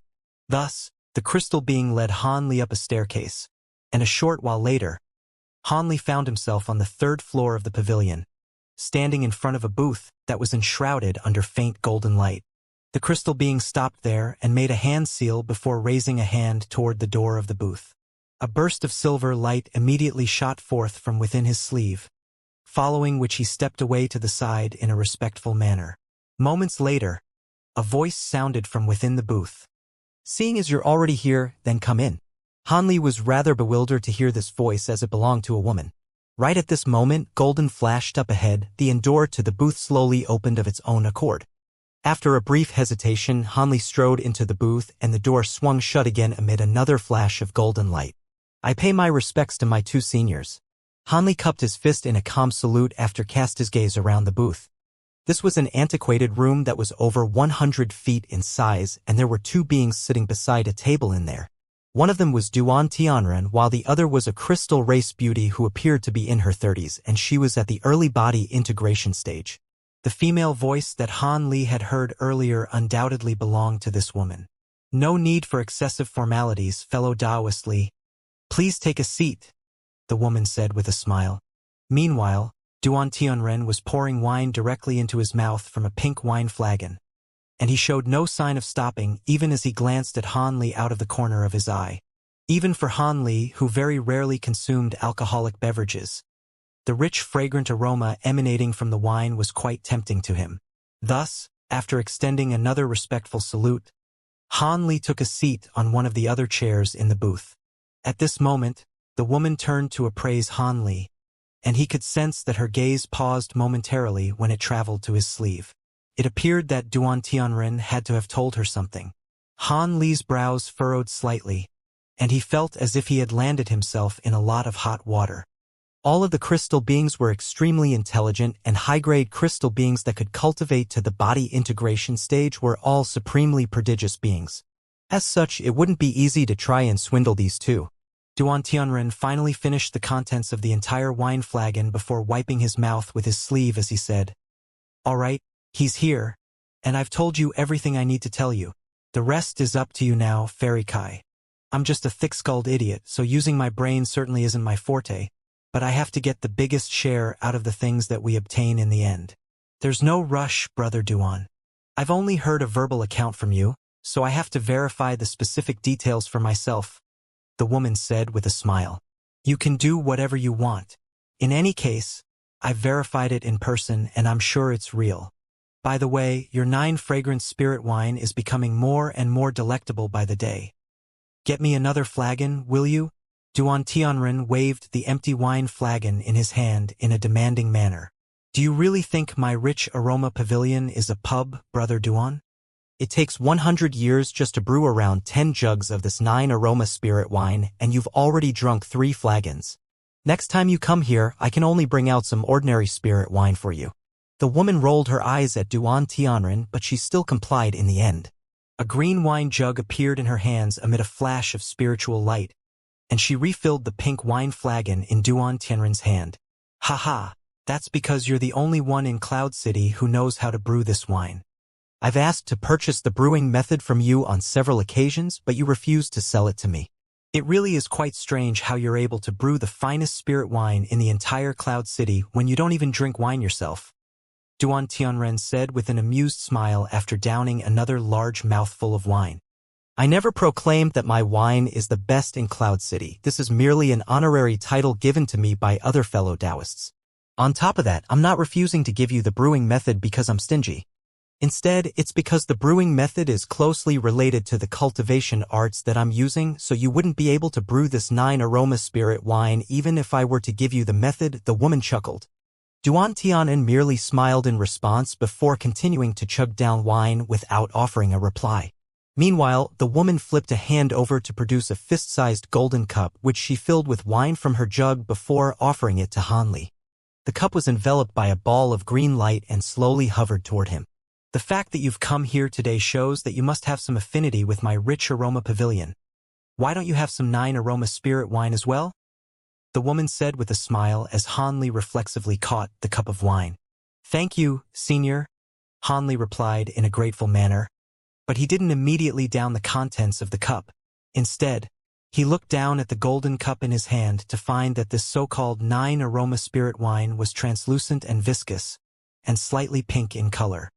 With the golden cup acting as a backdrop, it was as if he were holding a mesmerizing miniature lake filled with agate rocks. There was also a unique aroma wafting from the wine in the cup, and as he took a faint whiff, the aroma changed several times in an instant, presenting quite an extraordinary phenomenon. "Not only is my spirit wine extremely aromatic, consumption of it can clear the eyes and cleanse the body. Each and every mouthful of wine can save you over a month of arduous cultivation," the woman introduced. "I am extremely fortunate to be able to taste such extraordinary wine." At this point, Han Li had also ascertained that the wine in the cup hadn't been tampered with, so he raised the cup to his lips to take a sip. He felt as if a block of glacial ice had entered his mouth, immediately following which the block of ice melted and turned into a warm liquid that extremely smooth and aromatic. The captivating aroma then slid down his throat and into his stomach, even without the need for Han Li to actively swallow. All of a sudden, Han Li felt a scorching sensation in his dantian, which then spread through his limbs, meridians, and all over his body to create an extremely comfortable sensation. Han Li closed his eyes to savor the aftertaste of the wine for a long while before finally praising in a heartfelt manner, "This wine is indeed extraordinary. This is the first time I've had such delectable spirit wine. Hee, if that weren't the case, then I wouldn't come here every year to beg for wine," Duan Tian chortled heartily. "It is a great honor for me that you too enjoy my spirit wine. However, we didn't invite you here just to drink wine, fellow Taoist Han," the woman said with a smile. Han Li's heart stirred upon hearing this, and he put down his cup as he asked, "I'm also quite curious, why did you and Senior Duan ask me to come here? Seeing as you've raised the question, I won't waste any more time. Fellow Taoist Li, would you be able to roll up that sleeve so I can see your hand?" the woman asked with a peculiar look on her face. "My hand?" Han Li feigned a surprised expression, but he actually heaved a long sigh of relief internally. It appeared that these two weren't after his profound heavenly treasure. "Indeed, I'd like to see your hand," the woman confirmed as she pointed at Han Li's sleeve. "All right, no problem." Han Li reluctantly agreed after a long hesitation. He then rolled up his sleeve to reveal his hand, and it appeared to be no different from the average human hand. The woman's brows furrowed upon seeing this, following which the crystal on her glabella flashed as a streak of silver light shot forth. The streak of light hurtled through the air at an astonishing speed, reaching Han Li in the blink of an eye before stabbing down with ferocious might toward the hand that Han Li had just unveiled. The woman appeared to be quite warm and gentle, but she was attacking without any premonition in a display that completely belied her appearance. Han Li was completely caught off guard by this attack, and he reflexively spread his fingers apart before grabbing toward the silver streak of light. The silver light struck his palm with a loud clang, following which the sound of metal grating on metal rang out. Han Li then grabbed onto the silver streak of light before unfurling his fingers to reveal a silver needle that was several inches in length. The needle was shimmering with translucent light and trembling slightly in his hand, seemingly possessing extremely abundant spiritual nature. At this moment, Han Li's entire hand had already turned a glossy black color, as if it had been forged entirely from black iron. On top of that, a shimmering silver miniature mountain insignia had appeared on the back of his hand, and that was none other than a manifestation of the divine essence-fused mountain. After mastering the 100 Meridian Refinement mantra, the mountain had completely fused as one with his hand. So despite the lethality of the silver needle that the woman had unleashed, there was no way that it would be wound him. However, Han Li wasn't triumphant in the slightest to have withstood that attack. Instead, his expression darkened significantly. In contrast, the crystal woman was staring at his black hand with undisguised excitement in her eyes, and Duan Tianren also wore an elated expression on his face. "You really do possess an acquired essence-fused body. In that case, we'll be able to achieve our objective," the woman murmured to herself before raising a hand, and the silver needle escaped Han Li's grasp before flying back to her. In the end, the needle disappeared into the crystal on her glabella in a flash. Han Li took a deep breath to compose himself before asking, "What do you mean by essence-fused body, Senior?" An essence-fused body naturally refers to someone capable of using the divine essence-fused light. Seeing as you've fused an essence-fused treasure with your body, you technically possess an acquired essence-fused body. Speaking of which, this cultivation art that allows you to fuse a treasure into your body is quite similar in effect to the cultivation art you're using, fellow Taoist Duan. The only difference is that instead of treasures, you fuse all types of precious tool refinement materials into your body instead, Brother Duan. The woman seemed to be in very high spirits. Han Li's expression changed slightly upon hearing this, but he didn't ask any questions. He knew that the woman would definitely explain the situation to him anyway, even if he didn't ask her anything. As expected, seeing as Han Li wasn't saying anything, the woman continued, "Even though we've essentially confirmed that you possess an essence-fused body, I still want to see you release your divine essence-fused light. You wouldn't turn down that request from me, would you, fellow Taoist Li?" Instead of answering the question, Han Li merely waved a hand before him, and a layer of gray light instantly surfaced to create a light barrier around his body. The woman's eyes lit up upon seeing this, and she rubbed her hands together before raising them toward Han Li. A string of spluttering sounds rang out, following which several crimson fireballs flew toward him. Initially, they were only fist-sized fireballs, But not long after they left her hand, they swelled to the size of human heads, and seemed to be quite powerful as well. Hanli looked on at these fireballs and displayed no intent to evade them, merely allowing them to strike his gray light barrier in quick succession instead. As soon as the fireballs came into contact with the gray light barrier, they disappeared amid dull thumps like sandcastles in the rising tide, completely vanishing before they could unleash any power. There's no mistaking it. Divine essence-fused light combats the power of the 5 elements. From the ease with which you're using your divine essence-fused light, I can tell that you've clearly cultivated it to the maximal extent, and your mastery of it is no less proficient than in those who are born with essence-fused bodies. What do you think, fellow Taoist Duan? The woman clapped her hands with elation before turning to Duan Tianren. A peculiar light flashed through Duan Tianren's eyes upon hearing this, and he suddenly made a grabbing motion toward Han Li.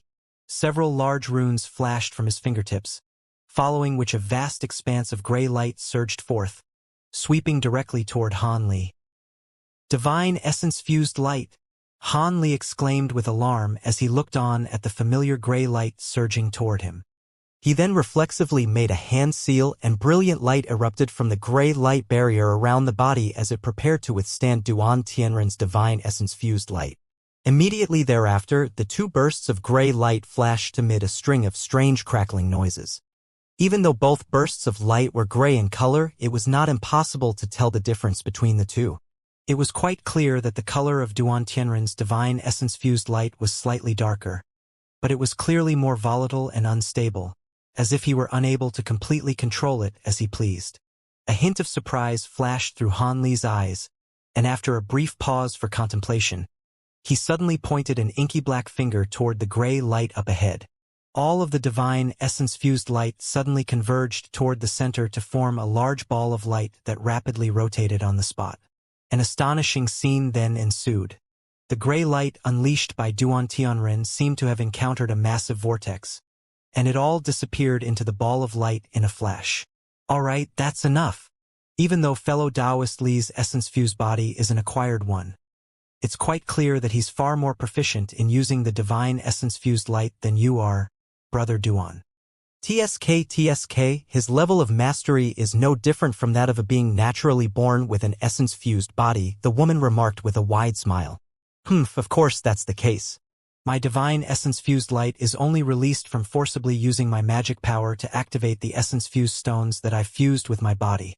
So there's no way it can compare with fellow Taoist Li's divine essence-fused light. TSK, speaking of which, your secret art to fuse treasures with your body is quite extraordinary, fellow Taoist Li. Duan Tian and clicked his tongue with wonder. It's quite fortunate that you fused a large quantity of essence-fused stones into my body. Otherwise, you wouldn't have been able to detect the essence-fused treasure within fellow Taoist Li's body, the woman said with a smile. Han Li was left a little speechless upon hearing this. At this moment, Duan Tianren raised a hand to withdraw the divine essence-fused light that he'd released, then lowered his arm in a calm manner.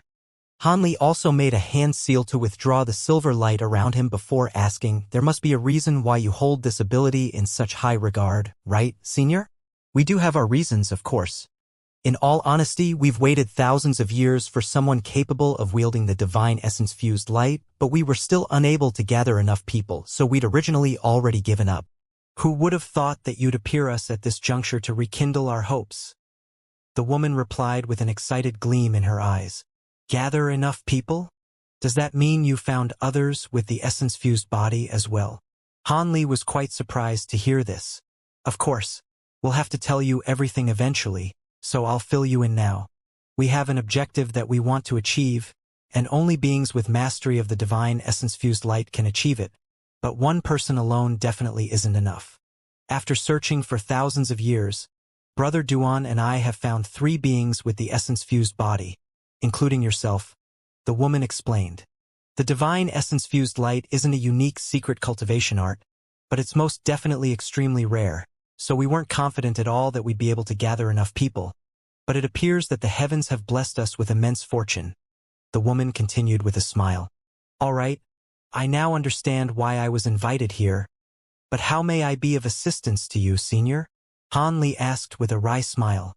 "That's quite an important matter, and I can only reveal the specific details to you after discussing some things with Brother Duan. However, one thing is for sure. We'll need you to do something for us, and we'll require your services at several years to a century from now. The woman replied. What? Several years to a century? Han Li's brows furrowed upon hearing this familiar time frame. Is there something wrong, fellow Taoist Li? The crystal woman asked. Han Li was silent for a long while before a peculiar look appeared on his face, and he asked, Does this have something to do with the vast glacial realm? A hint of surprise flashed through the woman's eyes upon hearing this, but she then smiled and said, Indeed, we will require you to do something for us in the vast glacial realm.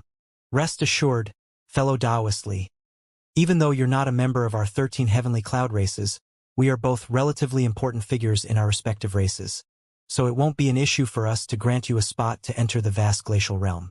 As such, we'll be giving you this splendid opportunity in return for your help. What do you think? A peculiar look appeared on Han Li's face. After a long while, he finally sighed. I haven't reached a bottleneck in my cultivation, so entering the vast glacial realm won't do me much good. On top of that, I can enter the vast glacial realm without any additional effort on your part, Senior. You can enter the vast glacial realm without our help? Surely not. I can see that you're in disguise right now, but I'm certain that you're not a being from one of our 13 races. How can an outsider like you have the right to enter the vast glacial realm? A hint of surprise appeared on Duan Tianren's face as he spoke. A flash of realization suddenly appeared in the crystal woman's eyes, and she chuckled. Don't be quick to jump to conclusions, Brother Duan. If we're talking about outsiders, then there really is one who was granted the right to enter the vast glacial realm recently. I think we need to stop referring to you as fellow Taoist Li. Isn't that right, fellow Taoist Han? Han Li heaved an internal sigh upon hearing this. As expected, these two beings were too powerful to be fooled by his disguise. Thankfully, from the sounds of it, they could tell that he was in disguise, but they still couldn't glean his true appearance. After a brief pause to collect his thoughts, Duan Tianren mused, Fellow Taoist Han? Now that you mention it, I did hear someone in my race tell me about this. There was a certain outsider who activated a vast glacial beige around a year ago, and he seemed to be requesting access to our super teleportation formation at the time as well. Indeed, it appears that this fellow Taoist Han and fellow Taoist Li are one and the same, the woman said with a smile. In that case, he has to enter the vast glacial realm anyway. That'll save us a lot of hassle. Duan Tianren was quite elated to hear this. I still don't know what you'd like me to do, and on top of that, I've accepted another mission from your stone cocoon race as well, so it'll be quite difficult for me to juggle two missions at once in the vast glacial realm, Han Li said in a hesitant manner. Oh, you're talking about gathering the tool refinement material, right? Don't worry, that won't take you long at all, so it definitely won't delay you. If you have to choose between one or the other, then naturally prioritize the task that fellow Taoist Kai and I are assigning you. Even if you don't manage to gather the tool refinement material, our stone cocoon race wouldn't hold you accountable as long as I have something to say about it, Duan Tianren said in a proud manner. As for what task we're going to be assigning you, seeing as it's assured that you'll be entering the vast glacial realm, it couldn't hurt to divulge some of the details to you. What do you think, Brother Duan? The crystal woman asked. If you think it's fine, then go right ahead. I have no objections, Duan Tianren replied. It's actually very simple.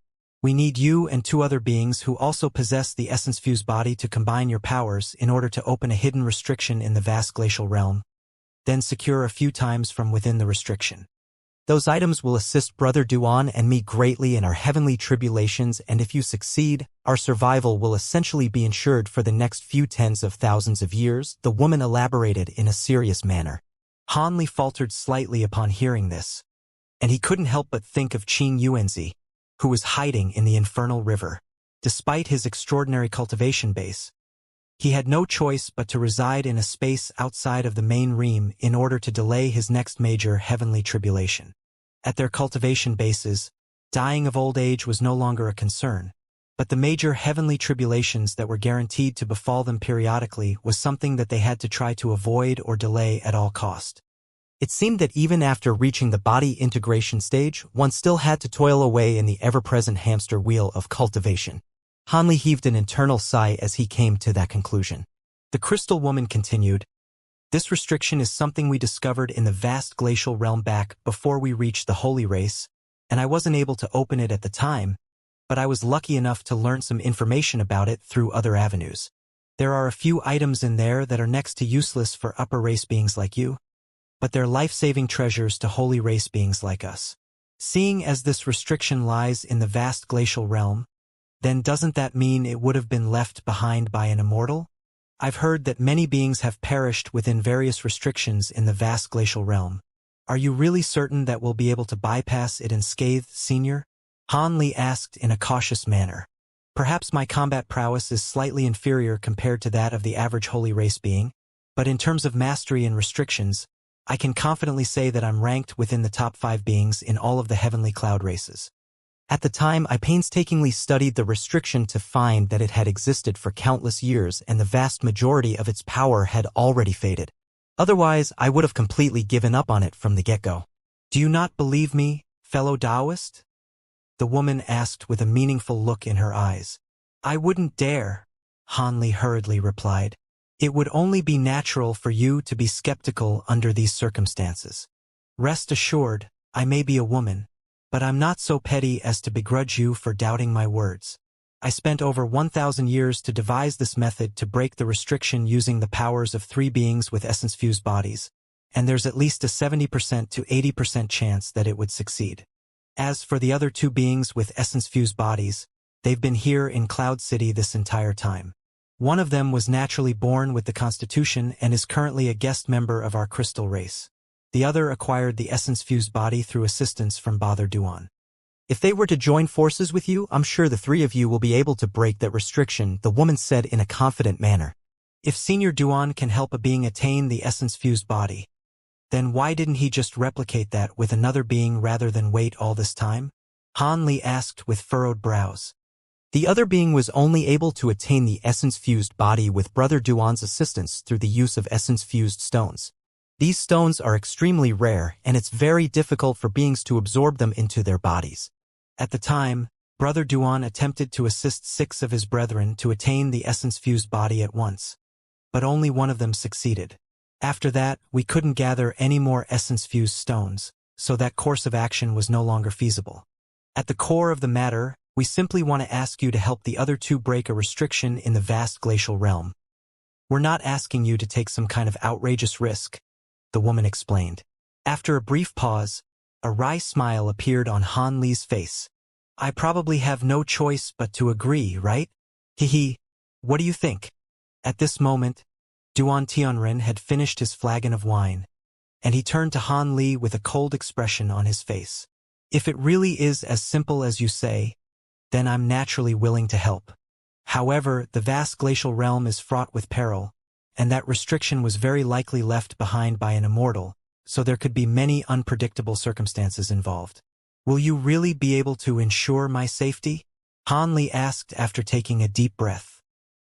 Nothing is set in stone in this world.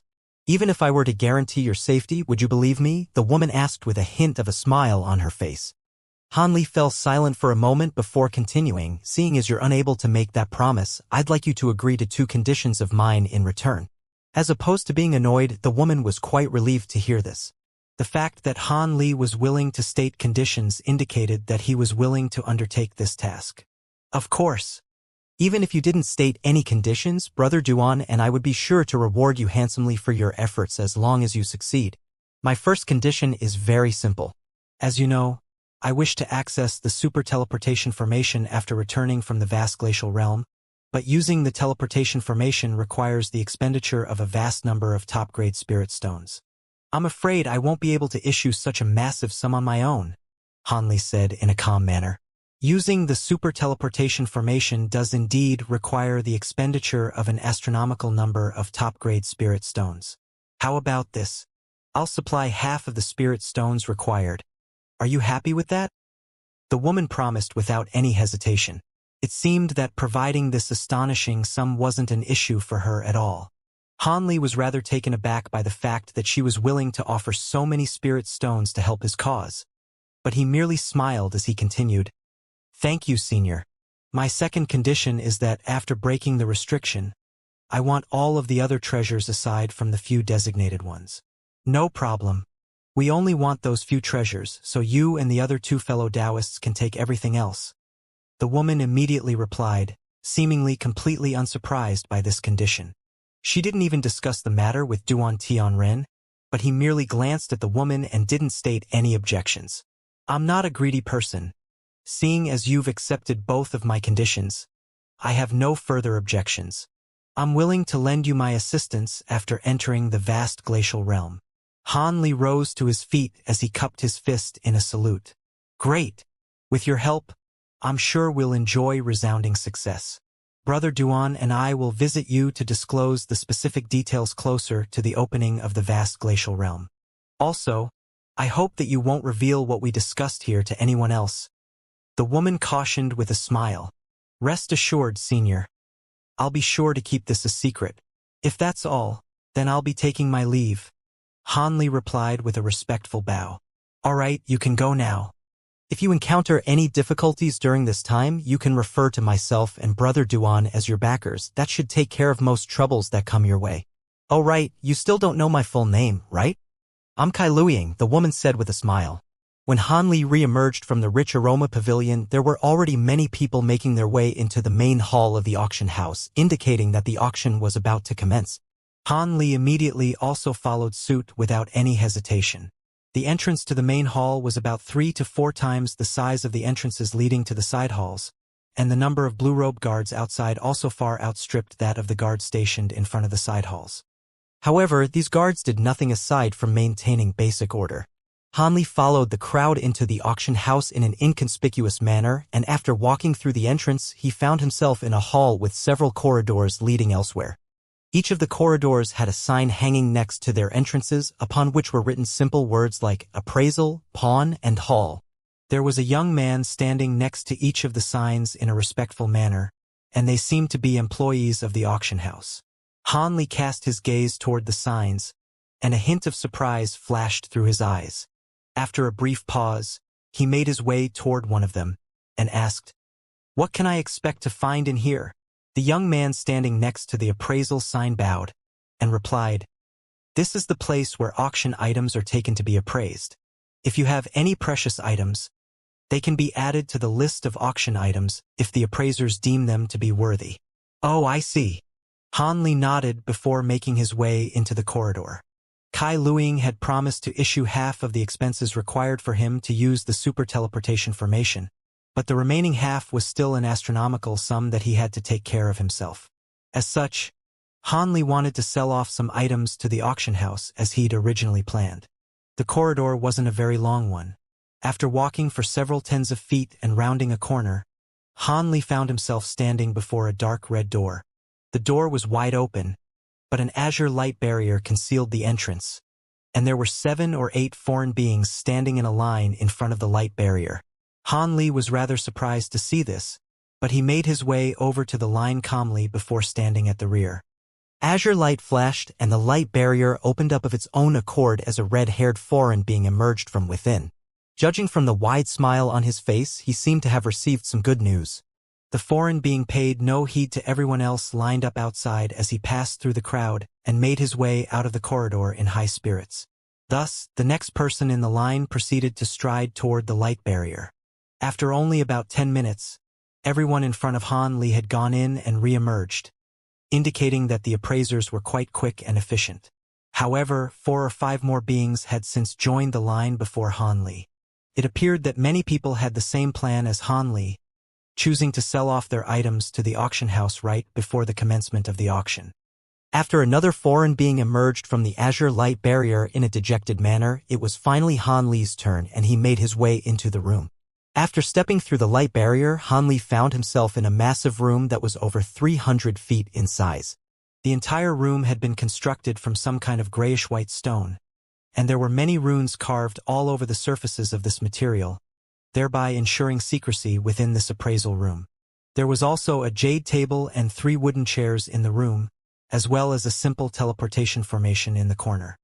There were 3 murky white humanoid figures sitting on the chairs, and due to the fact that their bodies had been entirely concealed under spiritual light, there was no way to glean their true appearances. Han Li reflexively swept his spiritual sense toward them, only to find that all three seemed to be carrying some kind of aura concealment treasure that completely thwarted his attempt to gauge their cultivation bases. If you have something you'd like to offer to the auction house, you can show it to the three of us now. However, our 4 races auction will only be selling materials and treasures of an extremely high caliber, so if you don't have anything that's extremely rare or special, you can go to the side hall to sell your items there. On top of that, if you're dissatisfied with our appraisals, you can raise the issue to us and we'll get another panel of 3 appraisers to offer their appraisals. The one who had spoken was the humanoid figure at the center of the trio, and she had a pleasant young female voice. Thank you for the information. I'm sure I have something that will be of interest to you. Han Li nodded before rustling his sleeves, then flipping his hands over to produce a green jade vial and a pristine white jade box. Instead of approaching the 3 appraisers, Han Li tossed the items toward them from afar, and they were immediately caught by an invisible force before being slowly carried over to the trio. The 2 humanoid figures who hadn't spoken immediately grabbed a container each before opening them. As soon as the vial was opened, an extremely rich medicinal aroma wafted forth along with an indistinct dragon's roar. A ball of green light then flew out of the vial, and the item within the light seemed to possess abundant spiritual nature. The humanoid figure who was holding the vial let loose a faint cry of surprise as he hurried closed the vial again. At the same time, he swept a sleeve through the air, and a swath of white light shot forth to ensnare the ball of green light before drawing it into his grasp. He stared intently at the ball of light to find that there was an azure pill within it. The surface of the pill was smooth and supple, and an extremely lifelike silver dragon insignia could be seen on it. The humanoid figure picked up the pill before taking a light whiff, then began to carefully appraise it in silence. Meanwhile, the other humanoid figure also opened the white jade box in his hand to find that there was a green section of bamboo that was around half a foot in length within it. The humanoid figure inspected the section of bamboo briefly before reaching out to touch it, upon which an arc of golden lightning that was as thick as a finger erupted from the surface of the bamboo amid a loud thunderclap. "This is golden lightning bamboo!" the humanoid figure exclaimed. The woman in the middle was also quite surprised to hear this, but she repressed her shock as she cautioned, "Golden lightning bamboo. Please ensure that you've appraised it correctly, Brother Dao." "Rest assured, I'll be sure to appraise it carefully," the humanoid figure holding the jade box replied. A faint smile appeared on Han Li's face upon seeing this, and he crossed his arms as he waited in silence. Immediately thereafter, the humanoid figure reached a hand up into his sleeve before pulling out an inky black gourd. The gourd was only several inches in size and extremely intricate in design. The humanoid figure tipped the gourd over and aimed its opening at the green section of bamboo in the jade box before gently patting the underside of the gourd. Black light flashed from the opening of the gourd, and a fist-sized ball of black chi was expelled before striking the green bamboo. As soon as the two came into contact, a loud rumbling thunderclap erupted, and several arcs of golden lightning erupted once again to vanquish the black chi. After doing that, the humanoid figure still wasn't satisfied. He pulled out a green jar and released a burst of green chi from within, only for that to also be destroyed by the arcs of lightning unleashed by the section of bamboo. "There's no mistaking it.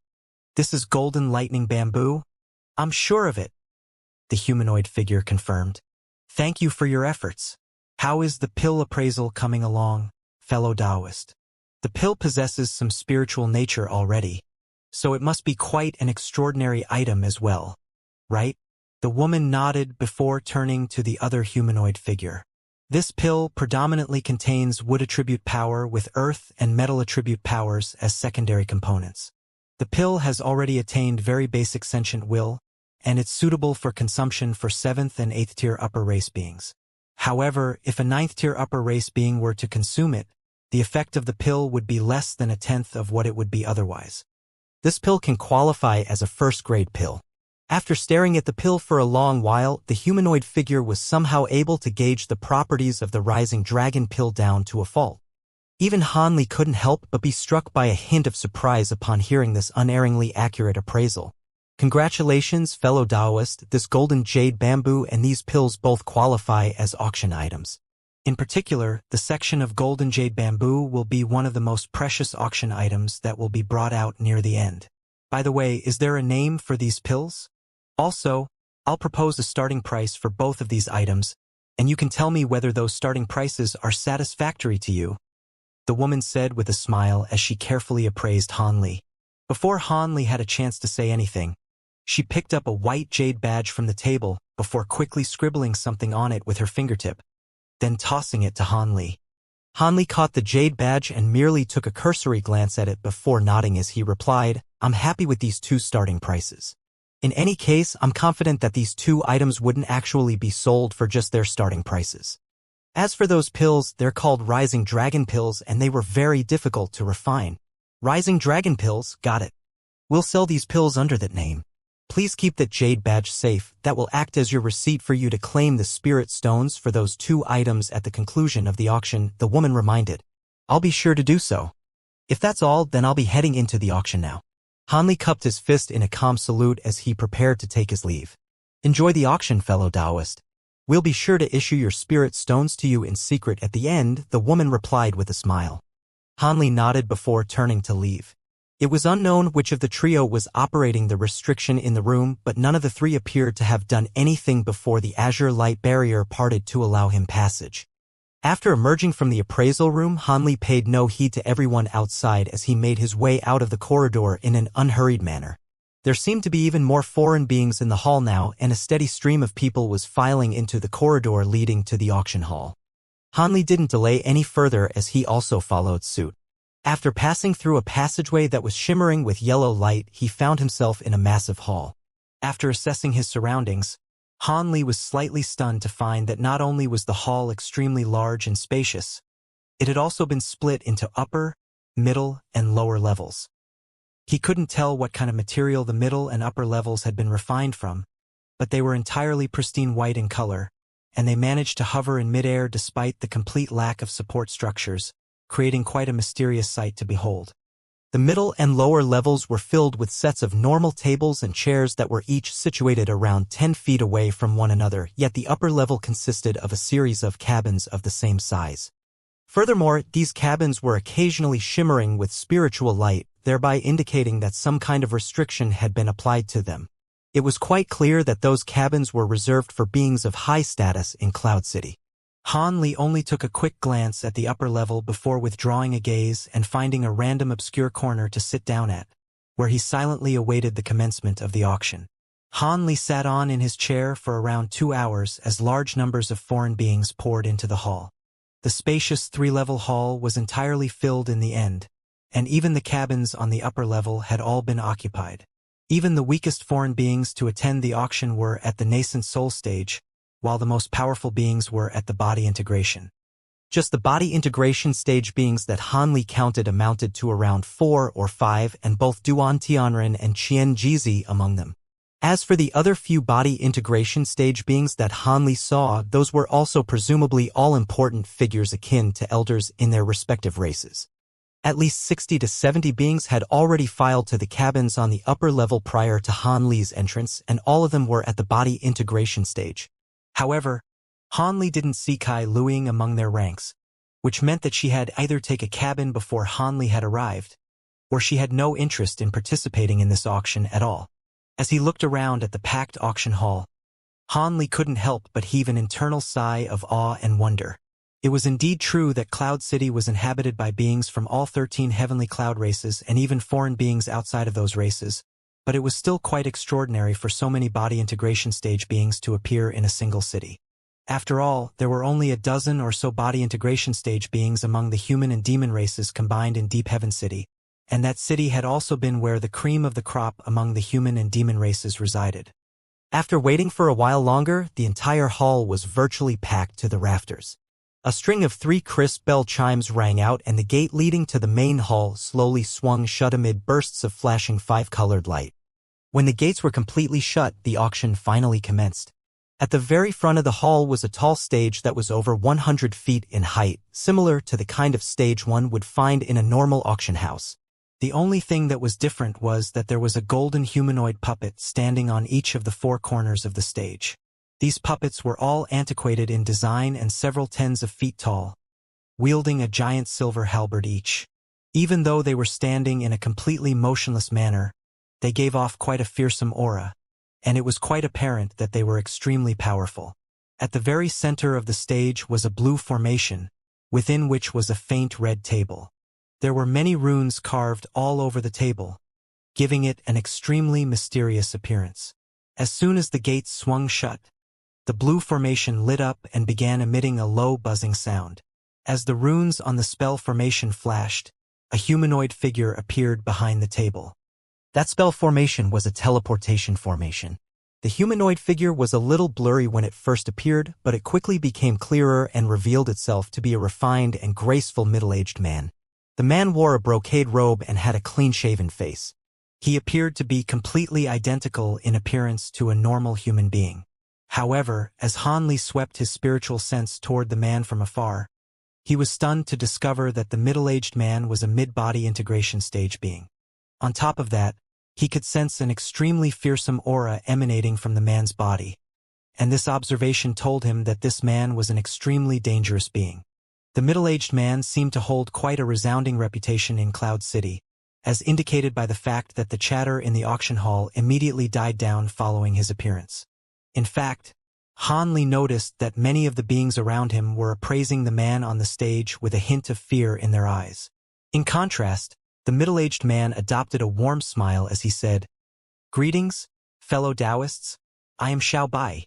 I'm sure that many of you know of me already, and there are even some among you who have met me in person.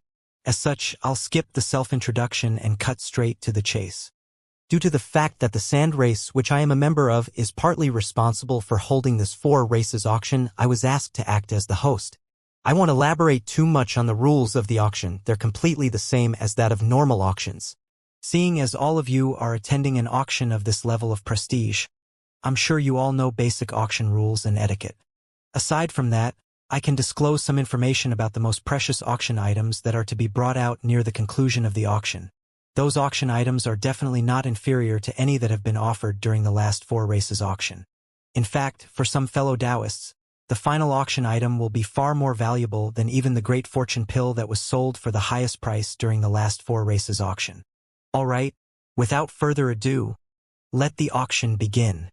Xiao Bai's voice wasn't very loud, but he had injected his spiritual power into it, so it was clearly audible to everyone in the auction hall. Just a simple introduction had piqued the interest of the hundreds of thousands of beings present. In the instant that Xiao Bai's voice trailed off, a buzzing sound rang out from the blue formation again, and a dozen or so miniature light formations suddenly appeared on the empty table. Immediately thereafter, spiritual light flashed, and a dozen or so boxes of different sizes emerged along with a palm-sized jade badge. Everyone's attention was immediately drawn to the table as a result. Xiao Bai strode forward and picked up the jade badge before seeping his spiritual sense into it to glean the information within. He then picked up one of the jade boxes before removing the lid as he announced, similar to how the 4 races auctions have operated in the past, the items we'll be auctioning off first will still be different types of materials. We'll start off with this phoenix stone. Xiao Bai raised the box in his hand before him, and an object immediately hovered out from within. It was a strange rainbow stone that resembled the shape of a bird. Xiao Bai inspected the stone briefly before announcing, "Phoenix stones are rare materials that can only be found at the sites where true phoenixes are born. They are extremely prized and sought after both as a tool refinement materials, as well as a pill refinement ingredient. This phoenix stone weighed 1.7 kilograms and it is of the highest quality with no impurities whatsoever. The starting price for this item will be 2,000,000 spirit stones. Phoenix stones were extremely versatile in their uses, and 2 million spirit stones was quite a modest starting price for such a large chunk. Even Han Li was rather tempted to place a bid for it. Even if he had no use for it in the immediate term, he could purchase it so that he'd always have it on hand for future usage if required. However, the events that unfolded next immediately made him give up on the item. As soon as Xiao Bai announced the starting price of 2 million spirit stones, bids came flying in thick and fast. Xiaobai didn't even have to employ any auctioneer strategies to liven up the crowd, and the price was still quickly bid up to over 4 million spirit stones, which was double the starting price. In the end, the stone was purchased by a woman from the dark green race for the lofty price of over 5,200,000 spirit stones. She immediately issued the spirit stones on the spot in exchange for the item. Even though Han Li had attended many prestigious auctions in the past, he still couldn't help but draw a sharp breath upon seeing this. Phoenix stones were indeed precious materials, but this price is way too staggering.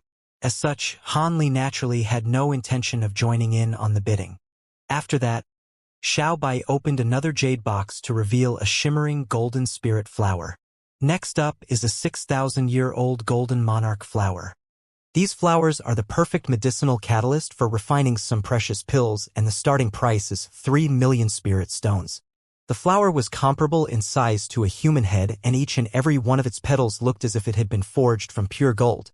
In stark contrast with the phoenix stone, the entire auction hall remained silent after the flower was revealed, and many people looked on with furrowed brows as an awkward atmosphere quickly began to permeate. This wasn't a surprising occurrence. After all, most of the beings gathered here hadn't even ever heard of this so-called golden monarch flower, yet it had an even higher starting price than the phoenix stone. Han Li began to stroke his chin with a contemplative look on his face upon seeing this. This was also the first time he had ever seen this flower, but from the faint smile on Xiao Bai's face, it appeared that he was quite confident in this auction item. 3 million. Someone finally made a bid. Many people turned toward the bidder to find that he was a thin and frail elderly man from an indeterminate race with a pair of white horns on his head. 3,200,000. Someone else immediately made another bid. 3,500,000. 3,800,000. One bid after another rolled in from various locations in the auction hall, and there were only a dozen or so participants in the bidding, but the price was climbing just as quickly as it had for the phoenix stone. It appeared that very few people knew how to use the flower, but the few beings that did held the flower in extremely high regard. After the white-horned elderly man gritted his teeth and made a staggering bid of 7 million spirit stones, all of the other bidders finally remained silent. Thus, Xiao Bai took out one auction item after another from the boxes on the table. All of the beings gathered here were high-grade cultivators, so he didn't have to present in-depth introductions for these items before they were sold after rounds of intense bidding. After all of the items in the jade boxes had been sold, blue light flashed from the teleportation formation again, and 7 or 8 jade vials appeared on the table. This time, several types of spirit liquid were being sold. These items were all extremely precious, and countless beings clambered to place their bids in rapid succession. The first few vials were all sold for prices that were 3 to 4 times their starting prices, and many beings in the auction hall were stunned by the ferocity of the bidding. This was the beauty of auctions like this. The same item could be worth nothing to someone, but be regarded as a priceless treasure by others.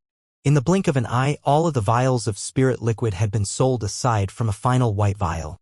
Xiao Bai's expression had remained quite calm throughout the auction, but a hint of desire finally flashed through his eyes as he cast his gaze toward the final small vial. He heaved a faint forlorn sigh before picking up the vial as he introduced in an extremely concise manner, "This is half a vial of glazed heavenly flame liquid. The starting price will be 18 million spirit stones." What?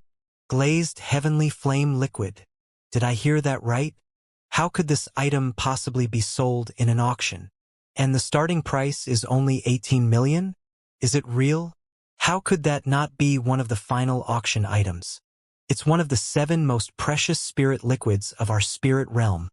The entire auction hall immediately burst into a frenzy as everyone stared at the small vial with incredulity and scorching yearning in their eyes. There were even a few cries of surprise that rang out from within the cabins on the upper level, and Han Li's expression also changed drastically as he heard the name of the spirit liquid being announced. Han Li had naturally heard of this glazed heavenly flame liquid, and it had been quite a sought-after treasure to him for a long time. This liquid was something that was refined from an extremely rare type of heavenly flame, and compared to other spirit items of the same caliber, it was even rarer and harder to find. After doing some research on the spirit liquid, Han Li had thought that it would be the most difficult to find among the list of materials that Qing Yuanzi had given him, But who would have thought that it would appear on this auction with such an incredibly low starting price? Glazed heavenly flame liquid was so rare and precious that it could easily be the auction item that was reserved for the finale. 18 million spirit stones was not a small sum, but compared to the value of the spirit liquid, it was cheap beyond belief. With that in mind, Han Li had a feeling that Xiao Bai was definitely going to be providing an explanation regarding why the starting price was so low. Han Li was not the only one in the auction hall waiting for an explanation. Many other people were also looking at Xiao Bai with astonishment intermingled with a hint of anticipation in their eyes, awaiting further elaboration on the situation. As expected, a faint smile appeared on Xiao Bai's face as he continued. I know that the starting price for this glazed heavenly flame liquid comes as quite a surprise to everyone, but there's naturally a reason for this. This spirit liquid was refined from a heavenly flame, but something went wrong during the refinement process, so it's technically a flawed item compared to true glazed heavenly flame liquid. However, I can guarantee that it possesses all of the main functions of normal glazed heavenly flame liquid, it's just that its efficacy will be severely hampered in comparison. A flawed item? The rowdy crowd immediately fell silent and many people furrowed their brows with indecision. There had been precedents of flawed spirit medicines and even flawed treasures that had been sold during auctions. But it was said that all of these items were very lackluster and couldn't hold a candle to their perfect counterparts. After all, both pill and tool refinement required extremely strict regulation of the materials as well as the refinement methods and processes used. Even the slightest mistake or discrepancy could result in a complete failure. Thus, the frenzied crowd suddenly calmed down as if a massive bucket of cold water had been poured over everyone's heads. I thought that 18 million spirit stones was a ridiculously low starting price, but seeing as this is a flawed item, I now feel that it's far too high. A man in one of the cabins on the upper level chuckled coldly. Xiao Bai turned to a certain cabin on the upper level and replied, "There's no point in trying to barter with me, fellow Taoist Lai. The starting prices of the auction items were all set by the auction house. Come to think of it, wouldn't this glazed heavenly flame liquid be perfect for your flame spirit body? If it were a perfect item, then I would naturally try to purchase it at all costs, but if it's flawed, then it's next to useless to me. So why should I be interested in it?" The man who had spoken countered in a cold voice. Xiao Bai merely smiled in response, but didn't say anything in reply on this occasion. Instead, he waved a sleeve over the lid of the vial in his hand. An azure light flashed as the lid flew off of its own accord. A pillar of crimson flames immediately shot forth out of the vial's opening, following which a small ball of red liquid slowly emerged from within. The ball of liquid was translucent and shimmering with red light. Xiao Bai focused his gaze on it, and white light flashed in one of his hands as he summoned a flying sword that was around a foot in length. This was an antiquated sword that was flashing with a cold light, and it was quite apparent even from a single glance that this was a weapon of quite a high caliber. Xiao Bai flicked his wrist, and the flying sword instantly shot forth as a swath of cold light that hurtled directly toward the ball of red liquid. An astonishing scene then ensued. In the instant that the cold light came into contact with the ball of liquid, a loud sizzling sound rang out as a plume of white smoke wafted through the air. Immediately thereafter, the entire flying sword turned bright red and began to melt, completely disappearing after just a few flashes. That demonstration was sufficient to display the spirit liquid's fearsome might. Xiao Bai could sense everyone's hesitation, and he explained, "I hope everyone saw that clearly. Even though this spirit liquid is flawed, it still possesses the ability to melt metal and rocks, so it'll be very useful for tool refinement." After that, he opened his mouth to expel a ball of azure spiritual chi that immediately enshrouded the ball of red liquid within. The liquid began to burn in a frenzy like a phoenix rising from the ashes, transforming into a head-sized fireball amid a dull thump. A burst of scorching heat proliferated from the stage, quickly surging into the distance in all directions. All of a sudden, the air temperature in the entire hall was raised significantly, and the foreign beings sitting on the front few rows closest to the stage felt as if they'd been plunged into a sea of lava. All of the beings in the hall were high-grade cultivators, so they naturally wouldn't be injured by this level of heat, but many of them were still quite stunned by what they saw. Everyone could see that Xiao Bai had only expelled a ball of pure spiritual chi as a catalyst to draw forth that wave of scorching heat. So this was entirely a display of the spirit liquid's power alone. It came as quite a surprise to everyone that even a flawed ball of glazed heavenly flame liquid could possess such staggering power. Thus, quiet chattering rang out within the silent hall again, and the yearning in everyone's eyes was rekindled as they stared at the ball of fiery liquid. Xiao Bai knew that he had already achieved the intended effect at this point, so he casually swept a sleeve toward the fireball. A swath of light swept forth, and the scorching flames were snuffed out to reveal the ball of liquid again before it disappeared into the vial in a flash. Xiao Bai made a grabbing motion, and the vial was sealed shut again using its original lid. After that, the vial itself slowly descended onto the center of his palm. Bidding for the glazed heavenly flame liquid will now commence, he announced without any further delay. 30 million. An astonishing bid was immediately made by someone from a certain corner of the auction hall. As opposed to matching the starting price, the bid was instantly up the price by almost twofold. Many people who were just about to make lower bids were quite stunned by this opening salvo, and they all turned to find that the bidder was a pale-faced man in a set of long black robes. It was none other than Han Li. After a brief internal struggle, many of the beings present finally decided against making further bids. Glazed heavenly flame liquid was indeed extremely precious, but the inescapable fact of the matter was that it was still a flawed item, and it simply wasn't worth such a lofty price to them. Meanwhile, Han Li was merely sitting still on his chair. He wore a calm expression, but he was internally quite excited. Even though the spirit liquid was flawed, thereby significantly hampering its efficacy, it was still glazed heavenly flame liquid, so it would most likely still be useful to Qing Yuanzi. If he were to give up on this opportunity, he most likely won't be able to obtain perfectly refined glazed heavenly flame liquid anyway, so he was determined to get his hands on the spirit liquid, even if it were flawed. As such, he didn't hold back at all, and immediately bid the price up to a staggering height from the get-go. He wasn't hoping to be able to actually secure the spirit liquid at this price, but at the very least, he was going to scare off most of his potential competitors. If there were many people bidding for the same item, it was easy for them to get swept up in the heat of the moment, thereby bidding the price up to something that no one would be willing to pay had they retained their sense of logic. It was quite clear that Han Li's plan had proven to be effective as the entire hall remained silent after that initial bid that he'd placed. This fellow Taoist has placed a bid of 30 million spirit stones. Are there any other bidders? If not, this vial of spirit liquid will go to this fellow Taoist after a count of 3. Xiao Bai announced as he glanced at the corner that Han Li was sitting in. Going once. Right at this moment, an elderly voice sounded. 32 million. Han Li's brows furrowed as he turned toward that direction to find that the bidder was a yellow-robed elderly man sitting at the center of the auction. The man had a head of straw-like hair, but his eyebrows were quite bushy, and his blue eyes were bright and piercing. It's Old Man Fu. Why is he interested in this spirit liquid? Many people were quite surprised to see this new bidder, and they began to chat among themselves. It appeared that this old man was quite a renowned figure in Cloud City. 40 million. Before Han Li had a chance to formulate his next bid, another bid was placed by someone on the upper level. To Han Li's surprise, the bidder had a pleasant female voice, so it clearly wasn't the man with the Lai surname who had spoken earlier. As soon as that bid was made, a hesitant look appeared on Old Man Fu's face. He cast a glance up at the upper level and opened his mouth as if he were contemplating placing another bid, but shook his head and remained silent in the end. 40 million going once. 40 million going twice. A faint smile appeared on Xiao Bai's face as he quickly completed 2 counts.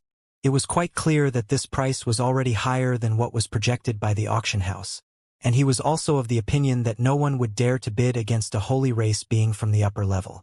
However, just as he was about to complete the 3rd and final count, Han Li placed another bid in an expressionless manner. 45 million. Everyone else in the auction hall, including even Xiao Bai himself, couldn't help but cast their eyes toward Han Li with peculiar expressions on their faces. It was not every day that they saw an upper race being who dared to bid against a holy race being. 47 million. The female holy race being on the upper level seemed to have been irked by Han Li's insolence, and her voice cooled significantly. Han Li's eyelids twitched slightly upon hearing this new price, but he still immediately followed up with a bid of 50 million without any hesitation. This was basically the extent of the number of spirit stones he currently possessed, so if the price were to be raised any higher, he'd have no choice but to give up. Thankfully, this price seemed to have also exceeded the limit of what the woman on the upper level was willing to pay, and she gave a cold harumph before falling silent.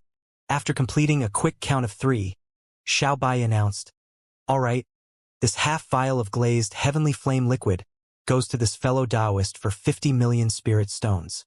Please issue your payment right away." Han Li heaved an internal sigh of relief before immediately rising to his feet and making his way onto the stage. Upon reaching Xiaobai, Han Li brought out a bag of top-grade spirit stones that he'd prepared in advance from within his storage bracelet. Xiaobai swept his spiritual sense toward the bag before nodding with a faint smile and handing the small white vial over to Han Li. Han Li removed the lid of the vial and took a quick glance inside, upon which a hint of elation appeared on his face. After extending a slight bow toward Xiaobai, he walked down from the stage in an unhurried manner before returning to his original seat. During this process, Han Li naturally sensed many pairs of eyes fixated on him, and needless to say, most of them were not appraising him with benevolent expressions on their faces. Han Li merely chuckled coldly in his heart upon seeing this. Even if there were beings here who had cultivated certain special secret techniques, all they'd be able to identify would be that he was in some kind of disguise. After all, even Duan Tianren, who was at the pinnacle of the body integration stage, hadn't even been able to glean his true appearance, and there was no way that the most powerful beings in this auction hall would bother to come after him for a half vial of flawed spirit liquid. As such, after returning to his seat, Han Li merely closed his eyes as if he weren't interested in the rest of the auction. Everything proceeded quite smoothly thereafter, and there were even 2 other items that were sold for a price that exceeded that of the glazed heavenly flame liquid, but they hadn't been reserved for the finale, either. One of them was a treasure that had been passed down since ancient times, known as the myriad beast conch horn.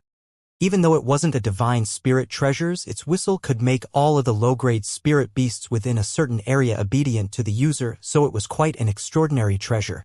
The other auction item was the vial of rising dragon pills that Han Li had refined. After Xiaobai had explained the astonishing effect of the pills, the entire auction hall had burst into an elated frenzy. These pills were greatly beneficial both for enhancing one's magic power and for breakthroughs, so it really was a case of the more the better. Furthermore, spatial tempering stage pills were extremely rare in auctions, so an intense round of bidding ensued as soon as they were unveiled. Even the beings below the spatial tempering stage in the auction hall were bidding up the price for all they were worth. They'd rather purchase the pills and use them in the future than miss out on this brilliant opportunity. As for the spatial tempering stage beings who were stuck at bottlenecks and desperately needed these pills, they were naturally unwilling to back down, either.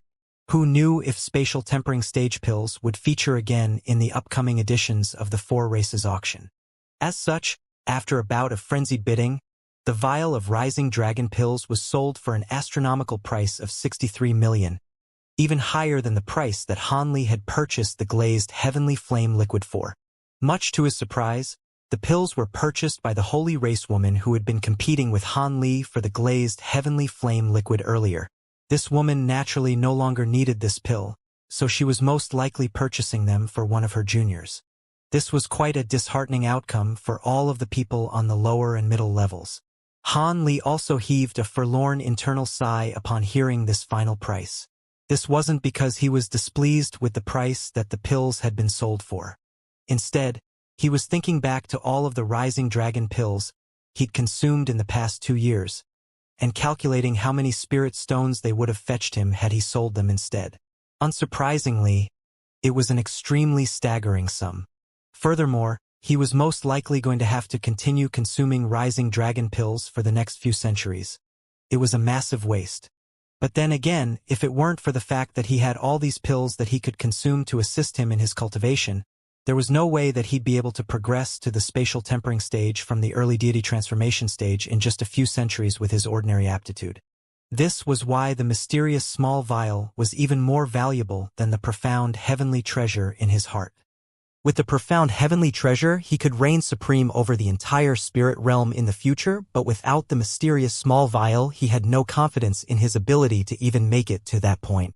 Just as these thoughts were running through Han Li's mind, the auction finally reached its climax.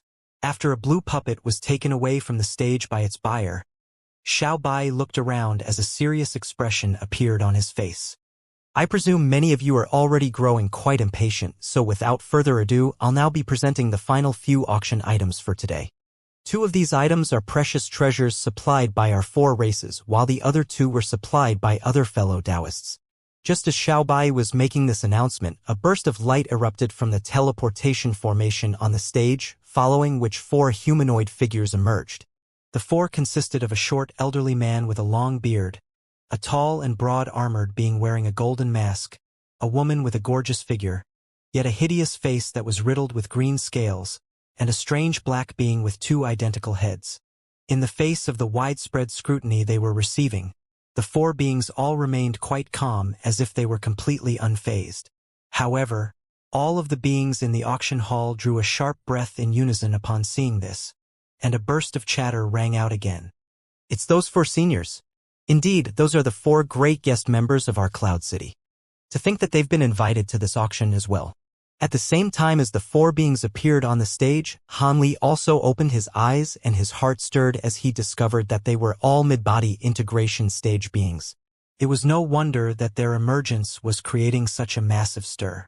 Xiao Bai turned to the 4 beings with a smile on his face, and cupped his fist to extend a salute as he greeted, "Thank you for coming, fellow Taoists. You're welcomed. We were paid to be here, so we certainly weren't going to not show up." The bearded elderly man chuckled in response. In contrast, the other 3 were rather cold and aloof toward Xiao Bai, and they merely extended customary salutes in return, but remained silent. Xiao Bai was clearly already accustomed to this, and he merely nodded before turning around as he continued. There are only 4 items that have been reserved for the finale, but they include all types of items like spirit beasts, materials, and spirit treasures, so you surely won't be disappointed. After that, Xiao Bai turned to the elderly man and said, "Brother Lan, please reveal your auction item first." The man nodded before rustling his sleeve, and a strange cry rang out, following which an object flew out from within. It was a palm-sized black leather pouch that was completely mundane and nondescript in appearance. However, the old man was treating the pouch with great care as he began to chant something while carefully pointing his finger a few times at the leather pouch. Black light swirled around the surface of the pouch, following which bursts of black mist suddenly erupted from within.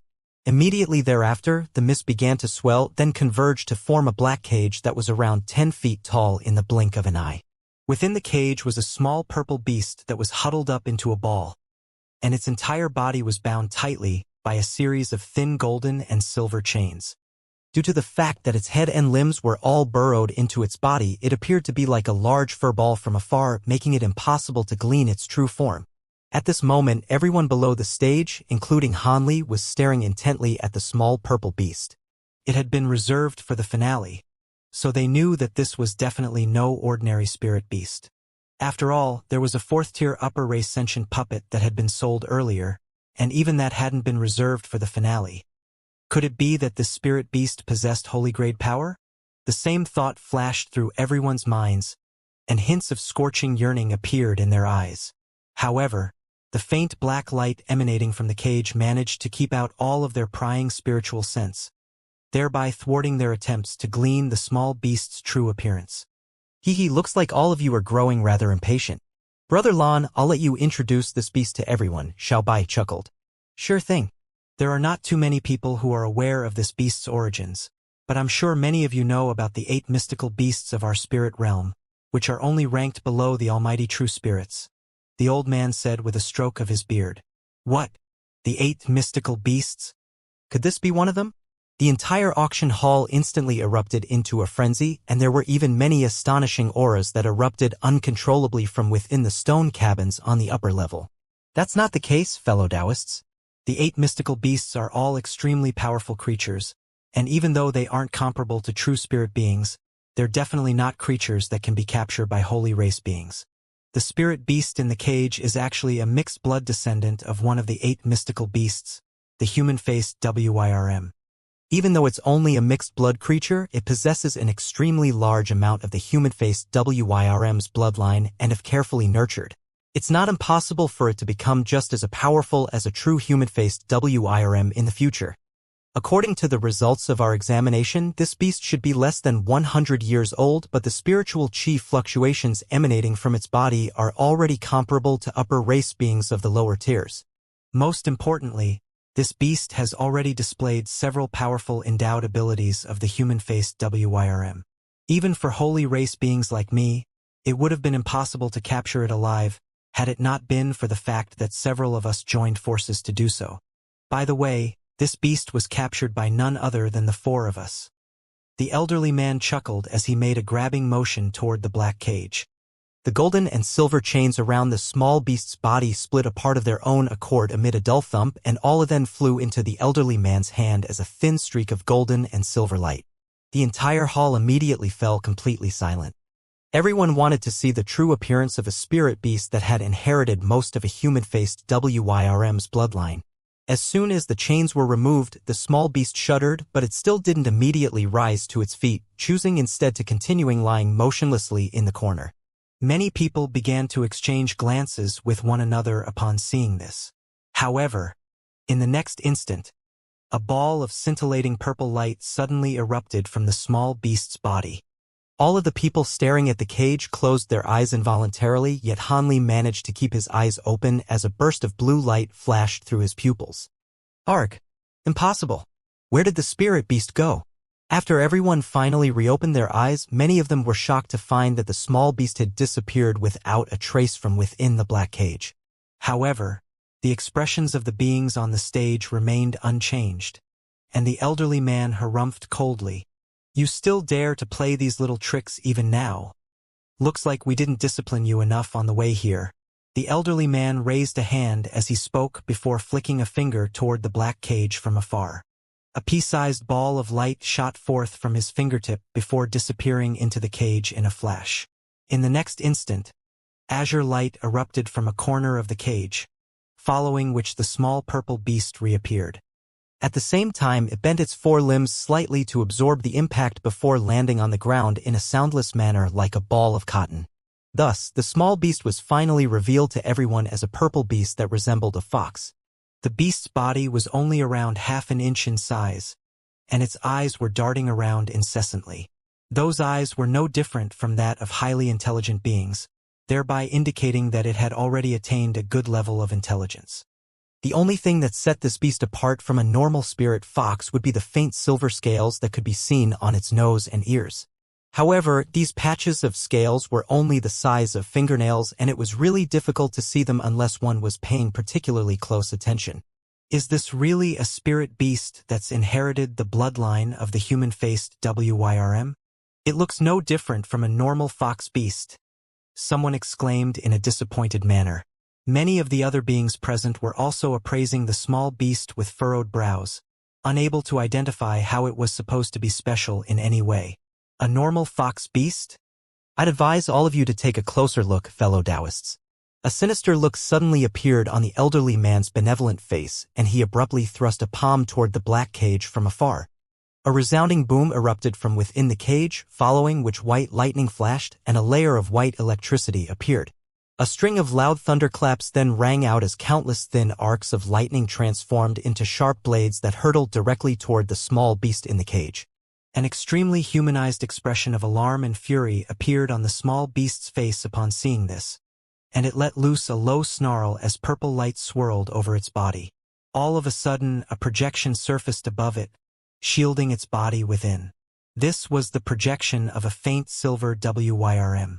The WIRM projection was extremely blurry and indistinct, making the onlooker only barely able to identify it as a WIRM, but all of the blades of lightning disappeared like sandcastles in the tide after striking the projection. After absorbing so much lightning, the WIRM projection had swelled to several times its original size, almost filling up the entire cage as it raised its head to let loose an enraged roar. All of a sudden, The cage began to screech and groan as if it were struggling to hold itself together.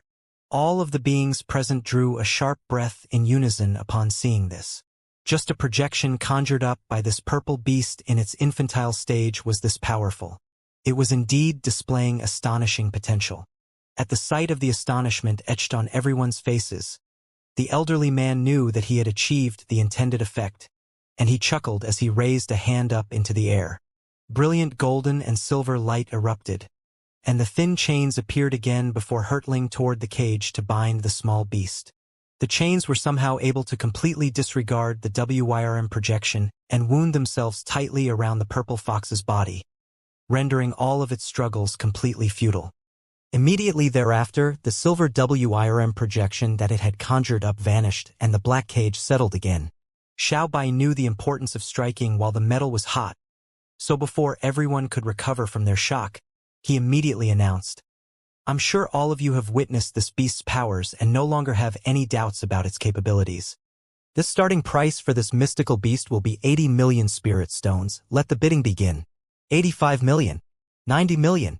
As expected, after witnessing the beast's powers, a series of astonishing bids were made, and within mere moments, the price had been bid up to over 100 million spirit stones. However, Han Li merely sat on the spot and didn't participate in the bidding. This beast did indeed possess brilliant potential, but it would definitely take a long time to nurture. He already had his weeping soul beast, leopard Kirin beast, and his gold-devouring beetles, so another spirit beast would most likely be superfluous to his requirements. On top of that, even if he were tempted to bid for the beast, he simply didn't have enough spirit stones to participate in the bidding anyway. At this point, even the holy race beings on the upper level were beginning to participate in the bidding. As such, even if he hadn't purchased the glazed heavenly flame liquid earlier, the chances of him securing the beast now were extremely slim. However, at this moment, a peculiar look appeared on Han Li's face as he appraised the silver fox in the cage. Perhaps it was simply a figment of his imagination, but the appearance and demeanor of the bound purple beast somehow struck him with a sense of familiarity. In his eyes, the small beast bore a strong resemblance to Silvermoon. Even though Silvermoon's true form was a silver wolf, she had also possessed a spirit fox in the human world, so it wasn't particularly strange that there was a certain level of resemblance between the two. Even though he was well aware of this, he still couldn't help but feel slightly saddened at the sight of the pitiable purple fox that was bound in the cage. Back when Silvermoon had left him, he certainly hadn't failed to notice the emotions hidden deep within her eyes prior to her departure. However, at his pitiful cultivation base at the time, he couldn't do anything aside from look on as she returned to the spirit realm. Perhaps it was due to the fact that Han Li's expression was different from those of the other foreign beings in the auction. But the immobilized purple fox seemed to have taken notice of him and suddenly turned its gaze toward him. As soon as their eyes met, it blinked its intelligent eyes, and a hint of confusion intermingled with elation suddenly appeared on its face. The changes in the purple fox's expression were extremely minute, but they certainly couldn't escape the notice of Han Li's spirit eye ability. As such, he immediately faltered slightly, and a hint of befuddlement welled up in his heart. 130 million. An astonishing bid was made by the owner of an elderly voice on the upper level, and the entire auction hall finally fell completely silent. It seemed that no one was able to outdo that astronomical bid. 130 million going once. 130 million going twice. Going thrice. Xiaobai was clearly also of the opinion that no one else would be able to place a higher bid, so after completing a quick count of 3, he turned to the upper level with a smile and said, "Congratulations, Brother Lu. With this mystical beast by your side, I'm sure you'll become even more formidable." It seemed that he recognized the final bidder. "Hee, I didn't think that you'd still recognize my voice after we've been apart for so many years, fellow Taoist Xiao." The final bidder chuckled in response. Immediately thereafter, a burst of light suddenly flashed from a stone cabin near the back of the upper level, following which a ball of yellow light flew forth from within before landing on the stage in the flash. Han Li's eyes narrowed as he looked on from his seat, and he discovered that this was an elderly man with yellow skin wearing a set of brocade robes. The man had a head of curly hair, and had quite a burly and intimidating stature that was almost 2 feet taller than Xiao Bai. A hint of wariness flashed through Xiao Bai's eyes at the sight of the elderly man, but he still said in a respectful manner, "I suggest that it would be best for you to knock this beast unconscious before you take it. Otherwise, it could be a little troublesome to control. Are you afraid that I won't be able to control a mere infantile beast? Don't worry, just tally up the spirit stones and I'll be taking the spirit beast as is. You can get rid of the cage now, fellow Taoist Lon." The brocade-robed man seemed to be very confident in his own abilities, and he casually tossed a bag of spirit stones at Xiao Bai before turning to the bearded elderly man. "Hee, if you say so, Brother Lu. I'll be removing the restriction now." The elderly man nodded before slowly raising a hand as he prepared to make a grabbing motion toward the cage. The small purple beast in the cage seemed to be aware that something bad was about to happen upon seeing this, and all of its fur stood up on end as it let loose a sharp screech. As soon as this piercing screech rang out, the beings of lower cultivation bases present were struck by a ringing sensation in their heads, following which the magic power within their bodies became stagnant and disobedient. These beings were naturally stunned by this turn of events. However, for a spatial tempering stage being like Hanli, the effects of the screech were naturally quite negligible. As for the elderly man, his expression didn't even change in the slightest as azure light flashed from his fingertips. Meanwhile, the brocade-robed man had made quite a confident and bold declaration earlier, but he didn't actually dare to get too complacent. His eyes were fixed intently on the small beast as he readied himself to restrict it as soon as the elderly man withdrew the cage. All of the other beings in the auction house also had their eyes fixed firmly on the stage. At the sight of the purple fox's alarmed expression, a thought suddenly seemed to have occurred to Han Li, and his eyelids abruptly twitched as a dull crack rang out. His hand was resting on the armrest of his chair, but he had abruptly clenched his fingers and crushed the jade armrest into dust. Right at this moment, a startling turn of events abruptly unfolded. An earth-shattering boom erupted from outside the auction hall, following which the massive gates that were flashing with spiritual light suddenly exploded into countless shattered fragments. The entire auction hall fell deathly silent as expressions of astonishment appeared on everyone's faces. This was the Four Races auction. Who would dare to do something so brazen and reckless here? However, the entire auction hall then immediately erupted into a frenzy as countless voices rang out at once. "Arg, what happened? What's going on? Guards! Guards!" Due to the fact that the restriction on the gates had been broken, there were spiritual lights flashing erratically at the entrance, making it impossible for everyone to see who the intruder was. Xiao Bai was also quite stunned by this sudden development, but as a body integration stage being, he was able to quickly recompose himself as he yelled, "There's no need to panic. With our 4 races hosting this auction, no one can wreak havoc here without consequences."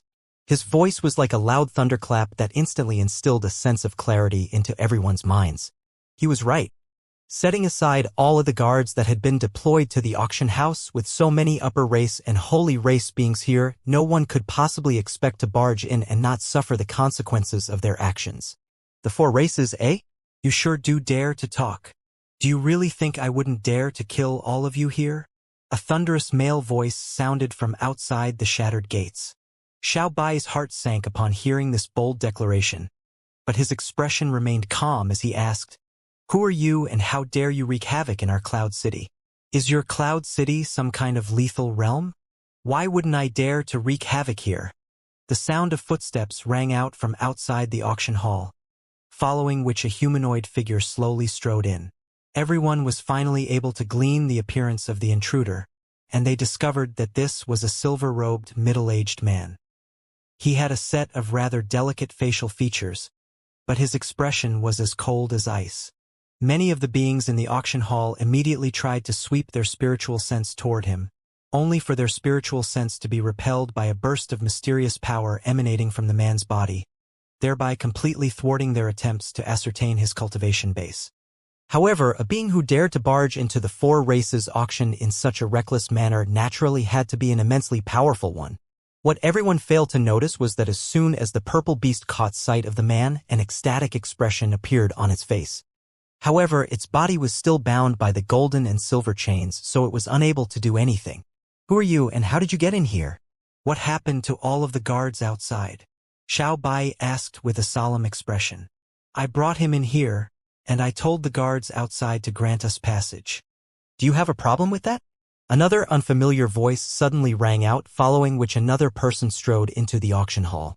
This was a white-robed young man who appeared to only be around 27 to 28 years old.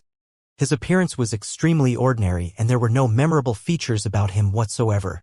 However, as soon as the young man entered the auction hall, an alarmed expression appeared on Xiao Bai's face as he hurriedly extended a respectful bow.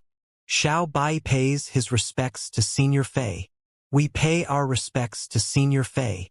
The other holy race beings on the stage also seemed to have recognized the young man, and their expressions also changed drastically as they hurriedly extended respectful bows. Not only that, but all of the holy race beings on the upper level also flew out of their cabins before paying their respects to the young man. Hanli looked up to find that even Qian Jizi and Duan Tianren were among these holy race beings. Both of them were at the pinnacle of the body integration stage, yet they were also appraising the young man with awe and veneration in their eyes. As such, it was not difficult to deduce that this young man had to be a grand Ascension stage being. With that in mind, Han Li's expression was also filled with astonishment as he cast his gaze toward the young man. At this point, all of the other foreign beings in the auction hall had naturally also guessed this young man's true identity, and many of them gulped nervously with shock and alarm etched on their faces. The entire hall fell completely silent once again. Why have you come here, Senior Fei? Didn't you go into seclusion? The one who had spoken wasn't Xiao Bai. Instead, it was another being at the pinnacle of the body integration stage that Han Li didn't recognize. This was a strange being with dark green stripes all over his face, wearing a set of beast hide robes. Oh, so you're here as well, Junior He. I came out of seclusion and arrived in Cloud City due to the recent Jiao Qi race invasion. But I'm here today because of fellow Taoists too, the young man sighed. May I ask who this Senior Two is? The green-faced being asked with an uneasy look in his eyes. The young man merely smiled upon hearing this, but didn't offer a reply. Instead, he turned to the silver-robed man and asked, Brother Two, have you found the one you're looking for? Of course. The silver-robed man looked around before his gaze finally settled on the stone stage. A hint of elation flashed through his eyes at the sight of the purple beast, but his face quickly fell at the sight of the black cage and thin chains that the small beast had been bound by. His body swayed, and he disappeared amid a flash of silver light. In the next instant, silver light flashed on the stage, and the silver-robed being reappeared in a soundless manner. The brocade-robed man was given quite a fright by the sudden appearance of the silver-robed man right next to him, and he couldn't help but exclaim, Senior, you. Piss off. The silver-robed man had no intention of speaking with him, and he cut him off in an abrupt manner before casually sweeping a sleeve toward him. An immense burst of power was immediately sent hurtling toward the brocade-robed man, and he was naturally quite alarmed and enraged by this sudden, unprovoked attack. He reflexively drew a sharp breath, and a layer of yellow light surfaced all over his body as he prepared to withstand the attack. Following an earth-shattering boom, the yellow light around his body tremored violently, and he was forced back 7 or 8 steps in quick succession, almost falling off the stage in the end. Xiao Bai's expression changed drastically upon seeing this. He was well aware of just how powerful this brocade-robed man was.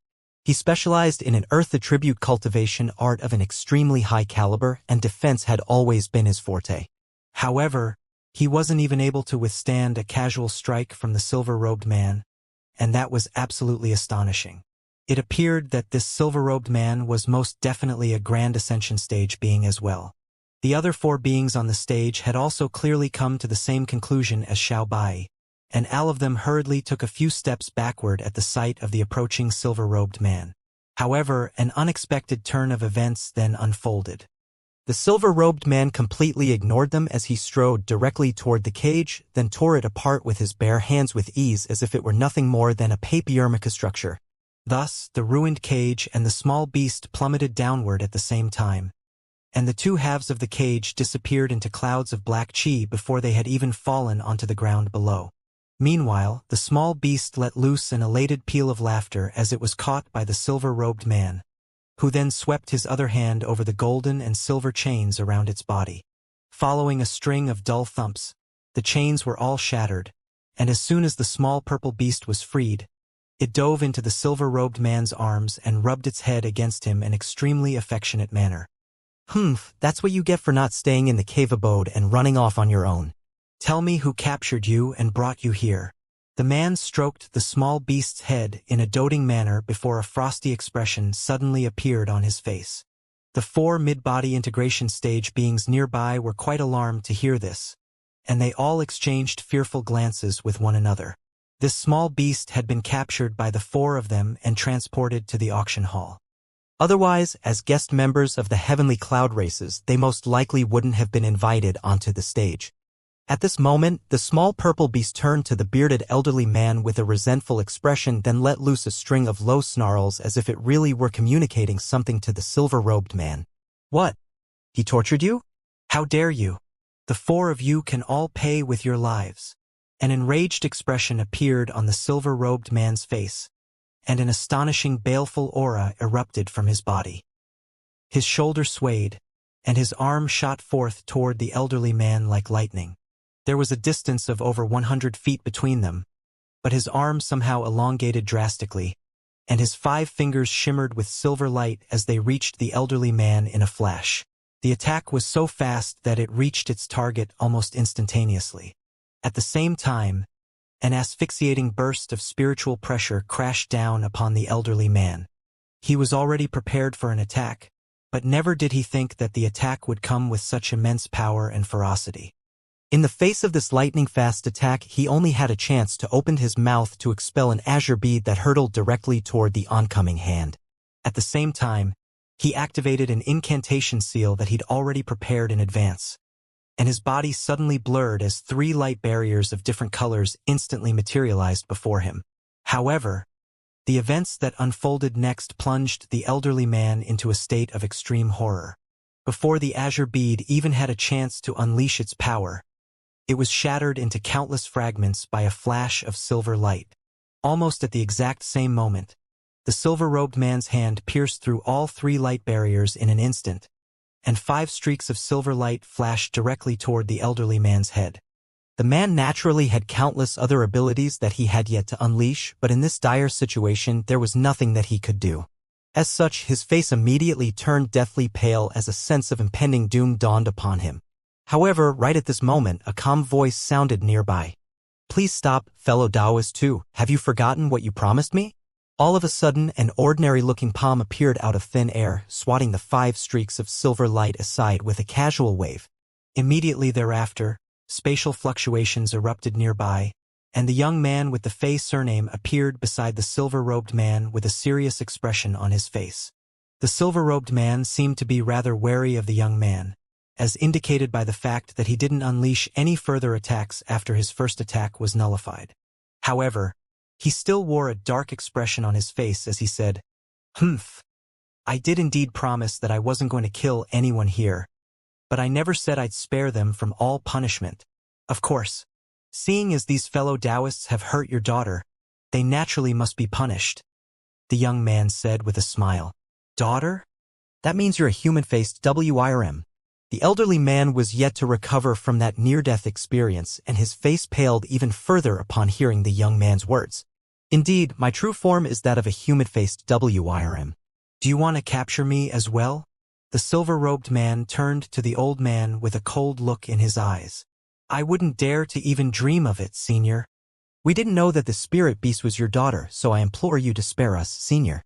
The elderly man was a holy race being, but he knew the importance of cowering when required. As such, he immediately begged for his life in this grim situation. "You were far too reckless, Brother Lon. How could you have gone hunting for spirit beasts near Brother Tu's cave abode? You should thank the heavens that no harm has befallen Brother Tu's daughter."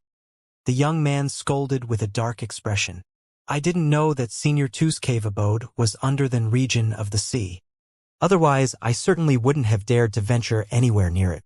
Cold sweat began to pour down the elderly man's face upon hearing this, and the other 3 beings' faces had also paled significantly. Even though they were already holy race beings, they knew that the difference between the Grand Ascension stage and the body integration stage was like that of heaven and earth. After reaching the Grand Ascension stage, one would attain unfathomable power, thereby creating an insurmountable gulf between themselves and body integration stage beings. Under normal circumstances, a few beings at the pinnacle of the spatial tempering stage could perhaps put a fight against an early body integration stage being, but a few beings at the pinnacle of the body integration stage would only be able to flee for their lives in the face of an early Grand Ascension stage being. After reaching the Grand Ascension stage, one was essentially half a true immortal, and through their cultivation, they could grasp some extremely powerful laws of heaven and earth, making them virtually completely invincible to body integration stage beings. As for the final tribulation transcendence stage, that was actually only an arbitrary division. Aside from a slight change in the nature of one's magic power, beings who reached that stage wouldn't actually be a whole lot more powerful than Grand Ascension stage beings. Furthermore, after reaching the tribulation transcendence stage, there were no longer any early, mid, or late classifications. Most of them would also go into indefinite seclusion to try and transcend their true immortal tribulations in an attempt to ascend to that higher realm. As such, Grand Ascension stage beings were the most powerful beings in the spirit realm aside from those true spirit beings. The 4 guest members of the heavenly cloud races had just captured the daughter of such an unfathomably powerful being, so they were naturally completely petrified. However, they were situated in Cloud City, and there were so many powerful beings from all 13 races around them. As such, if the human-faced WIRM had come here alone, then they wouldn't have been all that fearful toward him. The most worrying thing to them was that the young man with the Fey surname seemed to be an acquaintance of the human-faced WIRM, and he had even led the human-faced WIRM to this place. Hence, it would naturally be impossible for them to try and encourage everyone to attack the human-faced WRYM together, which was why they were so horrified by this current situation. If it weren't for the fact that the young man had dispelled the lethal attack that was about to take the elderly man's life, they would have already fled for their lives. All right, I'll do you a favor and spare their lives, Brother Fei, but they tortured my daughter on the way, so I have to punish them. The silver-robed man suddenly chuckled coldly after a brief silence.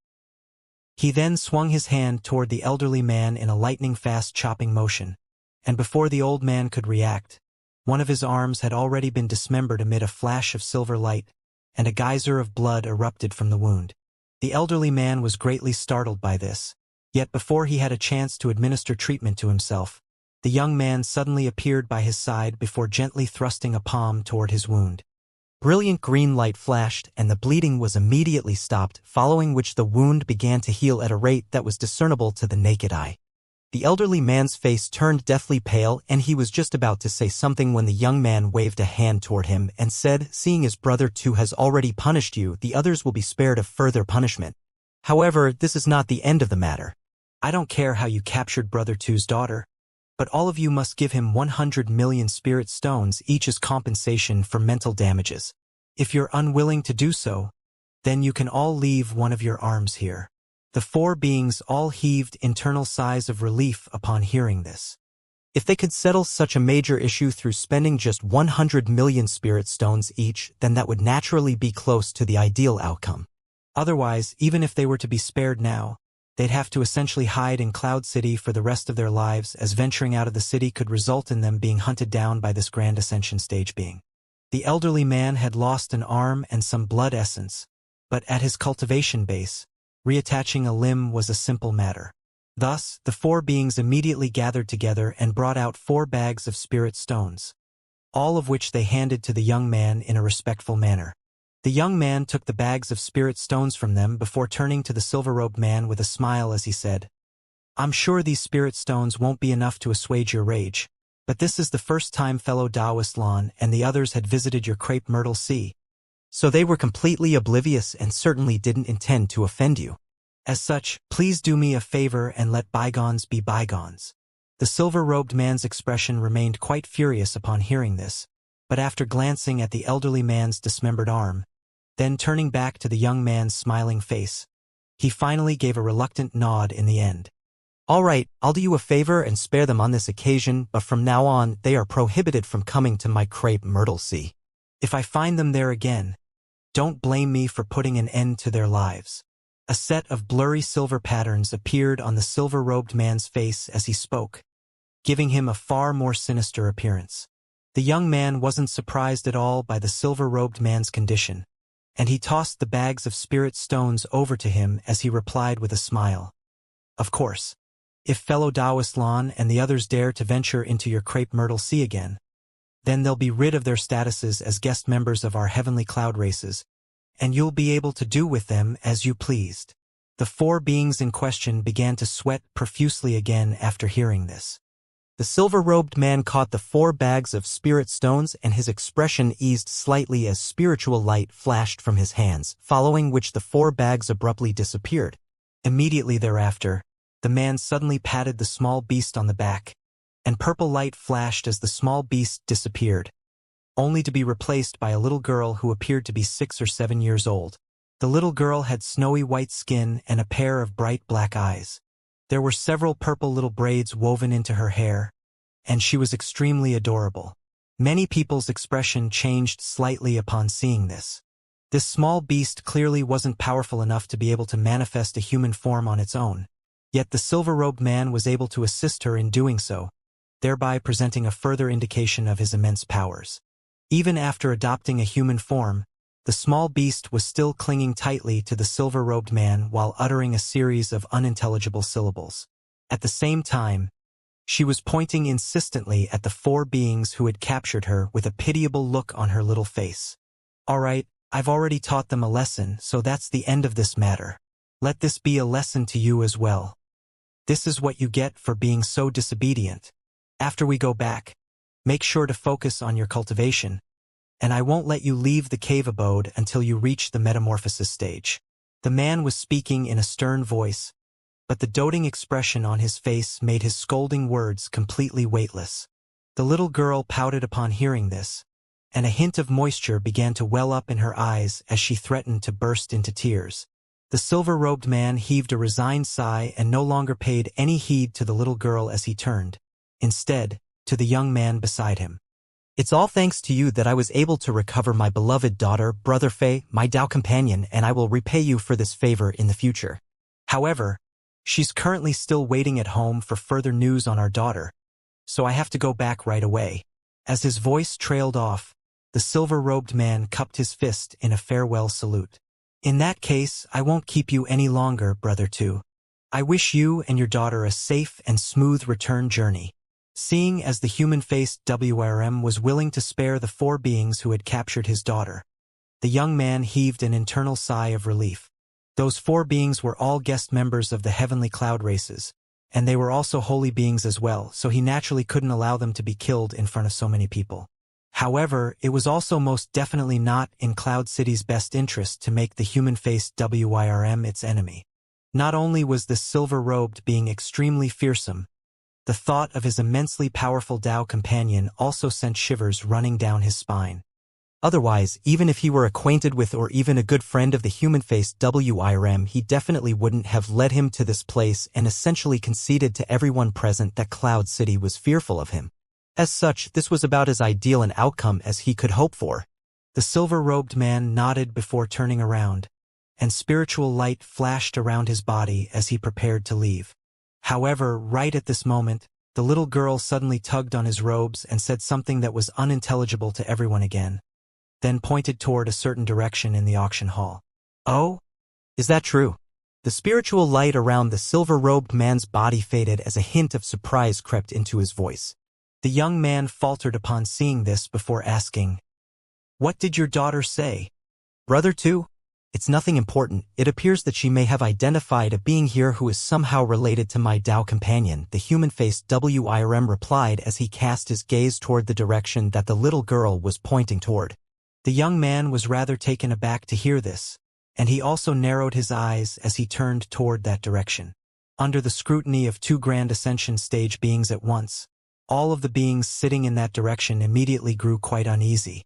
Even if they knew that this clearly had nothing to do with them, they still couldn't help but feel quite anxious. Han Li's expression also changed slightly as he knew that the person the little girl was pointing at was most likely himself. However, he had no idea why she singled him out from the crowd. During the exchange that just took place between the silver-robed man and the young man, someone had cast a temporary restriction that allowed everyone to still see everything that was happening on the stage, but not hear what was being said. On top of that, in that instant, an extremely fearsome burst of spiritual sense suddenly swept through this area, and many beings' faces paled as the spiritual sense washed over them. In the instant that this burst of spiritual sense swept past his body, Hanli was also struck by the harrowing sensation that his entire being had been completely bared to the owner of the spiritual sense. This feeling was like being scrutinized by a primordial beast that was too powerful for him to even consider resisting. His heart sank slightly, following which he immediately sensed the silver-robed man's gaze lock onto him from afar.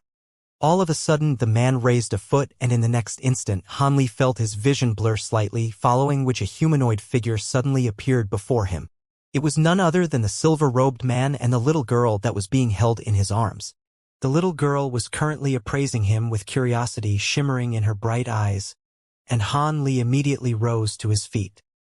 He was feeling quite uneasy, but he still maintained a calm expression as he extended a respectful salute to the silver-robed man.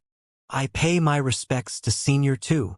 In the face of a grand Ascension stage being, he didn't dare to show any disrespect.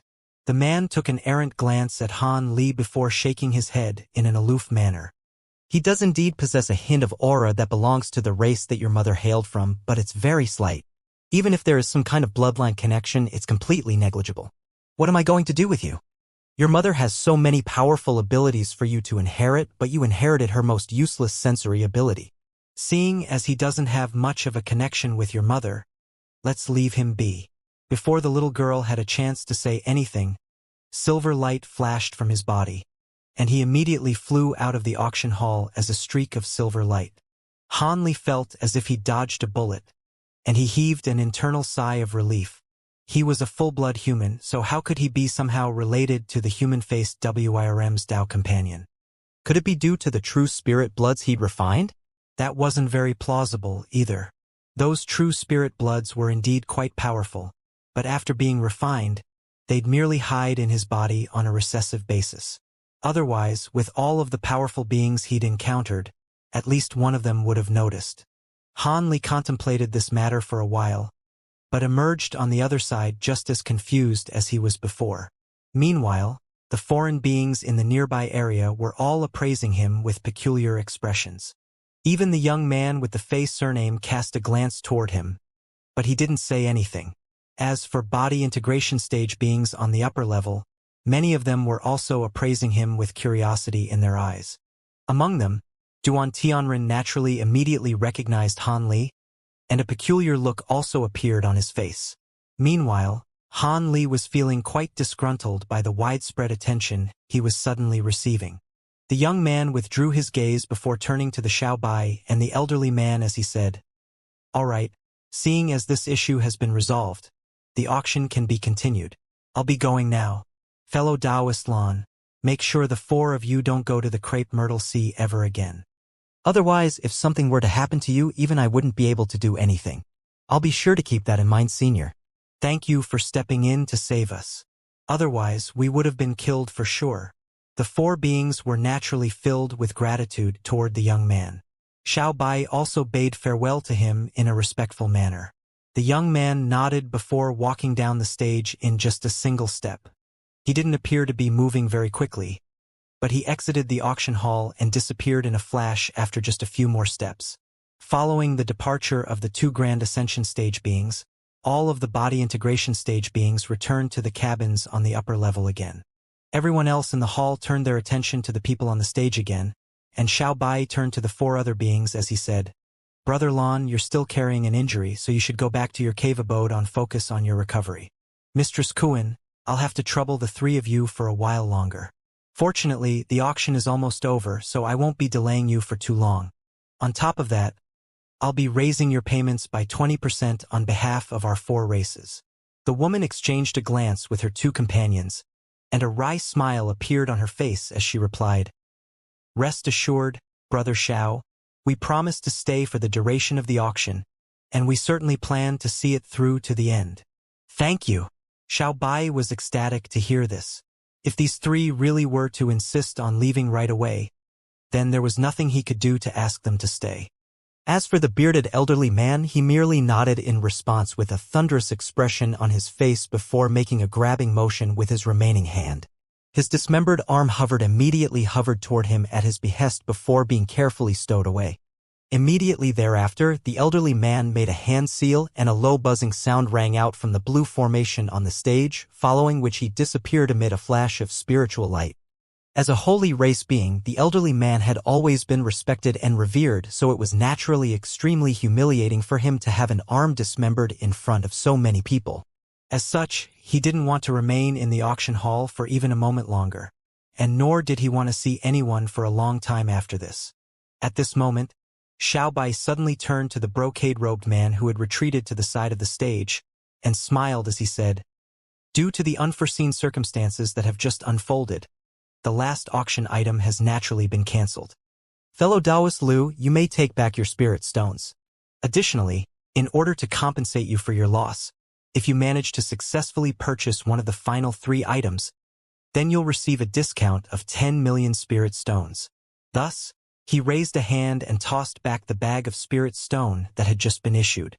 The brocade-robed man was clearly afraid that the human-faced WRM would turn on him as well, so he'd been standing there in silence, hoping to blend in with the scenery. After hearing Xiao Bai's offer, the man shook his head and sighed. "So be it. The incident that just took place indicates that I have no affinity with this auction. As such, I won't be participating in the rest of this auction." After catching the bag of spirit stones, the man immediately turned and exited the auction hall, quickly disappearing from view thereafter. His departure created a slight stir among the rest of the people in the auction hall. Xiao Bai's brows furrowed slightly before quickly smoothing out as he turned to the green-scaled woman beside him. Following a slight nod from Xiao Bai, the woman reached into her sleeve to pull out a black object before tossing it into the air. All of a sudden, a string of ferocious cries erupted within the auction hall. Immediately thereafter, gale-force winds swept forth in all directions as a black cloud materialized out of thin air. The cloud tumbled and churned violently as it expanded to over 100 feet in size, and such a phenomenon naturally drew the attention of all of the beings below the stage. A burst of screeching rang out incessantly from within the clouds, following which several thunderclaps erupted and the dark clouds disappeared amid flashes of white lightning. Thus, an inky black flying carriage was instantly revealed. The carriage was around 50 to 60 feet in length, antiquated patterns carved all over its surface, and an ancient aura was emanating from it. The carriage was being drawn by 4 black-horned Pegasi, and not only did they each have a pair of black wings, most of their bodies were covered by a layer of black armor. Atop each of these Pegasi was a black armored being that was around as tall as an average human.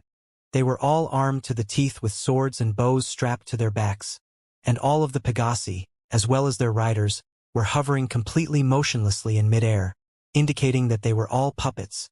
The same cold light was emanating from the carriage and the 4 Pegasus riders, and that suggested that they had been refined from the same material. Many people below the stage were quite intrigued by the sight of this carriage and the Pegasus riders. This is the second auction item that has been reserved for our finale, the Infernal Earth Battle Carriage. I won't make an in-depth introduction of this carriage, but I'm sure most of you will have heard about its place of origin. I trust that many of you still recall the Earth spirit race that was completely eradicated hundreds of thousands of years ago. Back then, they were renowned as the race on the Thunder Continent that was most proficient in puppetry. This Infernal Earth Battle Carriage was made by none other than the Earth spirit race, and it was found at a set of ruins left behind by said race. As for its specific abilities, I won't display them here. All I can tell you is that each of these rider puppets possesses mid-spatial tempering stage power, and when all 4 of them combine their powers, they can unleash a secret technique that has been lost for a long time, and that secret technique is capable of withstanding an attack from an early holy race being. As for the carriage itself, it has countless transformations, and that will have to be explored by the fellow Taoist who ends up purchasing it. Xiao Bai chuckled. Many people were already quite tempted upon hearing that this carriage had been forged by the Earth spirit race, and after learning that the 4 puppet riders could even keep an early holy race being at bay, all of them were ecstatic. There were even some people who swept their spiritual sense toward the carriage for a closer inspection, only to be given a massive fright before hurriedly withdrawing their spiritual sense. As it turned out, as soon as their spiritual sense came into contact with the flying carriage, A strange burst of suction force suddenly erupted from it that forcibly sucked their spiritual sense into the carriage.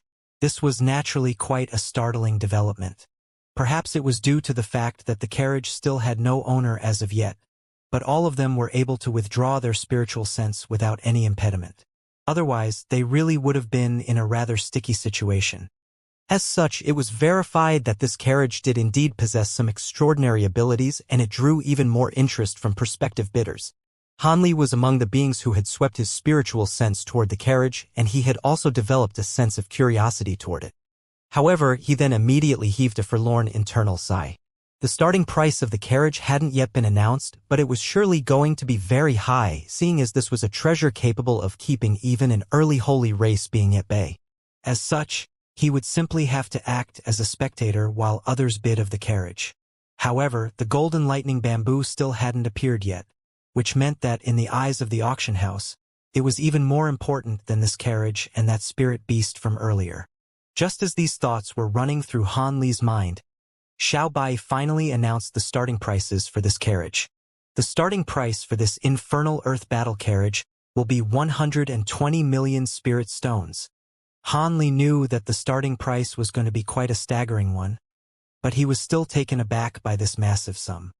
As expected, bidding for this infernal earth battle carriage was extremely intense, and the price was quickly bid up to over 200 million spirit stones. Even so, there were many people who were unwilling to give up. However, on this occasion, there weren't many holy race beings from the upper level who participated in the bidding.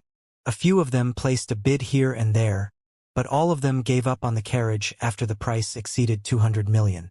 In the end, the carriage was secured by a graceful woman with a veil over her face for the price of 220 million spirit stones. This drew a sense of bewilderment from many of the beings present, as this woman appeared to only be at the mid-deity transformation stage, so it was quite incredible that she'd be in possession of such a huge sum of spirit stones. Han Li was also rather surprised to see this, but he quickly cast these thoughts aside as the next auction item was a section of green bamboo.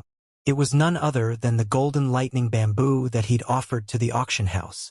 This is a section of golden lightning bamboo, the source of the paramount would attribute divine lightning. The starting price is 70 million. Xiao Bai's introduction was quite concise on this occasion, and he picked up the section of bamboo as he spoke before waving it toward the people below the stage.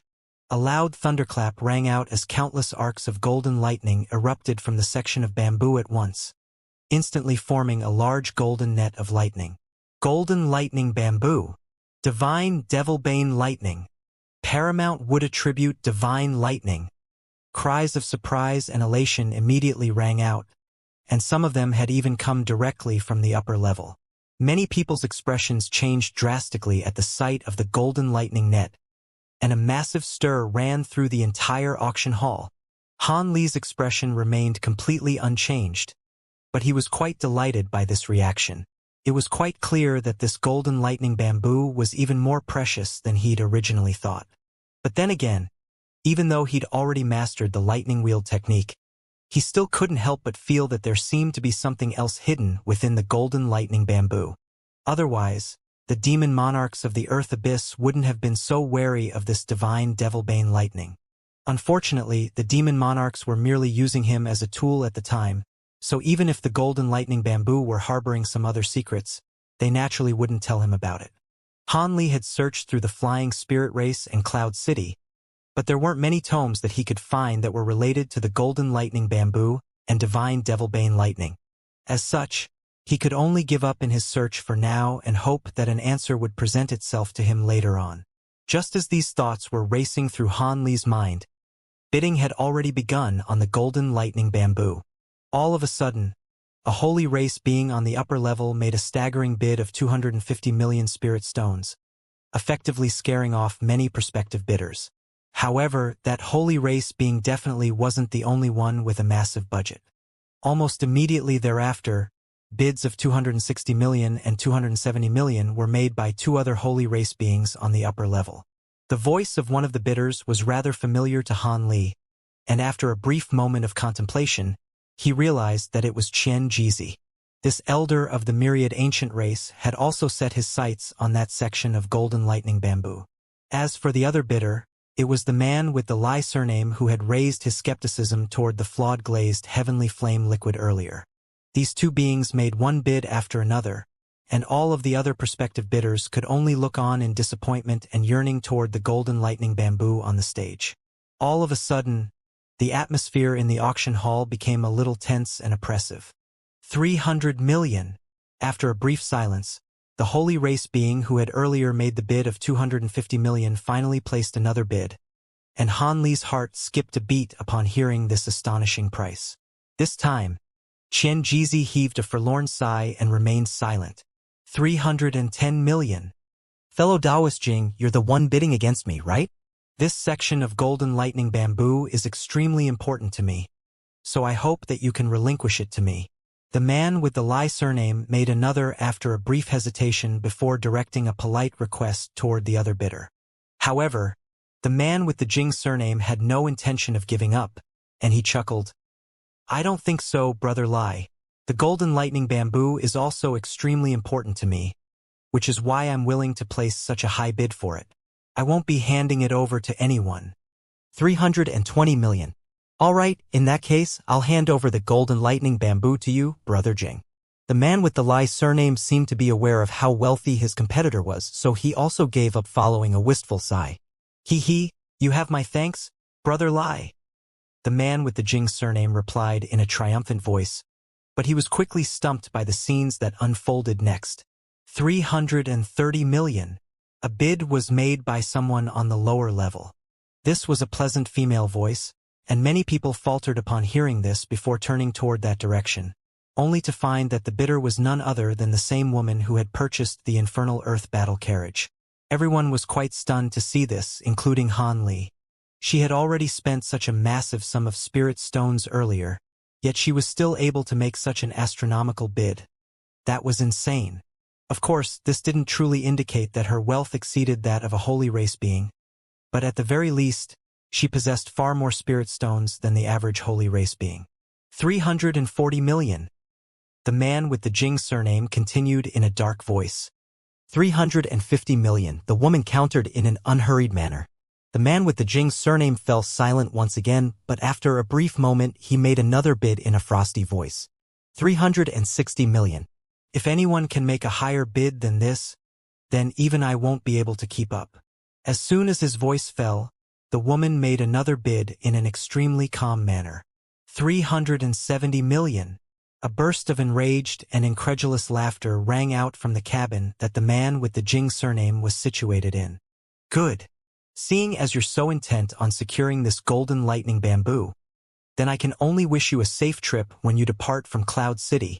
After being provoked over and over again by an upper race being, this holy race being finally couldn't repress his fury any longer, and delivered a barely concealed threat. However, the woman completely ignored him as if she hadn't even heard what was being said. After Xiao Bai announced that she had successfully placed the final bid for the auction item, she made her way onto the stage in an unhurried manner, then issued the required spirit stones in exchange for the golden lightning bamboo before returning to her seat. The fearlessness being displayed by the woman evoked a sense of wariness in the heart of the man with the Jing surname, and he merely chuckled coldly before falling silent. All right, we have now reached the grand finale of the auction, so allow me to present our most precious auction item. I'm sure all of you know what it is already. The final auction item is a vial of 13 myriad wonder pills. I'm sure I don't need to elaborate much on the extraordinary effects of myriad wonder pills. Not only are they ideal for breakthroughs to the holy race, consumption of the pill can cleanse one's essence and enhance one's constitution. In the past, myriad wonder pills have been sold during prior auctions, but they've never been sold in batches of more than 3 or 4 at once. In all honesty, even I was quite stunned that the elders of the crystal race were willing to offer so many myriad wonder pills to be sold during this auction. If it weren't for the fact that I'm hosting this auction, perhaps I would participate in the bidding as well. I won't be able to use them for myself, but these pills would be more than ideal for a junior or disciple of mine, Xiao Bai said with a forlorn look on his face. After that, he accepted a faint silver vial from one of the armored beings on the stage, then raised it high above his head. The holy race beings on the upper level may not have been overly tempted by these pills, but the beings on the lower and middle levels were all staring intently at the silver vial in Xiao Bai's hand with scorching desire in their eyes. All of them either wore solemn expressions, or ones of unbridled excitement or anxiety. Alright, that's enough rambling from me. Without further ado, the starting price for this vial of myriad wonder pills is 300 million, Xiao Bai announced with a smile. After hearing the starting price, Han Li stroked his chin and crossing his arms, then leaned back into his seat expressionlessly before closing his eyes. At this moment, Han Li's mind had completely drifted away from the vial of myriad wonder pills before offered on the stage. Instead, he was contemplating how he could get his hands on its refinement method. If the ingredients used were all plant-based items, then he could refine countless such pills for himself. If these myriad wonder pills really were as extraordinary as everyone proclaimed, then with the assistance of the true spirit bloods within his body, there was a very good chance that he'd be able to break through to the body integration stage through consuming these pills. Thus, Han Li fell into deep thought. Close to a day later, within the secret chamber of his cave abode on Dream Cloud Mountain, Han Li sat in a cross-legged manner with a faint blue pouch in one hand and a small white vial in the other. He bounced the pouch up and down in his hand as a faint smile appeared on his face.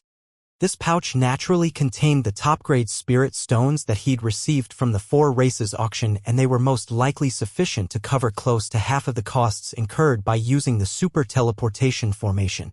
If Kai Luing really were willing to issue the other half of the costs, then he'd most likely be able to gather the remaining sum of spirit stones quite easily.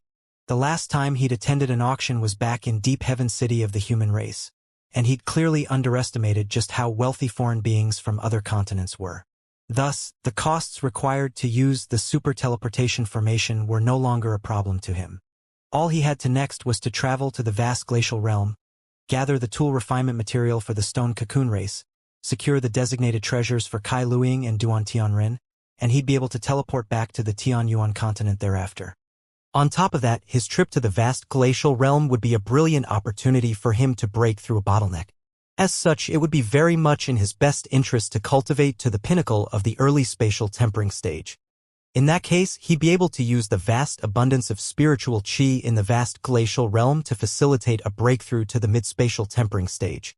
These thoughts raced rapidly through Han Li's mind, and he carefully reevaluated his plan before finally heaving a long sigh after ascertaining that there were no issues with his projected course of action. Spiritual light then flashed from one of his hands, and the pouch of spirit stones instantly disappeared. After that, Han Li turned his gaze toward the small white vial. This was naturally the vial that contained the flawed glazed heavenly flame liquid. Compared to the auction items that had been reserved for the finale, this spirit liquid had been a lot cheaper. However, Qing Yuanzi had promised him some divine infernal river elixir, so Han Li had been extremely diligent when it came to gathering the items on Qing Yuanzi's list. This spiritual liquid was flawed, yet Xiao Bai proclaimed that it still possessed all of the abilities of a perfectly refined batch of the same spirit liquid, just to a significantly lesser degree. Of course, Han Li wasn't going to just take his word for it. He naturally had to conduct an examination for himself to verify if this was indeed the case. Otherwise, if he were to present something to Qing Yuanzi that was completely useless, then the latter certainly wasn't going to be happy. Thus, Han Li appraised the jade vial in his hand in deep thought before suddenly opening his mouth to expel a ball of silver flames.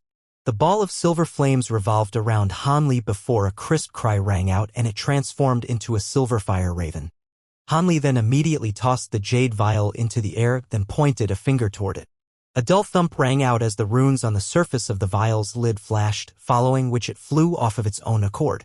All of a sudden, brilliant red light flashed from the opening of the vial, and a pillar of crimson flames erupted from within. At the same time, a ball of red liquid slowly hovered out of the vial. The entire secret chamber was immediately illuminated by red light, and scorching heat waves rolled directly toward Han Li, making him feel as if he'd been thrown directly into a furnace. At this moment, the spirit engulfing fire raven suddenly became extremely excited at the sight of the ball of red liquid, and it let loose an elated cry before spreading its wings and flying toward it before Han Li had even given it any instructions. Han Li raised an eyebrow upon seeing this, and he immediately made a hand seal to stop the spirit engulfing fire raven cold in its tracks. The fire raven let loose a reluctant cry before revolving around the ball of spirit liquid in a wistful manner. Prior to deciding how he was going to use this flawed batch of spirit liquid, he naturally wasn't going to allow his spirit engulfing fire raven to devour it. He had only summoned the fire raven so it could assist him in testing the efficacy of the glazed heavenly flame liquid. Han Li flicked his 10 fingers through the air in rapid succession, casting a series of incantation seals of different colors toward the ball of spirit liquid.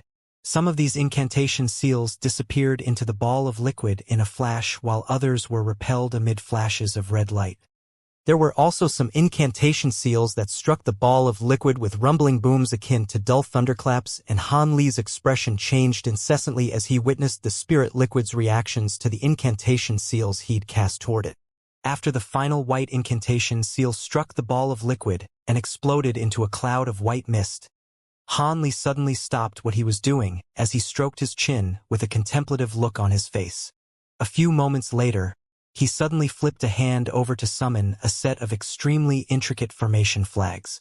These flags were only several inches in size each, and as he raised a hand, they transformed into several streaks of spiritual light that shot forth through the air before abruptly disappearing. A light formation that was around 10 feet in size appeared in their place. This was a 5-colored light formation that had a wide top and a narrow bottom, making it resemble a massive funnel. There was a series of runes of different sizes flashing near the light formation, giving it a very mysterious appearance. Han Li let loose a low cry before making a grabbing motion toward the ball of fiery liquid that was hovering in midair, and it was instantly thrust into the light formation. In the instant that the ball of liquid entered the formation, a low buzzing sound suddenly rang out from within the light formation, following which a 5-colored light barrier that encompassed the entire formation appeared. Han Li's expression remained unchanged as he flicked his 10 fingers toward the light formation, and a series of thin translucent threads shot forth from his fingertips before disappearing into the light barrier up ahead. Han Li then curled his fingers inward slightly, and the translucent threads completely straightened out in response. He began to chant something, and a film of light began to revolve around the translucent threads, as if something were being transmitted toward them from the light formation. Han Li stared at the translucent threads with an intense, unblinking gaze. What he was unleashing now was a secret technique that had been invented by the monarch of soul divergence, and the technique allowed him to combine the power of his spiritual sense with this formation in a synergistic manner. Not only could the power of his spiritual sense be amplified significantly within the formation, the secret technique also possessed some other incredible effects that could be directly applied to the items within the formation. The 10 translucent threads that had been manifested from the power of Han Li's spiritual sense began to tremor slightly at his behest. At the same time, the light swirling around the translucent threads began to fluctuate in brightness. If someone could see through the 5-colored light barrier around the formation, then they'd be greeted by the sight of the ball of glazed heavenly flame liquid revolving rapidly at the center of the light formation. There were countless runes of different sizes in the nearby area, and they were plunging themselves into the ball of fiery liquid in a frenzy. At the same time, there were countless other runes surging incessantly out of the ball of spirit liquid. The rapid entry and exit of runes made the red light around the ball of liquid tumble and churn incessantly as if it had reached its boiling point. After a while, Han Li's expression finally changed and some kind of outcome seemed to have been reached. After a brief hesitation, he flicked his 10 fingers through the air again, and the 10 translucent threads shattered in unison. Immediately thereafter, he made a hand seal and a loud buzzing sound rang out from within the light formation. 5-colored light surged as a ball of fiery liquid that had shrunk significantly in size flew up into the air and out of the light barrier. Han Li wore a serious expression as he pointed a finger at the ball of fiery liquid from afar, and the spirit engulfing fire raven appeared beside it in a flash before devouring the ball of liquid. The fire raven then let loose a cry of elation as it turned around and flew directly toward Han Li. It transformed into a fireball mid-flight before disappearing into his body. Han Li took a deep breath before abruptly waving a sleeve through the air, and a swath of azure light swept forth. As the azure light passed through the 5-colored light barrier, the latter gradually dissolved away to reveal the light formation within.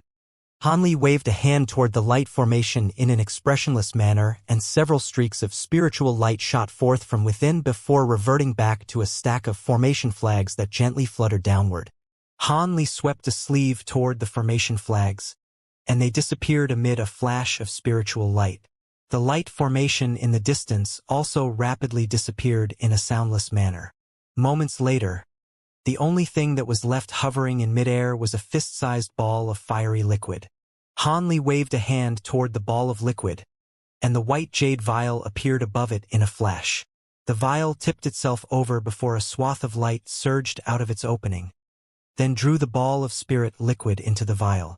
After sealing and stowing away the vial, Hanli closed his eyes as he sat down with his legs crossed in a motionless manner. However, from his tightly furrowed brows and his indecisive expression, it could be deduced that he was grappling with some kind of difficult decision. A short while later, his furrowed brows smoothed out as he opened his eyes again, then suddenly extended a hand. A ball of silver flames emerged over the center of his palm, and Hanli narrowed his eyes as a small crimson flame suddenly appeared within the ball of silver flames. After appraising the wisp of red flames for a short while, Hanli opened his mouth to expel a ball of azure light. An incredible scene ensued. As soon as the ball of silver flames came into contact with the azure light, the former abruptly exploded. Immediately thereafter, a ball of silver flames that was around 10 times the size of the original one appeared in its place. Hanli nodded upon seeing this before opening his mouth, and the massive fireball was instantly devoured by him as a streak of silver flames. Looks like this flawed spirit liquid really does possess all of the main functions of a perfectly refined batch of glazed heavenly flame liquid. The only problem is that there are a few types of unknown impurities intermingled into the liquid. I wonder if this will be enough to satisfy that man. After devouring this thing, the spirit engulfing heavenly flame has gained the ability to draw upon pure spiritual qi in order to temporarily enhance its own powers. With a sufficient supply of spiritual power, it could even enhance its own power by twofold in battle. Hanli murmured to himself. After that, Hanli meditated for a while longer while contemplating what he had seen during the 4 races auctions. After ascertaining that he didn't seem to have done anything wrong, he heaved a long sigh before pulling out a small vial and tipping out a rising dragon pill for consumption. Immediately thereafter, Hanli began to focus on his cultivation. The time for the opening of the vast glacial realm wasn't set, so the day could arrive as long as a century later or as short as just a few years later. As such, he naturally had to focus as much of his time on cultivation as possible. Even if he didn't want to use the abundant spiritual qi in the vast glacial realm to break through a bottleneck, it would certainly be in his best interest to become more powerful before entering the perilous realm. 3 months later, Hanli was still situated in the same secret chamber with his Provenance True Devil projection behind him, and he was making a hand seal while engaging in arduous cultivation. However, moments later, his expression suddenly changed slightly and the golden light around his body abruptly faded. He rustled his sleeve and a jade badge flew out from within amid a flash of spiritual light. The badge circled around in the air before landing in his grasp, revealing itself to be a myriad distance talisman. The surface of the talisman was shimmering with spiritual light, and rows of ant-sized text were gradually appearing on it. Hanli took a glance at it and murmured to himself, "So it's already opened. Looks like I'll have to make a trip there." Thus, he stowed the myriad distance talisman away before emerging from his secret chamber. Several hours later, Hanli disembarked from a beast-drawn carriage and arrived on a street that he'd already been to once before. He looked around before immediately making his way toward a nearby shop. Strangely enough, the doors of the shop were tightly shut and it didn't seem to be open to any customers. However, Hanli paid no heed to this as he strode over to the door before raising a hand, casting an incantation seal that flew directly through the door and into the shop. Moments later, the door was opened from the inside and Hanli strode into the shop to find a woman with a shimmering white crystal on her glabella waiting for him in there. It was none other than the crystal woman, Xianxia. Xianxia extended a respectful curtsy with a smile on her face as she greeted, "Welcome, senior. I didn't think that you'd get here so quickly, so I didn't head out to greet you. I hope you may forgive me." Hee, cultivators like us aren't fixated on such trivial formalities anyway. I came here as soon as I received notification from you, Hanli replied with a faint smile. Xianxia smiled and continued, this isn't a good place to talk, senior, let's continue this in my secret space. There's another fellow Taoist waiting for us in there, and I'd like to introduce him to you. Hanli's expression changed slightly upon hearing this, but he merely nodded without saying anything. Xianxia closed the doors to her shop again, then flipped a hand over to produce a formation plate. She made a hand seal and began to chant something while pointing a finger at the formation plate.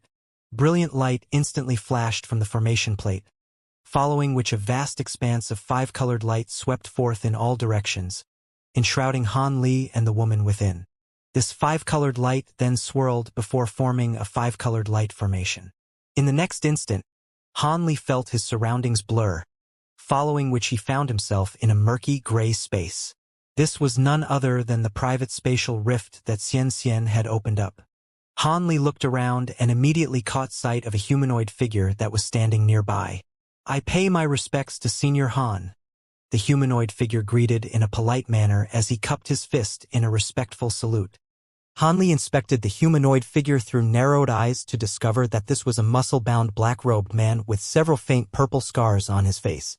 His entire body was emanating a fierce aura, and after sweeping his spiritual sense toward the man, Han Li discovered that he was a mid-deity transformation cultivator.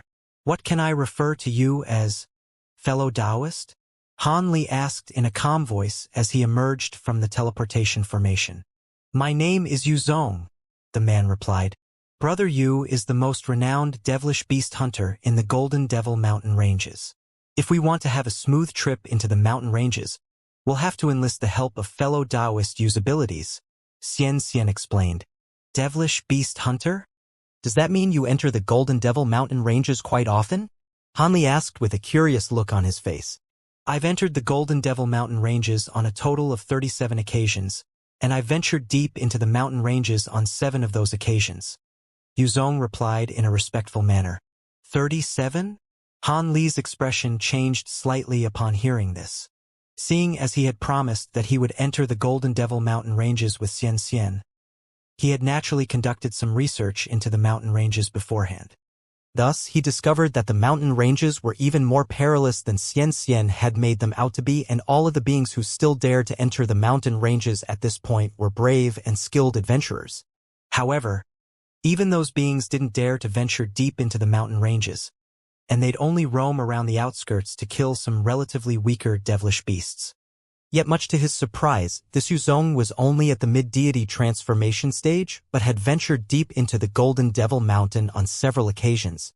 He didn't know just how deep into the mountain ranges Yu Zong had gone on those occasions, but this was still quite an astonishing feat. At this moment, Xianxia explained, even though we won't need to venture deep into the mountain ranges during this trip, the place we'll be going to is still quite far away from the entrance to the mountain ranges. And it would be rather perilous for us if we were to encounter any powerful devilish beasts that may be lurking in the outskirts. Hence, I hired Brother Yu as our guide as a safety precaution. With him leading the way, I'm sure we'll enjoy a smooth journey. Brother Yu is one of the very few beings who are able to detect the locations of powerful devilish beasts in advance, even with the disruption presented by the devilish qi in the mountain ranges. You're far too kind, fair Xian. I certainly wouldn't dare to guarantee a smooth journey, and I haven't entered the Golden Devil Mountain Ranges FO a long time as well, so I don't know if any drastic changes have taken place in there. After all, the last time I entered the mountain ranges was about a century ago. Yu Zong replied in a modest manner. What could have possibly changed in a mere century? You're extremely renowned for your exploits in the Golden Devil Mountain Ranges, and we're only going to be venturing into the outskirts on this occasion. So surely there's very little that we'll have to worry about, Xianxia said with a smile. That's not necessarily the case, Fairy Xian. The Golden Devil Mountain Ranges aren't just fearsome due to the powerful devilish beasts in there. In addition to those, its terrain changes almost every single day due to the devilish qi that had gathered there over countless years. Due to the presence of this devilish qi, a plot of empty land that had been extremely safe the day before could transform into a tall mountain filled with all types of devilish beasts the very next day. To some devilish beasts, changing the terrain within the mountain ranges is a simple task. If it weren't for the facts that we're only going to be exploring the outskirts of the mountain ranges and that I really need that vial of myriad-year Xianxia spirit liquid, I wouldn't have agreed to take this risk no matter what, Yuzong said with a serious expression. Xianxia's expression changed slightly upon hearing this before a warm smile appeared on her face as she said, "Rest assured, fellow Taoist you. We'll only be traveling through the outskirts, and there's no way that we'll venture deep into the mountain ranges. My cultivation base is far inferior to yours, so I certainly wouldn't dare to go any deeper into the mountain ranges than necessary." Yuzong's expression eased slightly upon hearing this, and after a brief pause, he continued, "That would be best. Also, as we discussed earlier, I'll only be responsible for acting as your guide and helping to battle any devilish beasts that we may encounter along the way. Aside from that, I won't be assisting you and Senior Han in any other areas. You have no issues with that, right, Fairy Xian?" "None at all. If we really do encounter some situations where further assistance is required from you, I'm willing to offer additional rewards, and I definitely won't force you to do anything against your will." Xianxia nodded in response, but she didn't completely agree to this. Yuzong contemplated her response for a short while before conceding with a slight nod. Meanwhile, Han Li remained silent this entire time as he carefully appraised Yuzong, and only at the conclusion of his conversation with Xianxia did he finally interject. "In all honesty, my understanding of the Golden Devil Mountain ranges and devilish beasts is very lackluster. I've only learned about some of these aspects by asking others and reading some relevant tomes. As such, I'm very glad that Fairy Xian was able to invite someone as familiar with the mountain ranges as fellow Taoist you. However, I have a few questions surrounding the Golden Devil Mountain ranges, and I was hoping you'd be able to answer them, fellow Taoist you. Please state any question that you may have, and I'll be sure to tell you everything that I know, Senior Han." Yuzong immediately replied. "Setting aside the high-grade devilish beasts in the mountain ranges, have the mid-grade and low-grade devilish beasts also attained intelligence? If so, how does their intelligence compare with that of normal spirit beasts?" Also, Han Li immediately rattled off a list of questions. Yuzong displayed his vast wealth of knowledge of the Golden Devil Mountain ranges, providing detailed responses to all of Han Li's questions, and Xianxia also interjected from time to time with questions of her own. The atmosphere between the three of them was quite harmonious, and they talked for close to an hour before Han Li was finally satisfied. After receiving an answer to his final question, a smile appeared on Han Li's face as he said, "With all of this knowledge, I'm sure our trip will be quite a smooth one. When do you plan on setting off, fellow Taoist Xian?"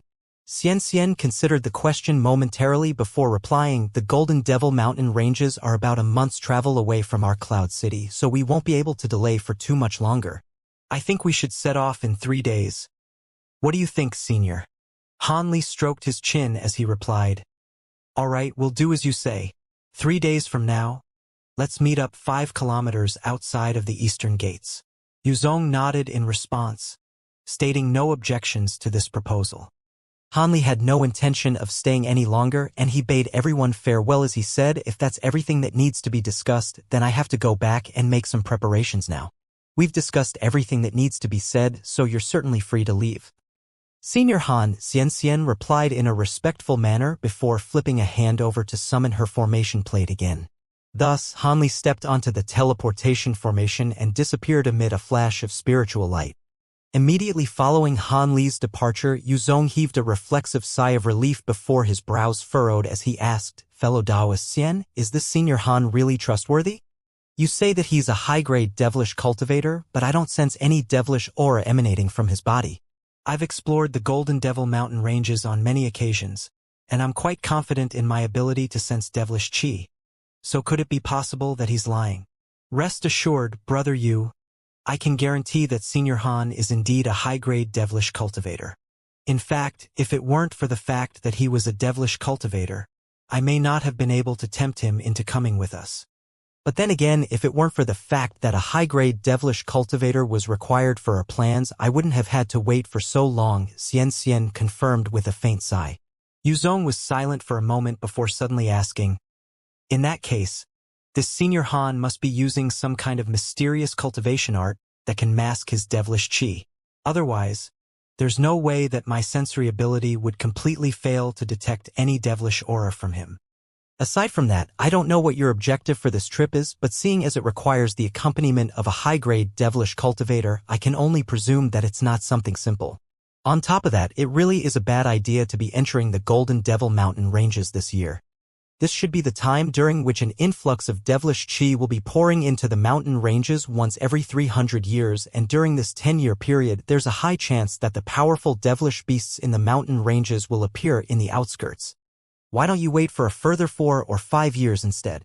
My apologies, but I have my secrets and I cannot reveal them to you. In any case, I have to enter the Golden Devil Mountain ranges within these 2 years. Otherwise, I'll have to wait for several more centuries for another opportunity. I simply can't afford to wait that long, so I have no choice but to take this risk. However, it's exactly because of this that I was willing to offer a vial of myriad-year Xianxia spirit liquid in exchange for your services. Truth be told, I went to several other people before you in the hope of employing their services, but none of them were willing to enter the Golden Devil Mountain ranges during this period of devilish chi influx. So I had no choice but to come to you. Xianxia admitted with a wry smile after a brief hesitation. In that case, I'll have to take the risk with you then, Fairy Xian. However, let me make this clear first. During this period of devilish chi influx, I'm only 70% to 80% confident that I'll be able to guide you safely to your destination. If mishaps arise or we encounter some powerful devilish beasts or some other incident occurs that will pose a threat to our lives, then I'll be fleeing the scene right away. On top of that, you'll have to give me the other half vial of Xianxia spirit liquid that you promised me as well. Yuzong reminded in a serious voice. Of course. These terms were all confirmed in advance, so I naturally won't go back on my word. Xianxia replied with a smile. Yuzong nodded before narrowing his eyes as he asked, "From the looks of it, you don't seem to have told Senior Han about the devilish chi influx that's currently taking place in the Golden Devil Mountain ranges. Won't that be problematic? I'm taking Senior Han with us because I need to borrow his Devil Dao abilities, and that has nothing to do with the influx of devilish chi. Even you can't guide us safely in and out of the Golden Devil Mountain ranges, then the outcome will remain the same regardless of whether I inform Senior Han or not. He'll know about this sooner or later anyway." Xianxia replied with a sly look on her eyes. "That's true.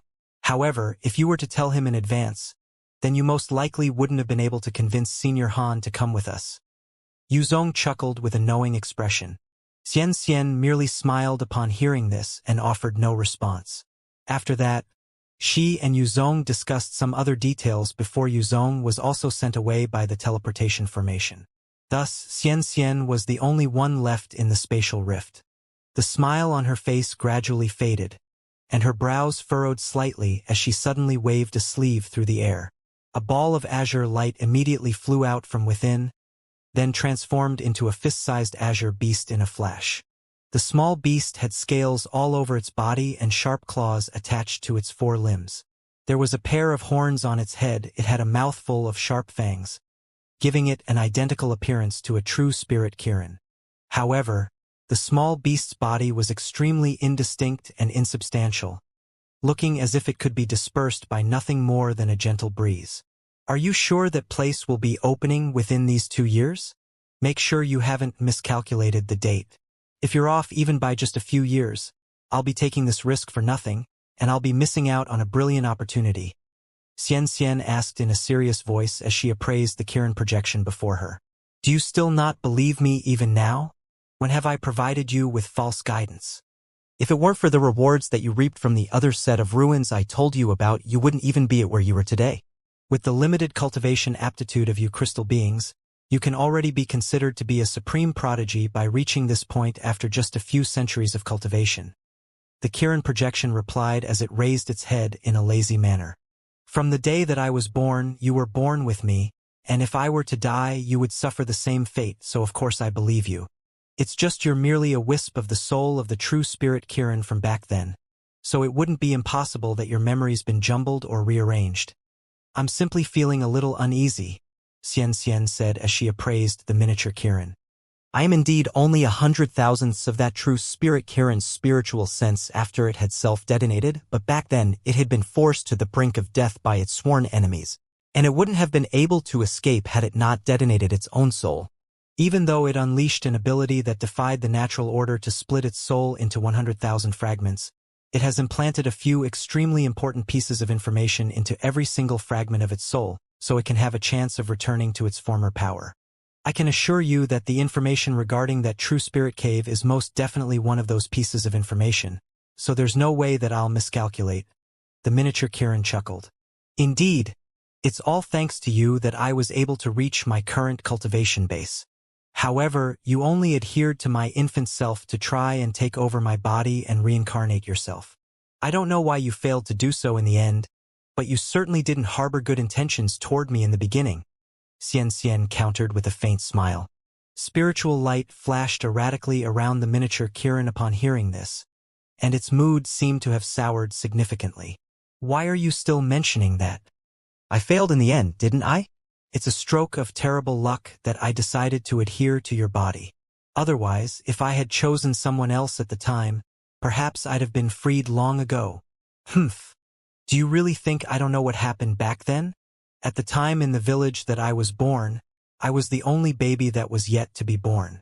You must have thought that an unborn baby with cognitive functions that were yet to be fully developed would have been an easy vessel for you to take over. Xianxia chuckled. At the time, I had used up almost all of my power just to escape, so of course I was going to choose the easiest target to try and possess. Otherwise, even just 100,000ths of a true spirit being's spiritual sense is more than powerful enough to take over the body of a mature crystal being. The miniature Kirin grumbled in a resigned manner. All right, let's not bicker about this any longer. Even though you weren't able to successfully reincarnate yourself, the fact of the matter is that you did manage to survive. Entering the true spirit cave will be extremely beneficial for both of us, so we have to ensure that nothing goes wrong. It's unfortunate that I've reached a bottleneck in my cultivation and may not be able to make any progress even in the next few centuries. Otherwise, I would have waited until I was powerful enough before setting off in search of that true spirit cave. That would undoubtedly take a long time, but it would certainly be safer than entering the Golden Devil Mountain ranges with these two beings who are both far more powerful than I am, Xianxia mused in a contemplative manner. You crystal beings really do possess very ordinary cultivation aptitude. Even with my guidance and after taking so many precious pills, it would still be impossible for you to progress at the miraculous rate you enjoyed in the past. As such, it wouldn't do you any good to delay for so much longer. Then again, if it weren't for the fact that the true spirit cave just so happened to have been occupied by that wounded holy-grade devilish beast, it would have definitely been better for you to go there alone.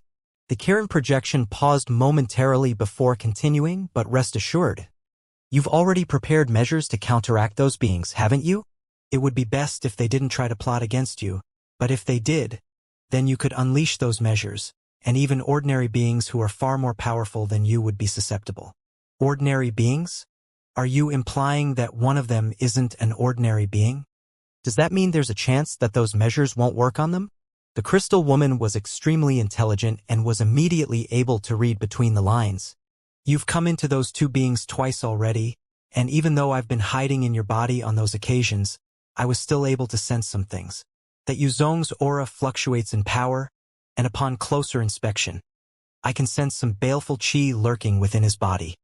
If I'm not mistaken, he must be using some kind of cultivation art that specializes in concealment and unleashing lethal attacks with the aim of killing his target with a single strike. Of course, he must have cultivated some other abilities and secret techniques as well. Otherwise, he wouldn't have been able to venture into the Golden Devil Mountain ranges so many times and still remain unscathed. However, in contrast, that Han Li is a lot more unsettling. Not only does his cultivation base far outstrip that of Yuzong, his cultivation arts and abilities are all very profound. Even I'm struck by a sense of peril in his presence. But the measures I've prepared for you are all the most effective ones that you can use at your current cultivation base.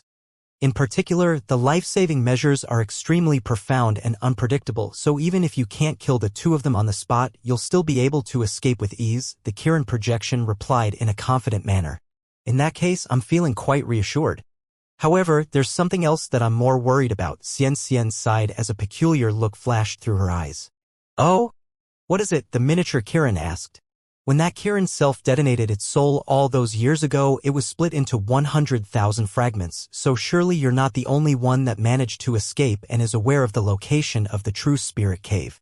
Hundreds of years have passed since then, so perhaps someone's already accessed the cave and taken all of the benefits for themselves, thereby rendering our efforts completely futile, Xianxia speculated. The Kirin's soul was indeed split up into many fragments, but very few of them actually managed to escape. Among those, a large proportion would have failed to possess a host or encountered some other kind of mishap, so it really is rather difficult to say whether other soul fragments like me still exist. As such, I think it's quite unlikely that someone would have already accessed the cave, the Kirin projection replied in a solemn voice. I hope that's the case. If we can secure the benefits in the true spirit cave, then I'll be able to progress at a rapid rate in my cultivation. Xianxia murmured to herself. That would indeed be the case. Otherwise, I wouldn't have retained this piece of information so clearly. The Kirin projection chuckled. Xianxia merely smiled upon hearing this, but didn't offer any reply. After revolving around her for a while, the miniature Kirin suddenly said that Hanli possesses quite a powerful spiritual sense, so when you're with him, try not to contact me if you can avoid it. Otherwise, there's a chance that he may discover that something's amiss. Ideally, the next time that I appear would be when we're already situated in the true spirit cave. After that, the Kirin projection flew toward the Xianxia's body and abruptly disappeared. Xianxia heaved a faint sigh before also making her way into the teleportation formation. She waved the formation plate in her hand and disappeared amid a flash of spiritual light. 3 days later, on the summit of a small mountain near Cloud City, an azure-robed young man stood with his hands clasped his back, inspecting the scenery below him. He was completely motionless, and he wore a placid expression on his face. This man was naturally none other than Hanli, who had arrived at the designated location as agreed upon. He had already been here for some time, yet the sun was only just beginning to rise up over the horizon. It appeared that he was a little early. However, it was quite rare for him to have some leisurely downtime, so his mood was quite good as he breathed in some fresh air and inspected the surrounding scenery. Less than an hour later, Hanli stirred slightly before turning toward a certain direction, and a few moments later, a streak of crimson light came hurtling toward him before also landing on the mountain's summit after just a few flashes. The crimson light faded to reveal a humanoid figure, and it was none other than Yuzong. Greetings, Senior Han. Sorry to keep you waiting. Yuzong cupped his fist in a respectful salute. It's all right, I intentionally came here a little earlier. Hanli shook his head in an indifferent manner. Yuzong gave him a polite smile upon hearing this before finding a clean patch of ground nearby and sitting down in a cross-legged manner. Meanwhile, Hanli continued to cast his gaze into the distance. Not long after that, Xianxia also arrived. Hanli raised his eyebrows slightly as she descended from above as a ball of white light, and Yuzong also rose to his feet. Seeing as everyone's here, let's set off right away, Hanli suggested in a straightforward manner following her arrival. He then rose up into the air as a streak of azure light, leaving Yuzong and Xianxia to follow along behind him. A month wasn't exactly a long time, but it wasn't a short time either. Adding to that the month or so that they were projected to spend in the Golden Devil Mountain ranges, they'd be able to return to Cloud City around 3 months later if everything were to progress smoothly. Hanli continued to forge ahead as he contemplated these thoughts, and the journey proved to be quite smooth and uneventful.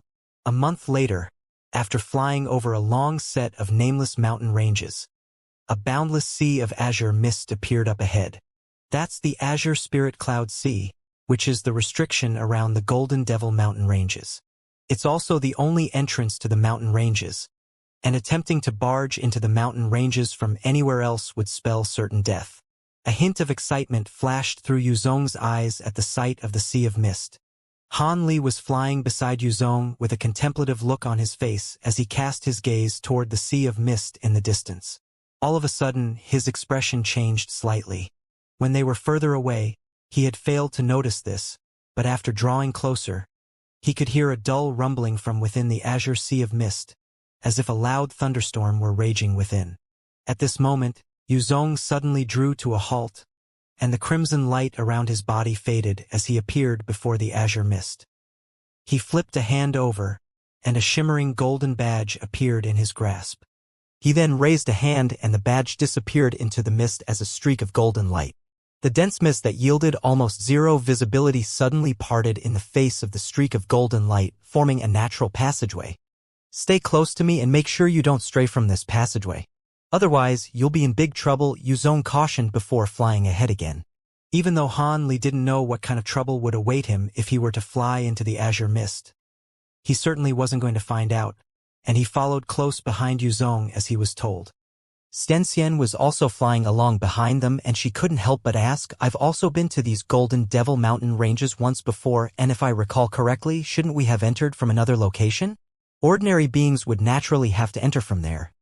But I've built up a bit of reputation for myself here, so I'm exempt from that requirement," Yuzong explained with a shake of his head. Xianxia nodded and fell silent upon hearing this.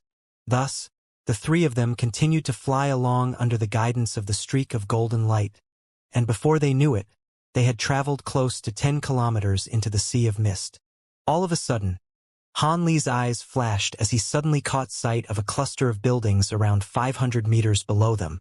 After drawing closer, he discovered that this was a small town set up in a long and thin formation consisting of 2 rows of stone cabins. These stone cabins were all of different sizes, and there were hundreds of them down below. At the very center of a small town was a massive pavilion that was several hundred feet tall. The pavilion had a total of 5 levels, and it was quite an eye-catching structure that was constructed from massive gray stone blocks. There seemed to be some people walking along the streets of the small town, but there weren't many of them. Yuzong let loose a low cry and headed directly toward the pavilion at the center of the small town, followed closely by Han Li and Xianxia. The three of them appeared in front of the massive pavilion almost at the exact same time, and Han Li discovered that there was a horizontal plaque hanging above the gates, which were several tens of feet tall.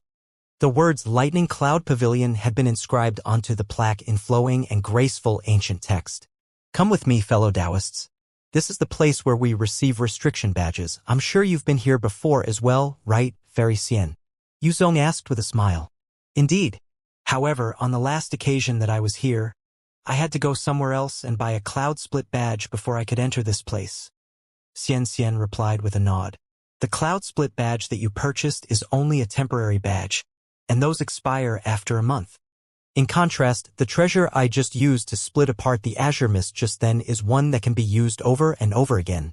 And it was something that was given to me by a senior responsible for guarding this place, seeing as I came to these Golden Devil Mountain ranges quite frequently. The Sea of Mist is a little troublesome to traverse, but even if you get lost in there, it won't kill you. You'll just be trapped in there for a month or 2 before someone from this place rescues you. What we have to do now is collect Lightning Bane umbrellas, which are the items that will truly grant us passage into the Golden Devil Mountain ranges. Otherwise, the divine lightning restriction is something that even holy race beings won't be able to force their way through," Yuzong explained before making his way toward the pavilion. The pavilion gates were wide open, and the first level was completely empty, giving off the impression that people rarely ever visited the place. After hearing Yuzong's introduction, Han Li nodded before also striding toward the pavilion, while Xianxia followed along behind him. The trio quickly made their way through the pavilion gates to find that there was nothing on the first level aside from a few tables and chairs. Thus, they scaled the staircase onto the second level only to find that there was nothing there either. As such, the three of them continued up to the third level, where they discovered a white light barrier at the entrance. Yuzong completely ignored the light barrier and passed directly through it.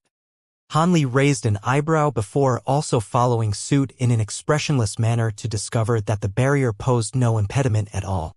However, Han Li's expression immediately changed slightly after emerging on the other side. After passing through the entrance, the sound of chatter and activity could be heard from above the staircase, and it seemed that there were many people on the third level. Yuzong and Xianxia had naturally also heard this, and expressions of surprise appeared on both of their faces, but Yuzong's remained unfazed as he calmly scaled the staircase first. The voices from the third level immediately cut off, indicating that the people there had also noticed Yuzong's arrival. At this moment, Han Li also made his way onto the third level, upon which he discovered that the level was only just over 200 feet in area, but it was packed with people. There were over 30 foreign beings in different attire sitting on the ground in a cross-legged manner, and the only other things in the room were a round stone table at the center of the room, as well as the futons of different sizes that the beings were sitting on. As soon as Han Li's trio appeared, everyone naturally turned toward the three of them. "Oh, it's Brother Yu. So you came as well, fellow Taoist Yu. Haha. I knew you wouldn't be willing to give up on this opportunity, Brother Yu." After identifying that it was Yu Zong who had arrived, many of the beings in the room extended warm greetings toward him, and among them, there were even beings with superior cultivation bases compared to Yu Zong.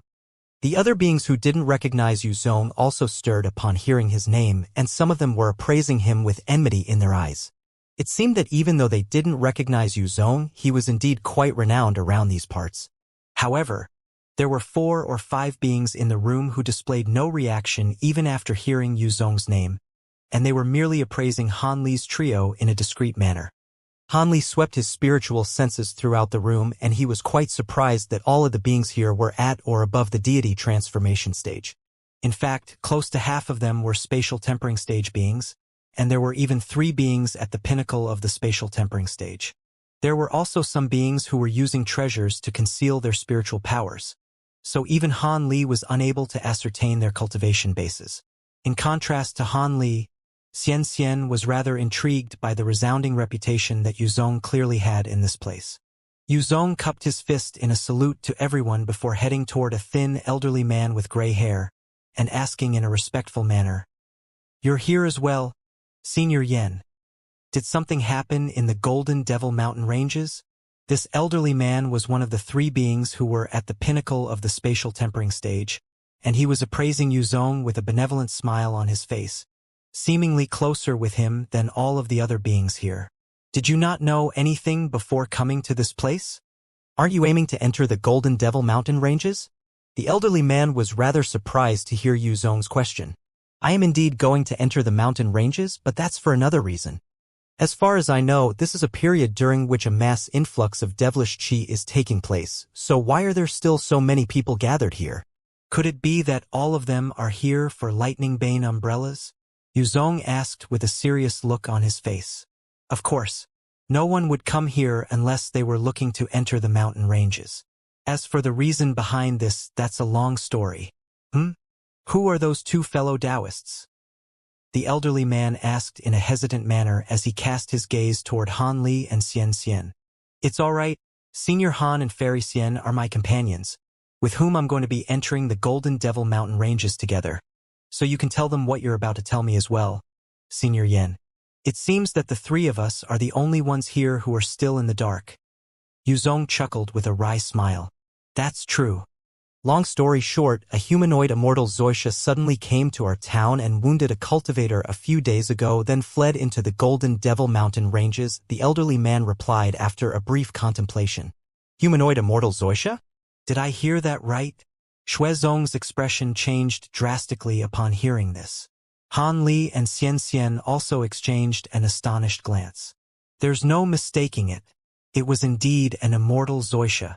While it was trying to escape, someone wounded and secured a few drops of its spirit immortal blood, which they sold in the 2 for a staggering amount of spirit stones.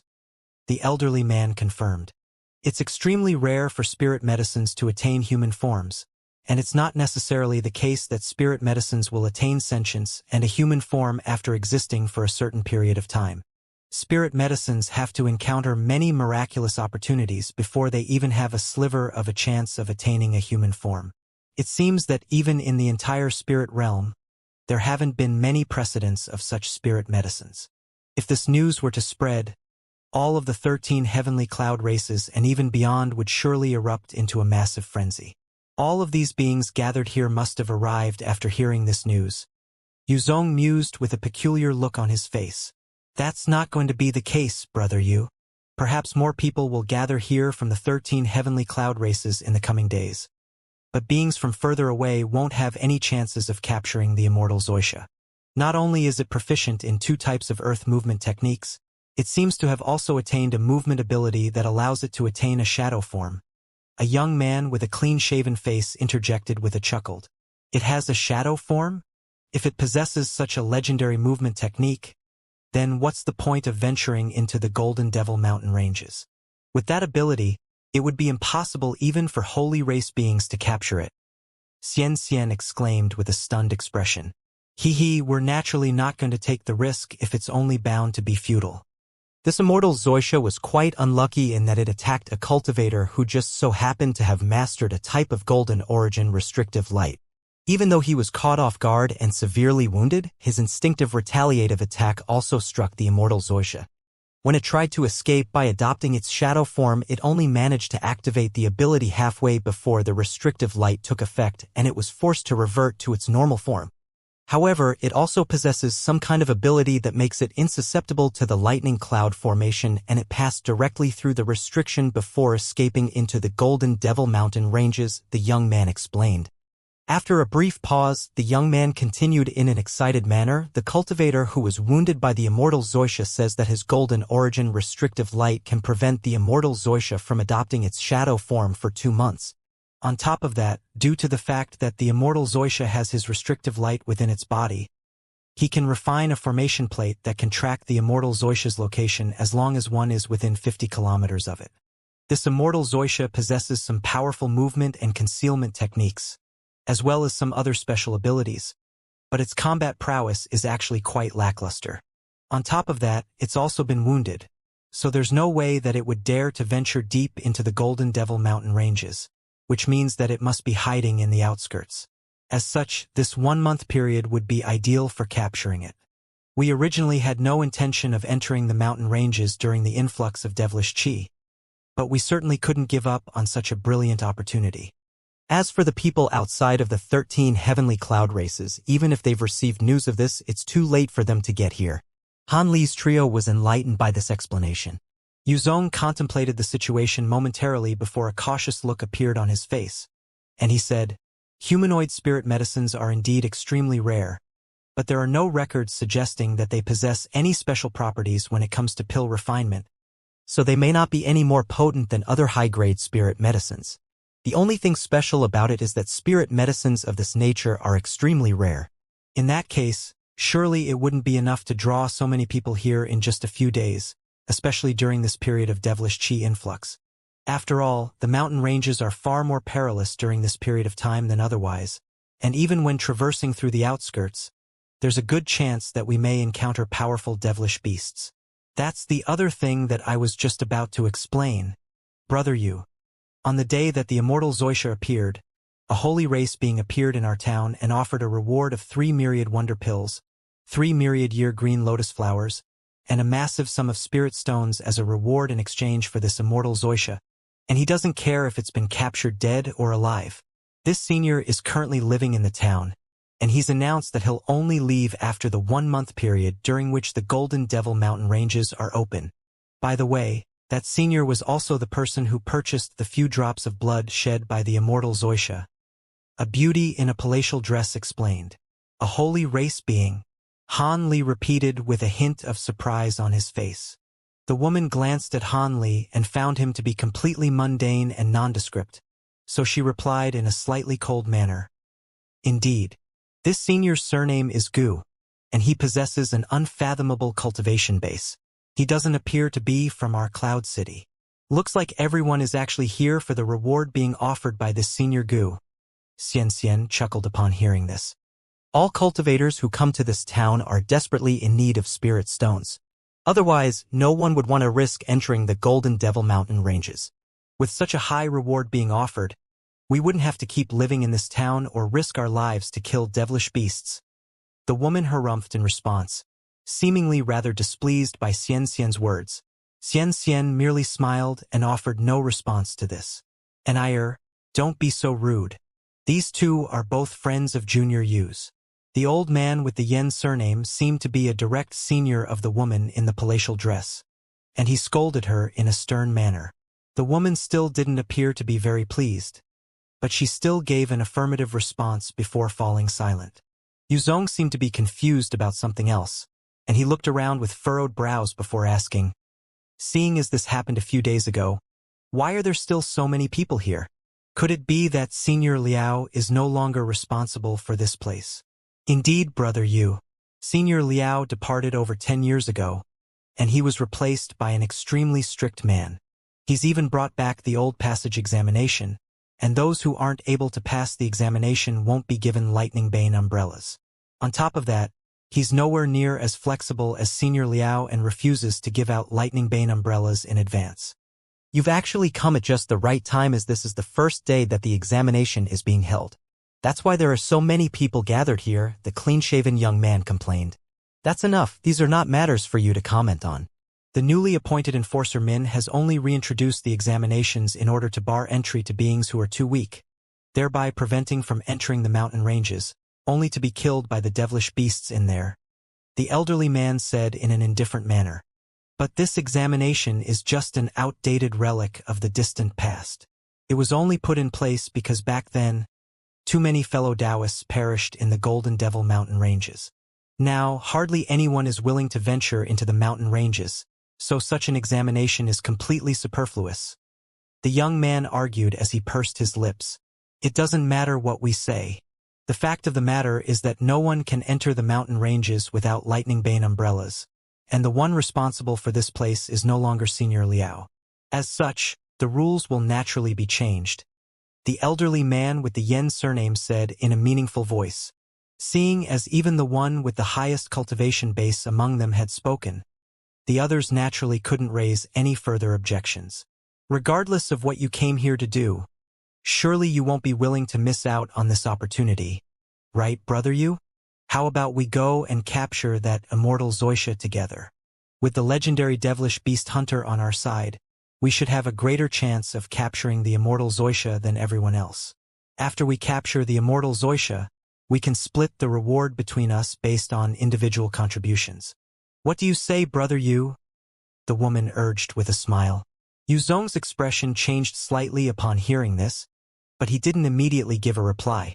Xianxia could see that Yu Zong was tempted by the offer, so she calmly reminded, Brother Yu, we don't have much time on our hands, so we can't afford to take any detours. As for the potential reward, that's something you'll only be getting if you actually capture the immortal Xianxia, whereas I've already given you half the reward that I promised to you.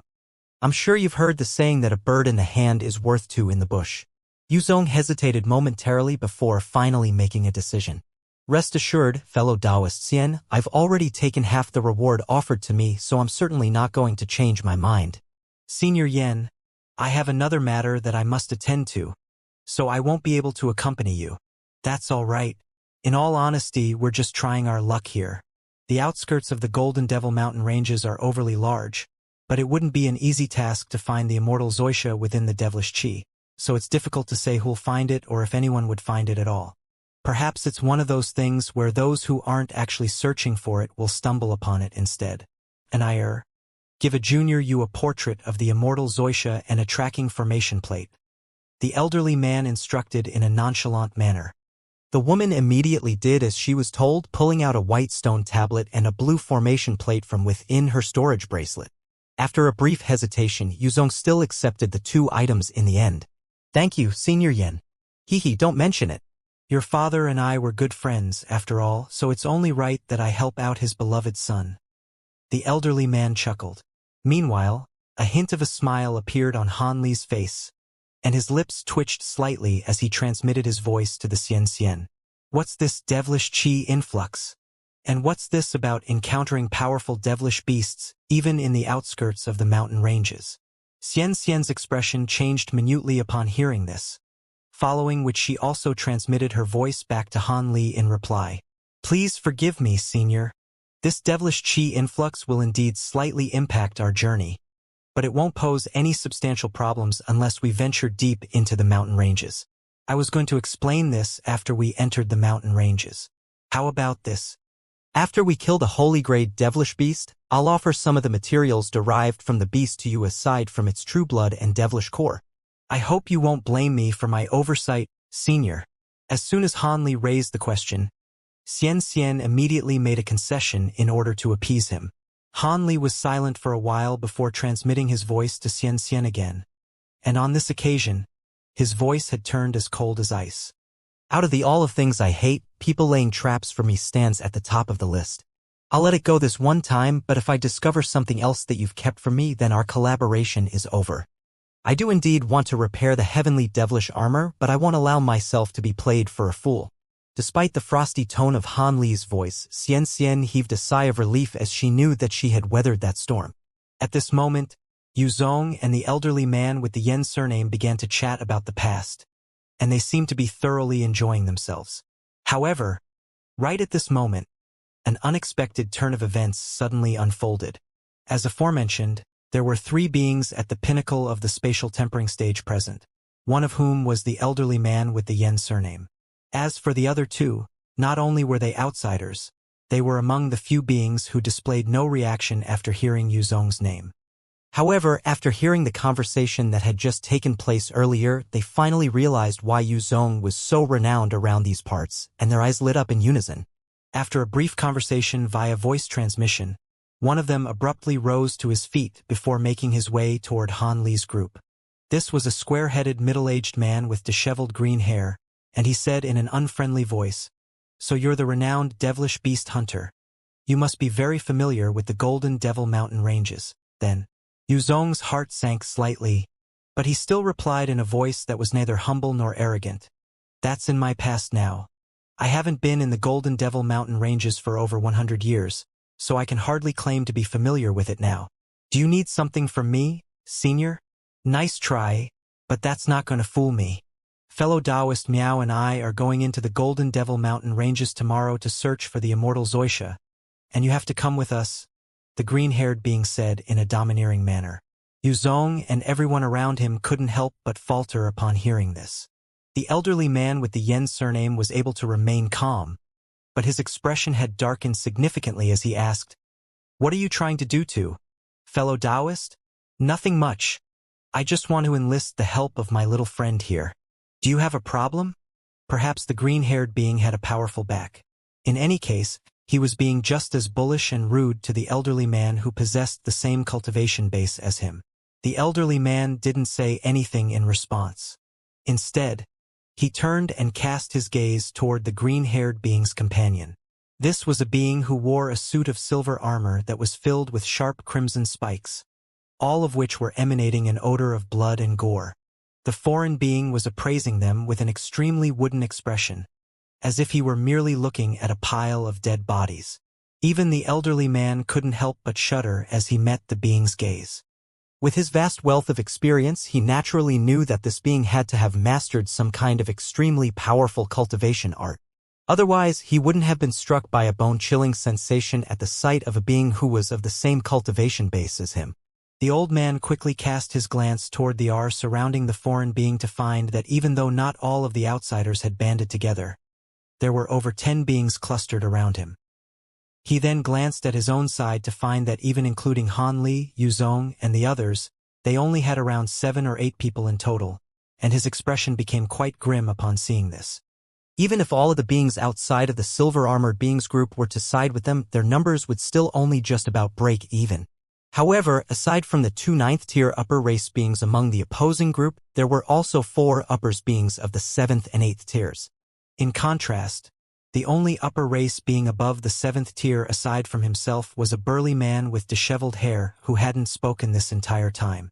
The elderly man heaved a faint internal sigh upon seeing this.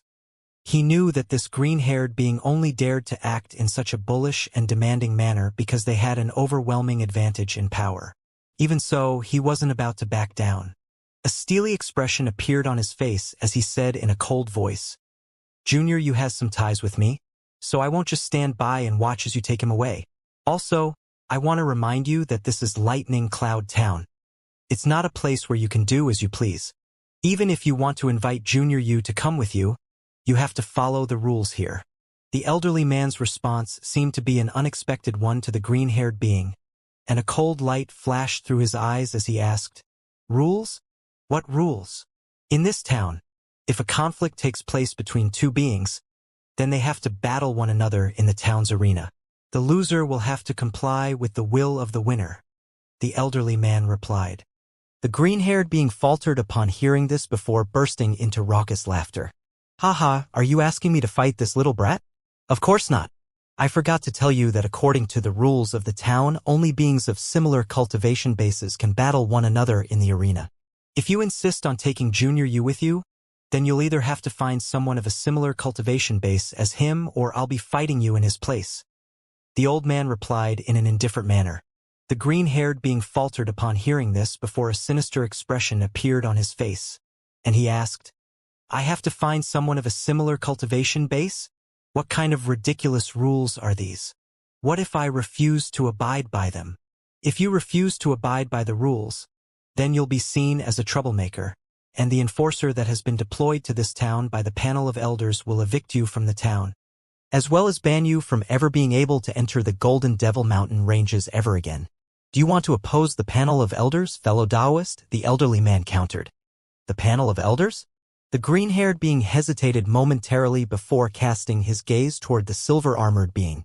The latter furrowed his brows before suddenly raising his head and turning to someone behind him for confirmation. Is he telling the truth? Is there really such a rule in Lightning Cloud Town? I can confirm that such a rule does indeed exist, Senior Gue. However, this rule had been established ever since the town had been first constructed, and it has been many years since anyone has mentioned it. The being who had spoken wore a black hooded robe that covered his entire body, and he seemed to be rather familiar with Lightning Cloud Town. Everyone immediately turned to him with confusion in their eyes. This being had been enshrouded under those secretive black robes of his ever since he came to this place, and everyone had initially assumed that he was an outsider, but that didn't appear to be the case now. Don't change the subject. I just want to know if the enforcer deployed here by the panel of elders really will intervene if I were to try and take that man by force here, the silver-armored being asked in a cold manner. That's hard to say. It really depends on the personality of the enforcer. I've heard that the new enforcer that has recently been stationed here is a very dogmatic person, so there's a very high likelihood that he'll intervene, the black-robed being replied. In that case, I really won't be able to take him by force here. All right, we'll do as you say then. After we get our Lightning Bane umbrellas, I will spar with you in person. If I win, then fellow Taoist you has to come with me. If you win, then I'll let him go, the silver-armored being proposed. The elderly man nodded with a grave expression upon hearing this, then turned to Yuzong, who wore a thunderous look on his face and said, Junior Yu, I'll be taking part in this battle in your stead. What do you say? Senior Yen, they want me to go with them. I can't drag you into my mess. I'll fight my own battles, we'll just get them to pick someone else from their side. Yuzong immediately shook his head. Pick someone else? Do I look stupid to you? Either he battles in your stead or you spar with me. Those are the only two options, there's no third alternative for you, the green-haired being sneered before laying down his own terms in a domineering manner. Yuzong remained silent upon hearing this, but his expression had darkened significantly. Han Li was spectating the situation with a calm look on his face when Xianxia suddenly transmitted her voice to him in an urgent manner. Senior Han, we can't let them take fellow Taoist Yu away. Without his guidance, it'll be very unlikely for us to get to the place where the holy grade devilish beast is hiding during this period of mass devilish qi influx. Han Li's expression remained unchanged as he cast a glance toward her to find that she was appraising him with an urgent look on her face. You think far too highly of me, fellow Taoist. I'm just a 7th-tier upper race being. How am I supposed to be able to do anything? Han Li turned away as he transmitted his voice in an indifferent response. Xianxia gritted her teeth and suddenly said something that came as quite a surprise to Han Li. There's no need to try and fool me, Senior Han. My cultivation base is quite lackluster, but I do know some things, and I heard that you once slew several beings of the same cultivation base as you with ease while rescuing Senior Jia of the myriad ancient race. Which means you're most likely far more powerful than even the average 9th-tier upper race being. Han Li's brows furrowed slightly, and only after a brief silence did he transmit his voice back to her in a slightly cold reply. Looks like you've certainly done your research. All right, for the sake of the heavenly devilish armor, I'll help you again. Thank you, Senior. Xianxia was ecstatic to hear this. In the next instant, Han Li suddenly interjected. Are there really only 2 choices? I think a third choice would be better. Fellow Taoist Yu has already promised to come with us, so you won't be taking him. As he spoke, Han Li stepped forward and positioned himself in front of Yuzong. The elderly man and the people around him all exchanged surprised glances upon seeing this. The old man then appraised Han Li again in a rather hesitant manner, clearly concerned about his cultivation-based disadvantage in the face of this green-haired being. The green-haired being faltered upon hearing this before glowering at Han Li with fury in his eyes as he threatened, "Who are you? Do you want to die? Or are you planning to spar with me in his stead?" Before Han Li had a chance to reply, the green-haired being suddenly stepped forward and one of his green furry hands came grabbing down toward Han Li. As his hand swung through the air, it suddenly swelled drastically in size after the green-haired being unleashed a certain secret technique, and the 5 fingers spread open to encompass Han Li's entire body beneath the hand. At the same time, yellow light flashed from his fingers as an enormous force weighed down upon Han Li. "Look out, fellow Taoist Han," the elderly man cautioned, but for some reason he intentionally delayed for a split second, thereby making it too late for him to try and save Han Li. Meanwhile, the green-haired being's hand continued downward with devastating force.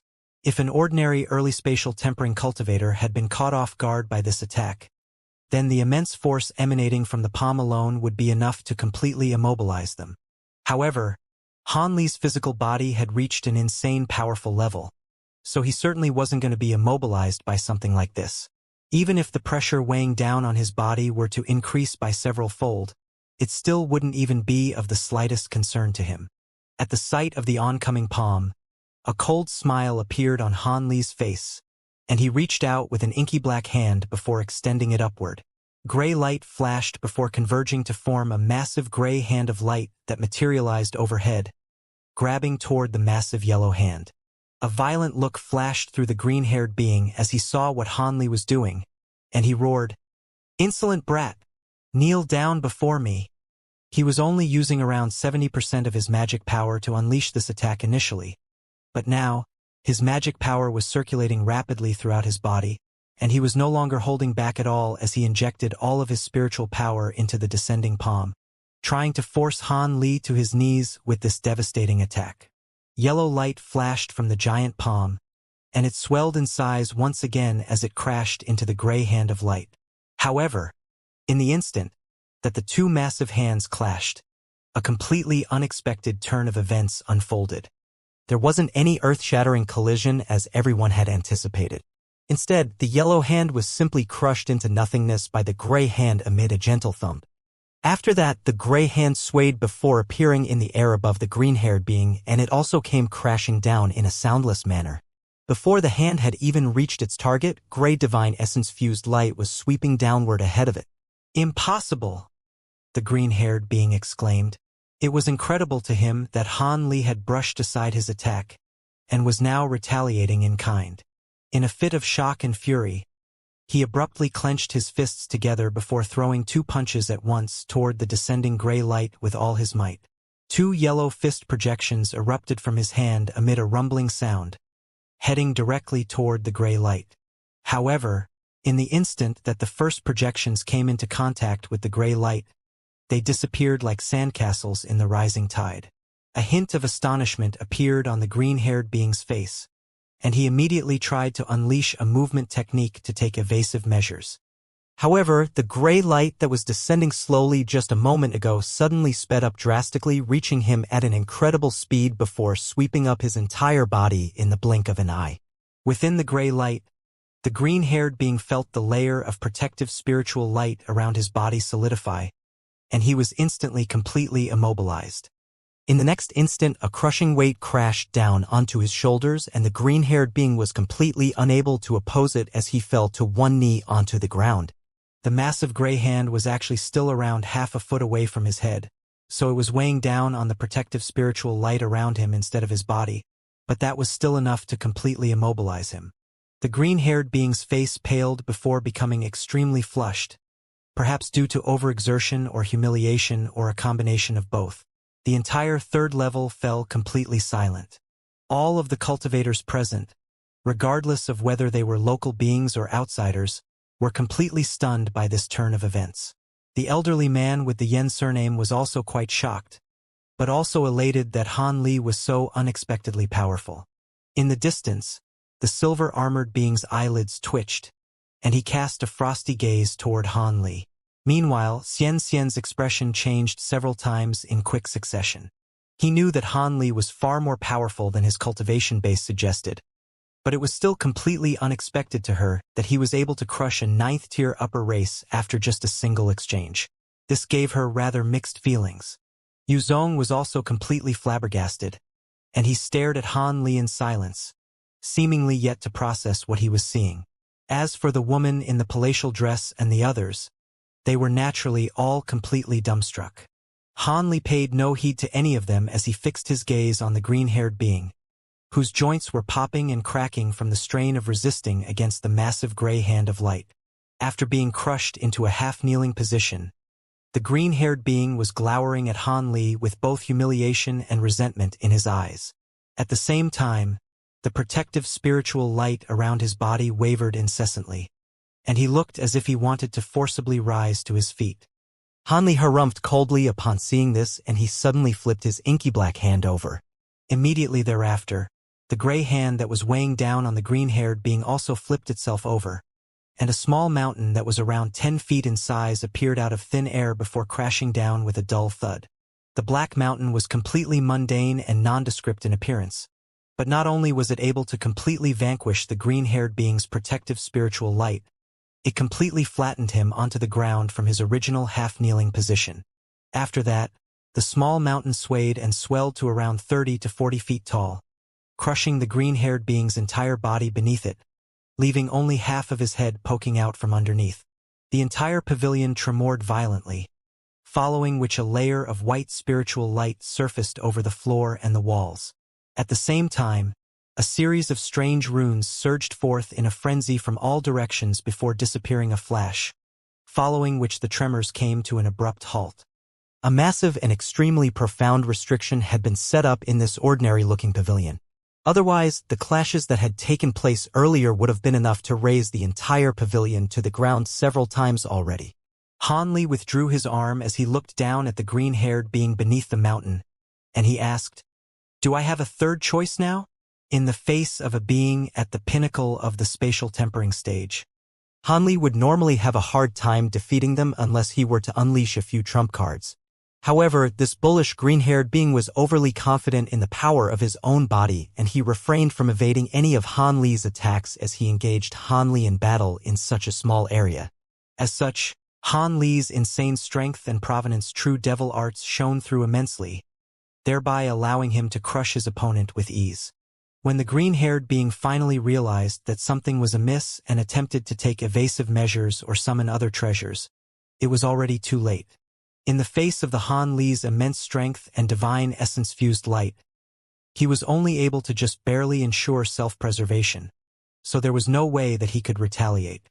At the sight of his companion being subdued by Han Li with ease, the silver-robed being's brows furrowed as crimson light flashed past his face, and the odor of blood and gore around him suddenly became more pronounced. He slowly rose to his feet, seemingly preparing to make his way toward Han Li, and the expressions of elation on everyone's faces immediately stiffened upon seeing this. The fact that he was completely unfazed even after witnessing Han Li's display of power indicated that he was far more powerful than his green-haired companion. The elderly man narrowed his eyes as he cast his gaze toward the silver-armored being, as did Han Li, but he remained completely expressionless as he did so. As the silver-armored being strode toward Han Li, the atmosphere in the pavilion suddenly became extremely tense. All of the other beings on the third level looked on with wide, unblinking eyes in anticipation of the potential fierce clash that was about to take place. "Put your treasure away, fellow Taoist. This is the Lightning Cloud Pavilion, and fighting is prohibited here. If you want to spar, then you can go to the arena in the town that has been built specifically for this purpose. Otherwise, all of you will be prohibited from entering the Golden Devil Mountain ranges." An unfamiliar male voice had suddenly sounded from the staircase leading up to the fourth level, and the voice was quite a stern and unyielding one. Han Li's expression changed slightly upon hearing this, and the silver-armored being also faltered in his footsteps. "It's the newly appointed Enforcer Min." "Fellow Taoist Han, you should do as you're told," the elderly man hurriedly cautioned. Han Li raised an eyebrow upon hearing this, and he chuckled as he glanced at the green-haired being beneath the mountain, then made a grabbing motion toward the small mountain. Thus, the small black mountain disappeared amid a flash of gray light as if it had been nothing more than a mirage, and the green-haired being immediately sprang to his feet with his face completely flushed from humiliation. He let loose a low roar, and he opened his mouth to reveal a hint of yellow light shimmering within, seemingly about to attack Han Li again. Han Li remained on the spot upon seeing this, and merely chuckled coldly in a derisive manner. "Stop! You're no match for him. Come back," the silver-armored being ordered in a cold voice. "He only got me because he caught me off guard." "I'm going to." In his fit of thunderous rage, the green-haired being didn't want to listen to anyone. The silver-armored being's expression darkened upon seeing this, and he asked in a cold voice, "Are you going against my orders?" His voice wasn't very loud, but the green-haired being immediately shuddered as the fury on his place was replaced by horror, and he hurriedly replied, "I wouldn't dare." He then aimed a vicious glare at Han Li before walking away and sitting back down on his futon in an extremely foul mood. "Seeing as you refuse to let fellow Taoist you come with us, then so be it. From what I overheard earlier, it seems that you aren't going after the immortal Xianxia anyway, so there's no direct conflict of interest between us. As such, I have no intention of fighting you here and needlessly wasting my magic power. However, if you dare to oppose me next time, then things won't end in such a peaceful manner," the silver-armored being threatened in a menacing manner before also sitting back down on his futon. Han Li merely stroked his chin with a smile and remained silent upon hearing this. The elderly man and everyone around him heaved a collective sigh of relief. At this point, the woman in the palatial dress had naturally realized that she'd completely misjudged Han Li, and she smiled at him as she prepared to say something. But at this moment, Enforcer Min's voice rang out from upstairs again. "Aside from upper race beings of the 8th and 9th tiers, all those who want to enter the Golden Devil mountain ranges must pass the examination.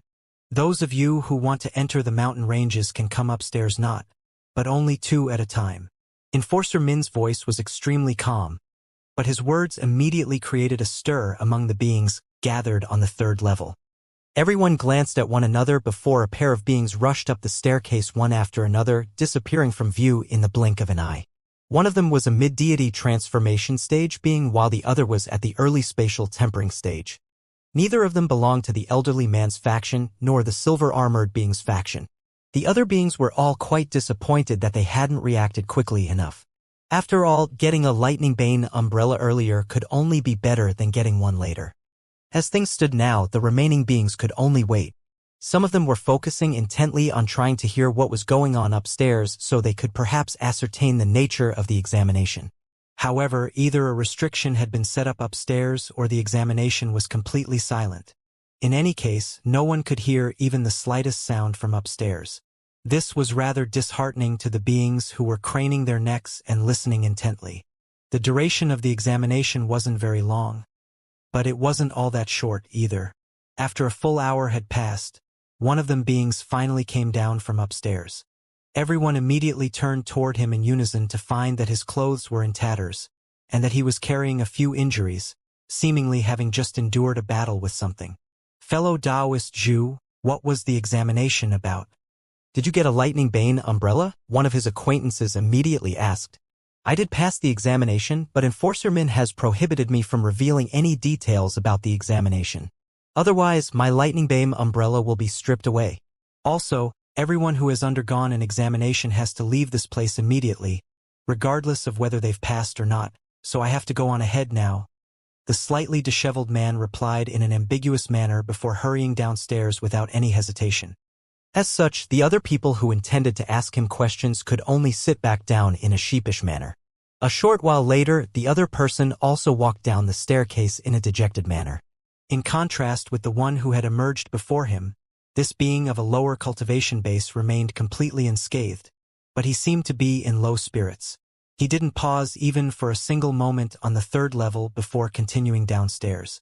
After witnessing such a bizarre scenario, everyone suddenly became rather reluctant to take the examination early, and they all glanced at one another with hesitant expressions on their faces, clearly hoping that others would take the plunge before them.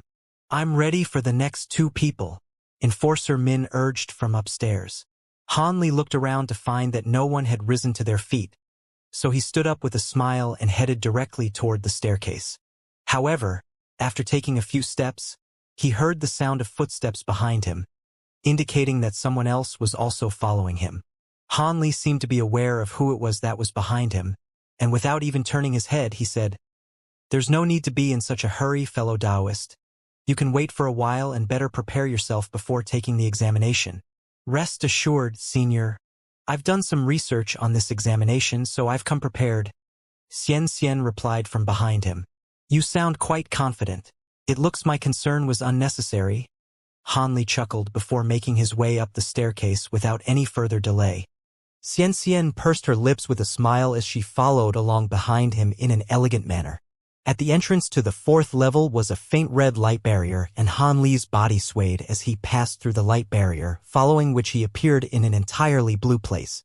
The walls and the ceiling of the room were all translucent and shimmering with a faint blue light, and there was a massive white spell formation underfoot that took up an area of over 200 feet. At the very center of the formation was a man standing in silence while appraising Han Li and Xianxia. Han Li focused his gaze on the man to find that he had a scholarly appearance with a yellow book in one hand and a golden formation plate in the other. He appeared to be a being at the pinnacle of the spatial tempering stage, and a peculiar look appeared on his face as he said, "So it's you. Do you recognize me, fellow Taoist?" Han Li asked with a smile. "Even if I didn't recognize you before, after that spectacular display earlier, I certainly do now. It's quite extraordinary that you were able to crush a 9th-tier upper race being so easily." The scholar mused with a hint of intrigue in his eyes. "You're far too kind, fellow Taoist. May I ask what kind of examination I'll be undertaking?" Han Li asked in a nonchalant manner. "Examination? With your powers, there's no need for an examination. You get an automatic pass." The scholar chuckled.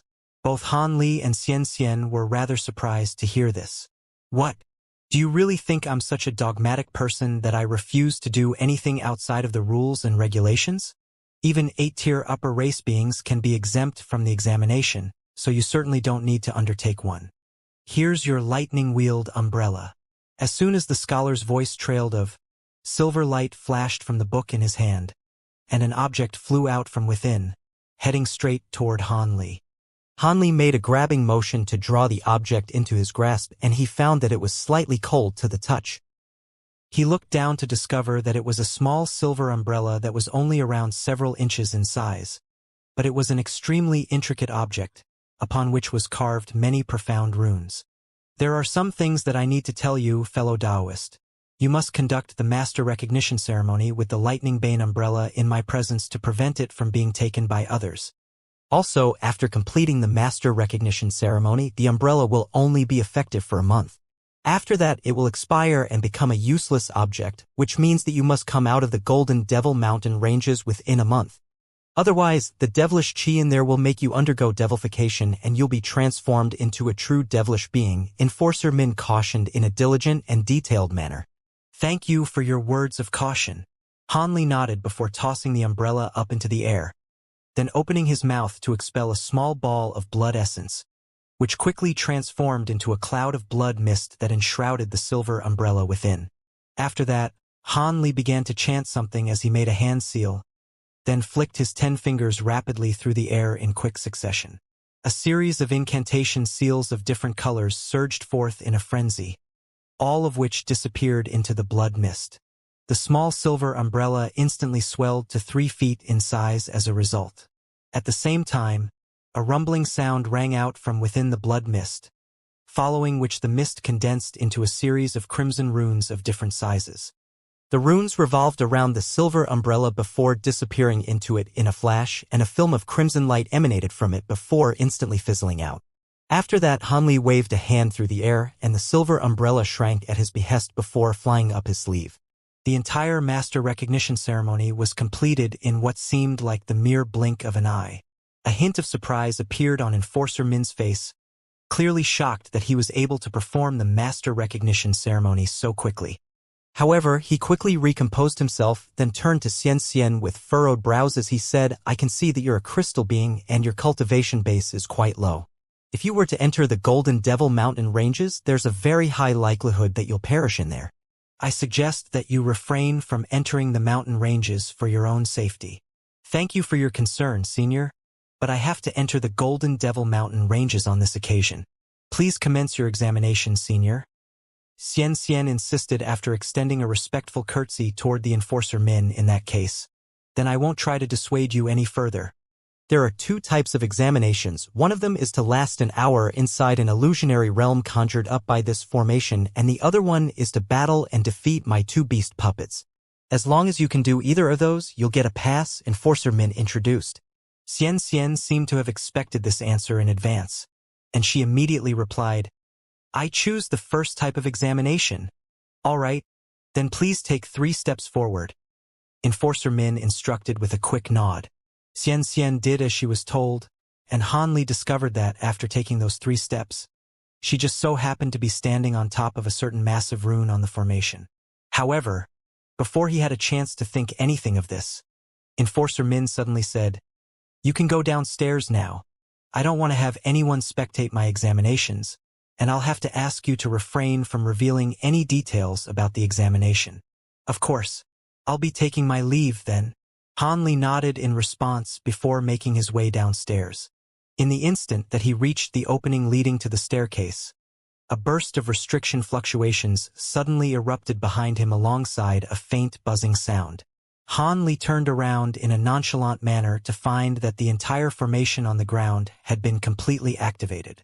Layers of white light appeared, completely encompassing Xianxia and Enforcer Min within, making it impossible to see them from the outside.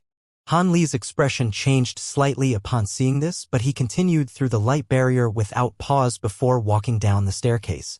As soon as he emerged on the 3rd level, everyone turned toward him, and he merely smiled before continuing down the staircase without any delay. Moments later, Hanli appeared outside the gates of the pavilion, and following a brief pause, he turned to look up at the pavilion behind him. This pavilion had a total of 5 levels, so what lay on the 5th level? For some reason, that strange thought surfaced in Hanli's mind. However, he then shook his head with a nonchalant smile before slowly departing along the street. It would be some time before Yuzong also completed his examination, so he was going to take a stroll around the town. Thankfully, the town wasn't very big, so it didn't take him long to see essentially everything that it had to offer. On top of that, he was also rather intrigued by the holy race being who was offering a reward for that immortal Wuxia. He didn't want to directly interact with this holy race being, but catching a glimpse of him from afar shouldn't be too difficult. With that in mind, Hanli continued onward down the street. There weren't many shops on either side of the street, and most of them were selling devilish beast materials. These shops were all rather small and also slightly dilapidated in appearance, clearly indicating that they'd stood in this town for a long time. Thankfully, there were some low-grade cultivators walking along these streets and visiting the shops from time to time, so at least they wouldn't go out of business.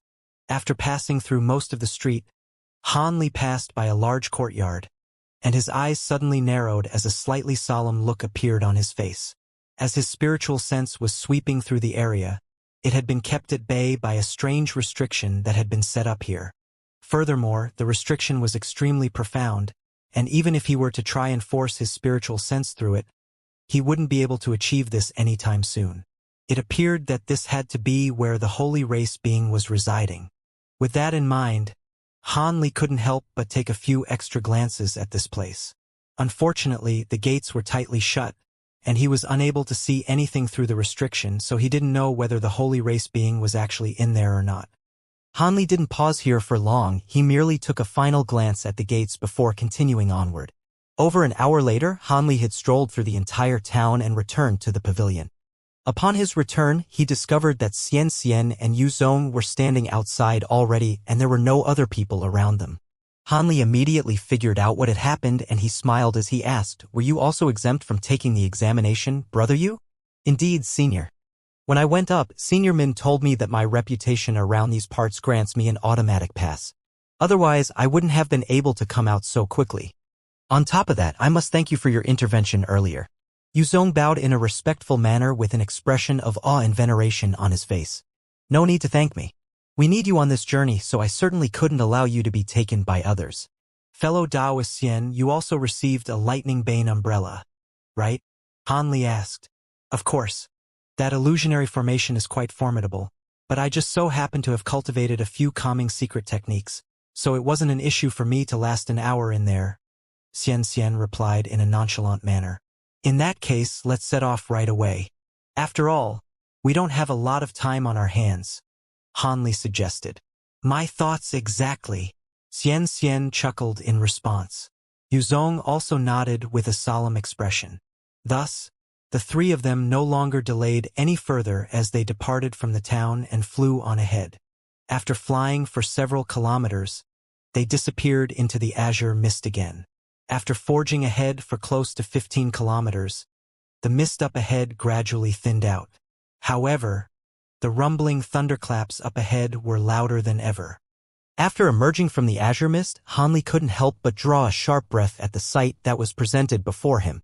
In the distance several thousand kilometers up ahead, the entire sky was flashing with azure lightning and countless thunderclaps were erupting from all directions. They were about to enter a world where there was nothing aside from lightning. Let's go, Yuzong said in a low voice as he opened his mouth to expel the small silver umbrella, and it transformed into a silver ball of light that enshrouded his entire body. After that, he flew on ahead, followed closely by Han Li and Xianxia, who also brought out their own lightning bane umbrellas. 2 hours later, 3 balls of silver light emerged on the other side of the world of lightning, and they appeared above a tall black mountain. The silver light faded to reveal Han Li's trio, and Han Li cast his gaze down below as he murmured to himself. So these are the Golden Devil Mountain ranges. This was a place with extremely unique scenery. In the air around 3,000 to 4,000 feet above the ground, there was a vast expanse of gray devilish chi that stretched as far as the eyes could, and below that was a layer of dense black mist that obscured everything down below. There was a clear division between the black mist and the gray chi, and they coexisted alongside one another like yin and yang. Han Li's expression changed slightly as he looked down to find that only the tip of the mountain down below could be seen, while the rest of it was hidden within the sea of mist. There was visibility for only around 400 feet, and even then, the objects within that range were quite blurry and indistinct. If one were to try and look any further beyond that, they would only be greeted by the sight of inky darkness. After a brief pause, blue light flashed through Han Li's eyes as he activated his bright sight spirit eyes, and everything in the black sea of mist within a radius of several thousand feet instantly became clear to him. However, Han Li's brows still furrowed as he discovered that even his spirit eyes were unable to pierce through the mist all the way to the deepest part of the ground down below. As for his spiritual sense, he could only release it for several hundred feet down below before it was repelled. When he tried to sweep his spiritual sense toward the gray devilish chi up above, he found that the situation was even worse as he was only able to release it for around 500 meters, thereby rendering it even less effective than his spirit eye ability. In that case, things were going to be rather troublesome. If they were to encounter high-grade devilish beasts that were proficient in concealment, then even he wouldn't be able to detect them in time. Just as Han Li was hesitating about how to proceed, Yuzong turned to Xianxia and asked, Fairy Xian, can you tell me where you want to go now? Of course. How will you guide us if I don't tell you where we're going? Xianxia chuckled as she flipped a hand over, tossing a stone tablet that she'd prepared earlier toward Yuzong.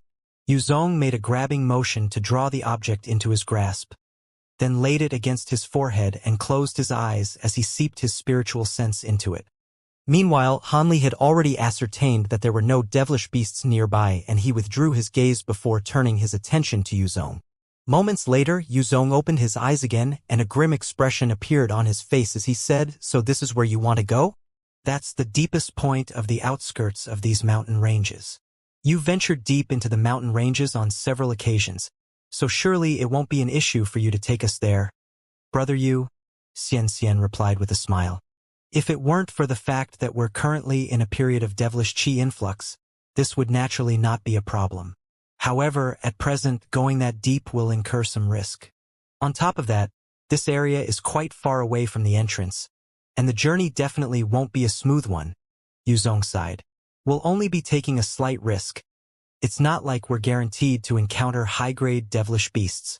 We've already made it here, so we can't just turn back now.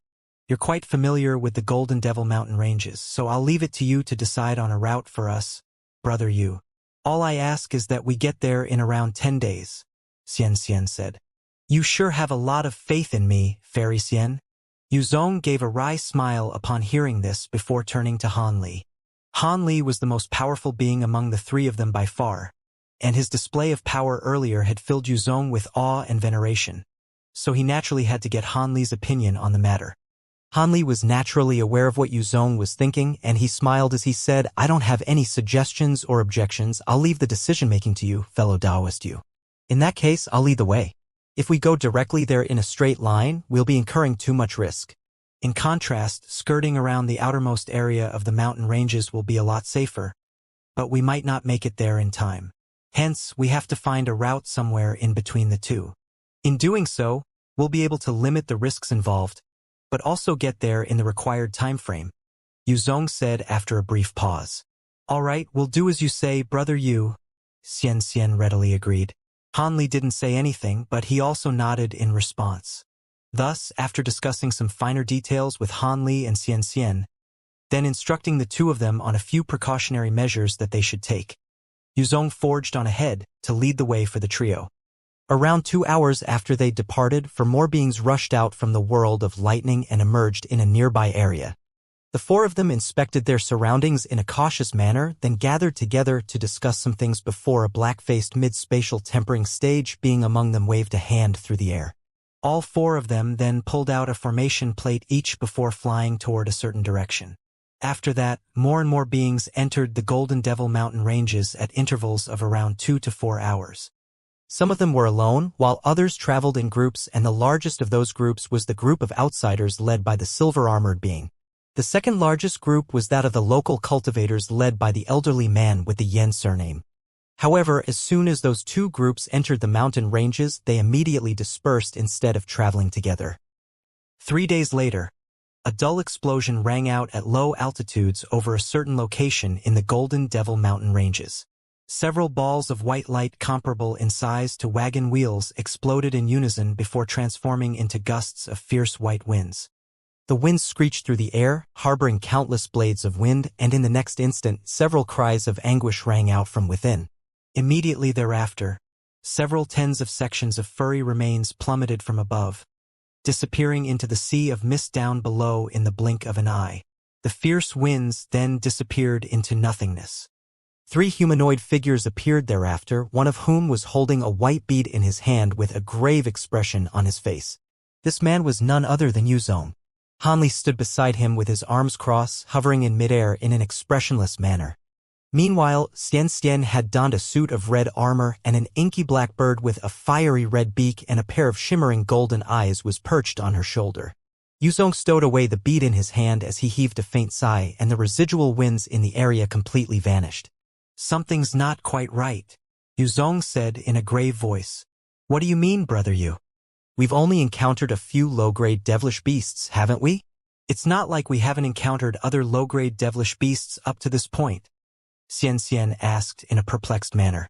Everything would naturally be fine if these were just normal low-grade devilish beasts, but these devilish ravens have always resided deep in the mountain ranges and never appeared in the outskirts. These devilish ravens share a symbiotic relationship with the high-grade devilish beasts, the Cerberus badgers. If one of them appears, then others shouldn't be far away either.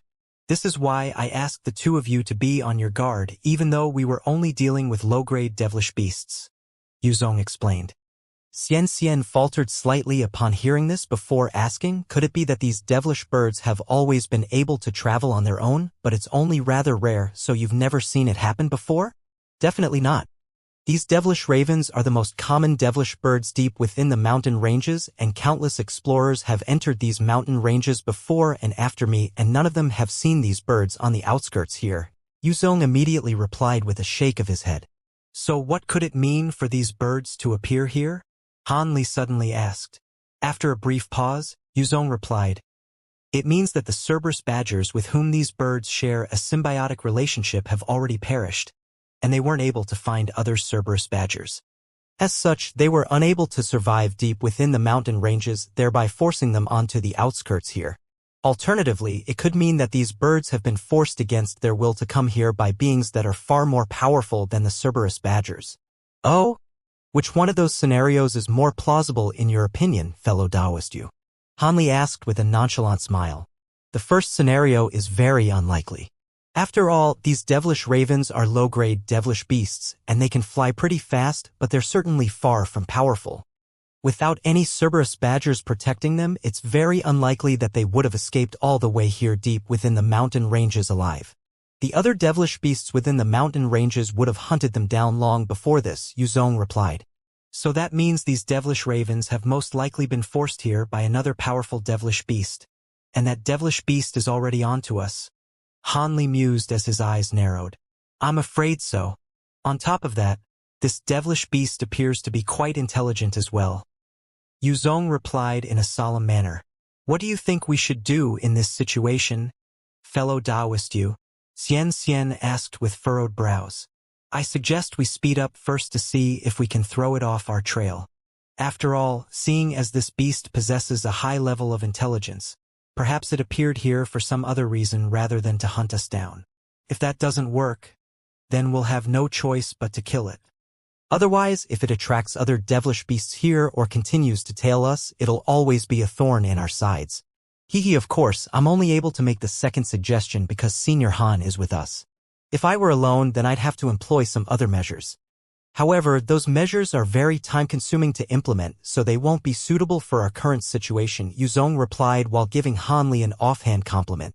A hint of a smile appeared on Hanli's face upon hearing this, but he didn't give Yuzong a direct response. Instead, he turned to Xianxia and asked, What do you think of this suggestion, Fairy Xian? Brother Yu's understanding of the devilish beasts here definitely far outstrips mine, and with your powers, we have nothing to fear as long as we don't encounter any holy-grade devilish beasts. Xianxia replied in a smile. In that case, I don't have any objections, either. Hanli agreed with a nod. All right, then let's keep going.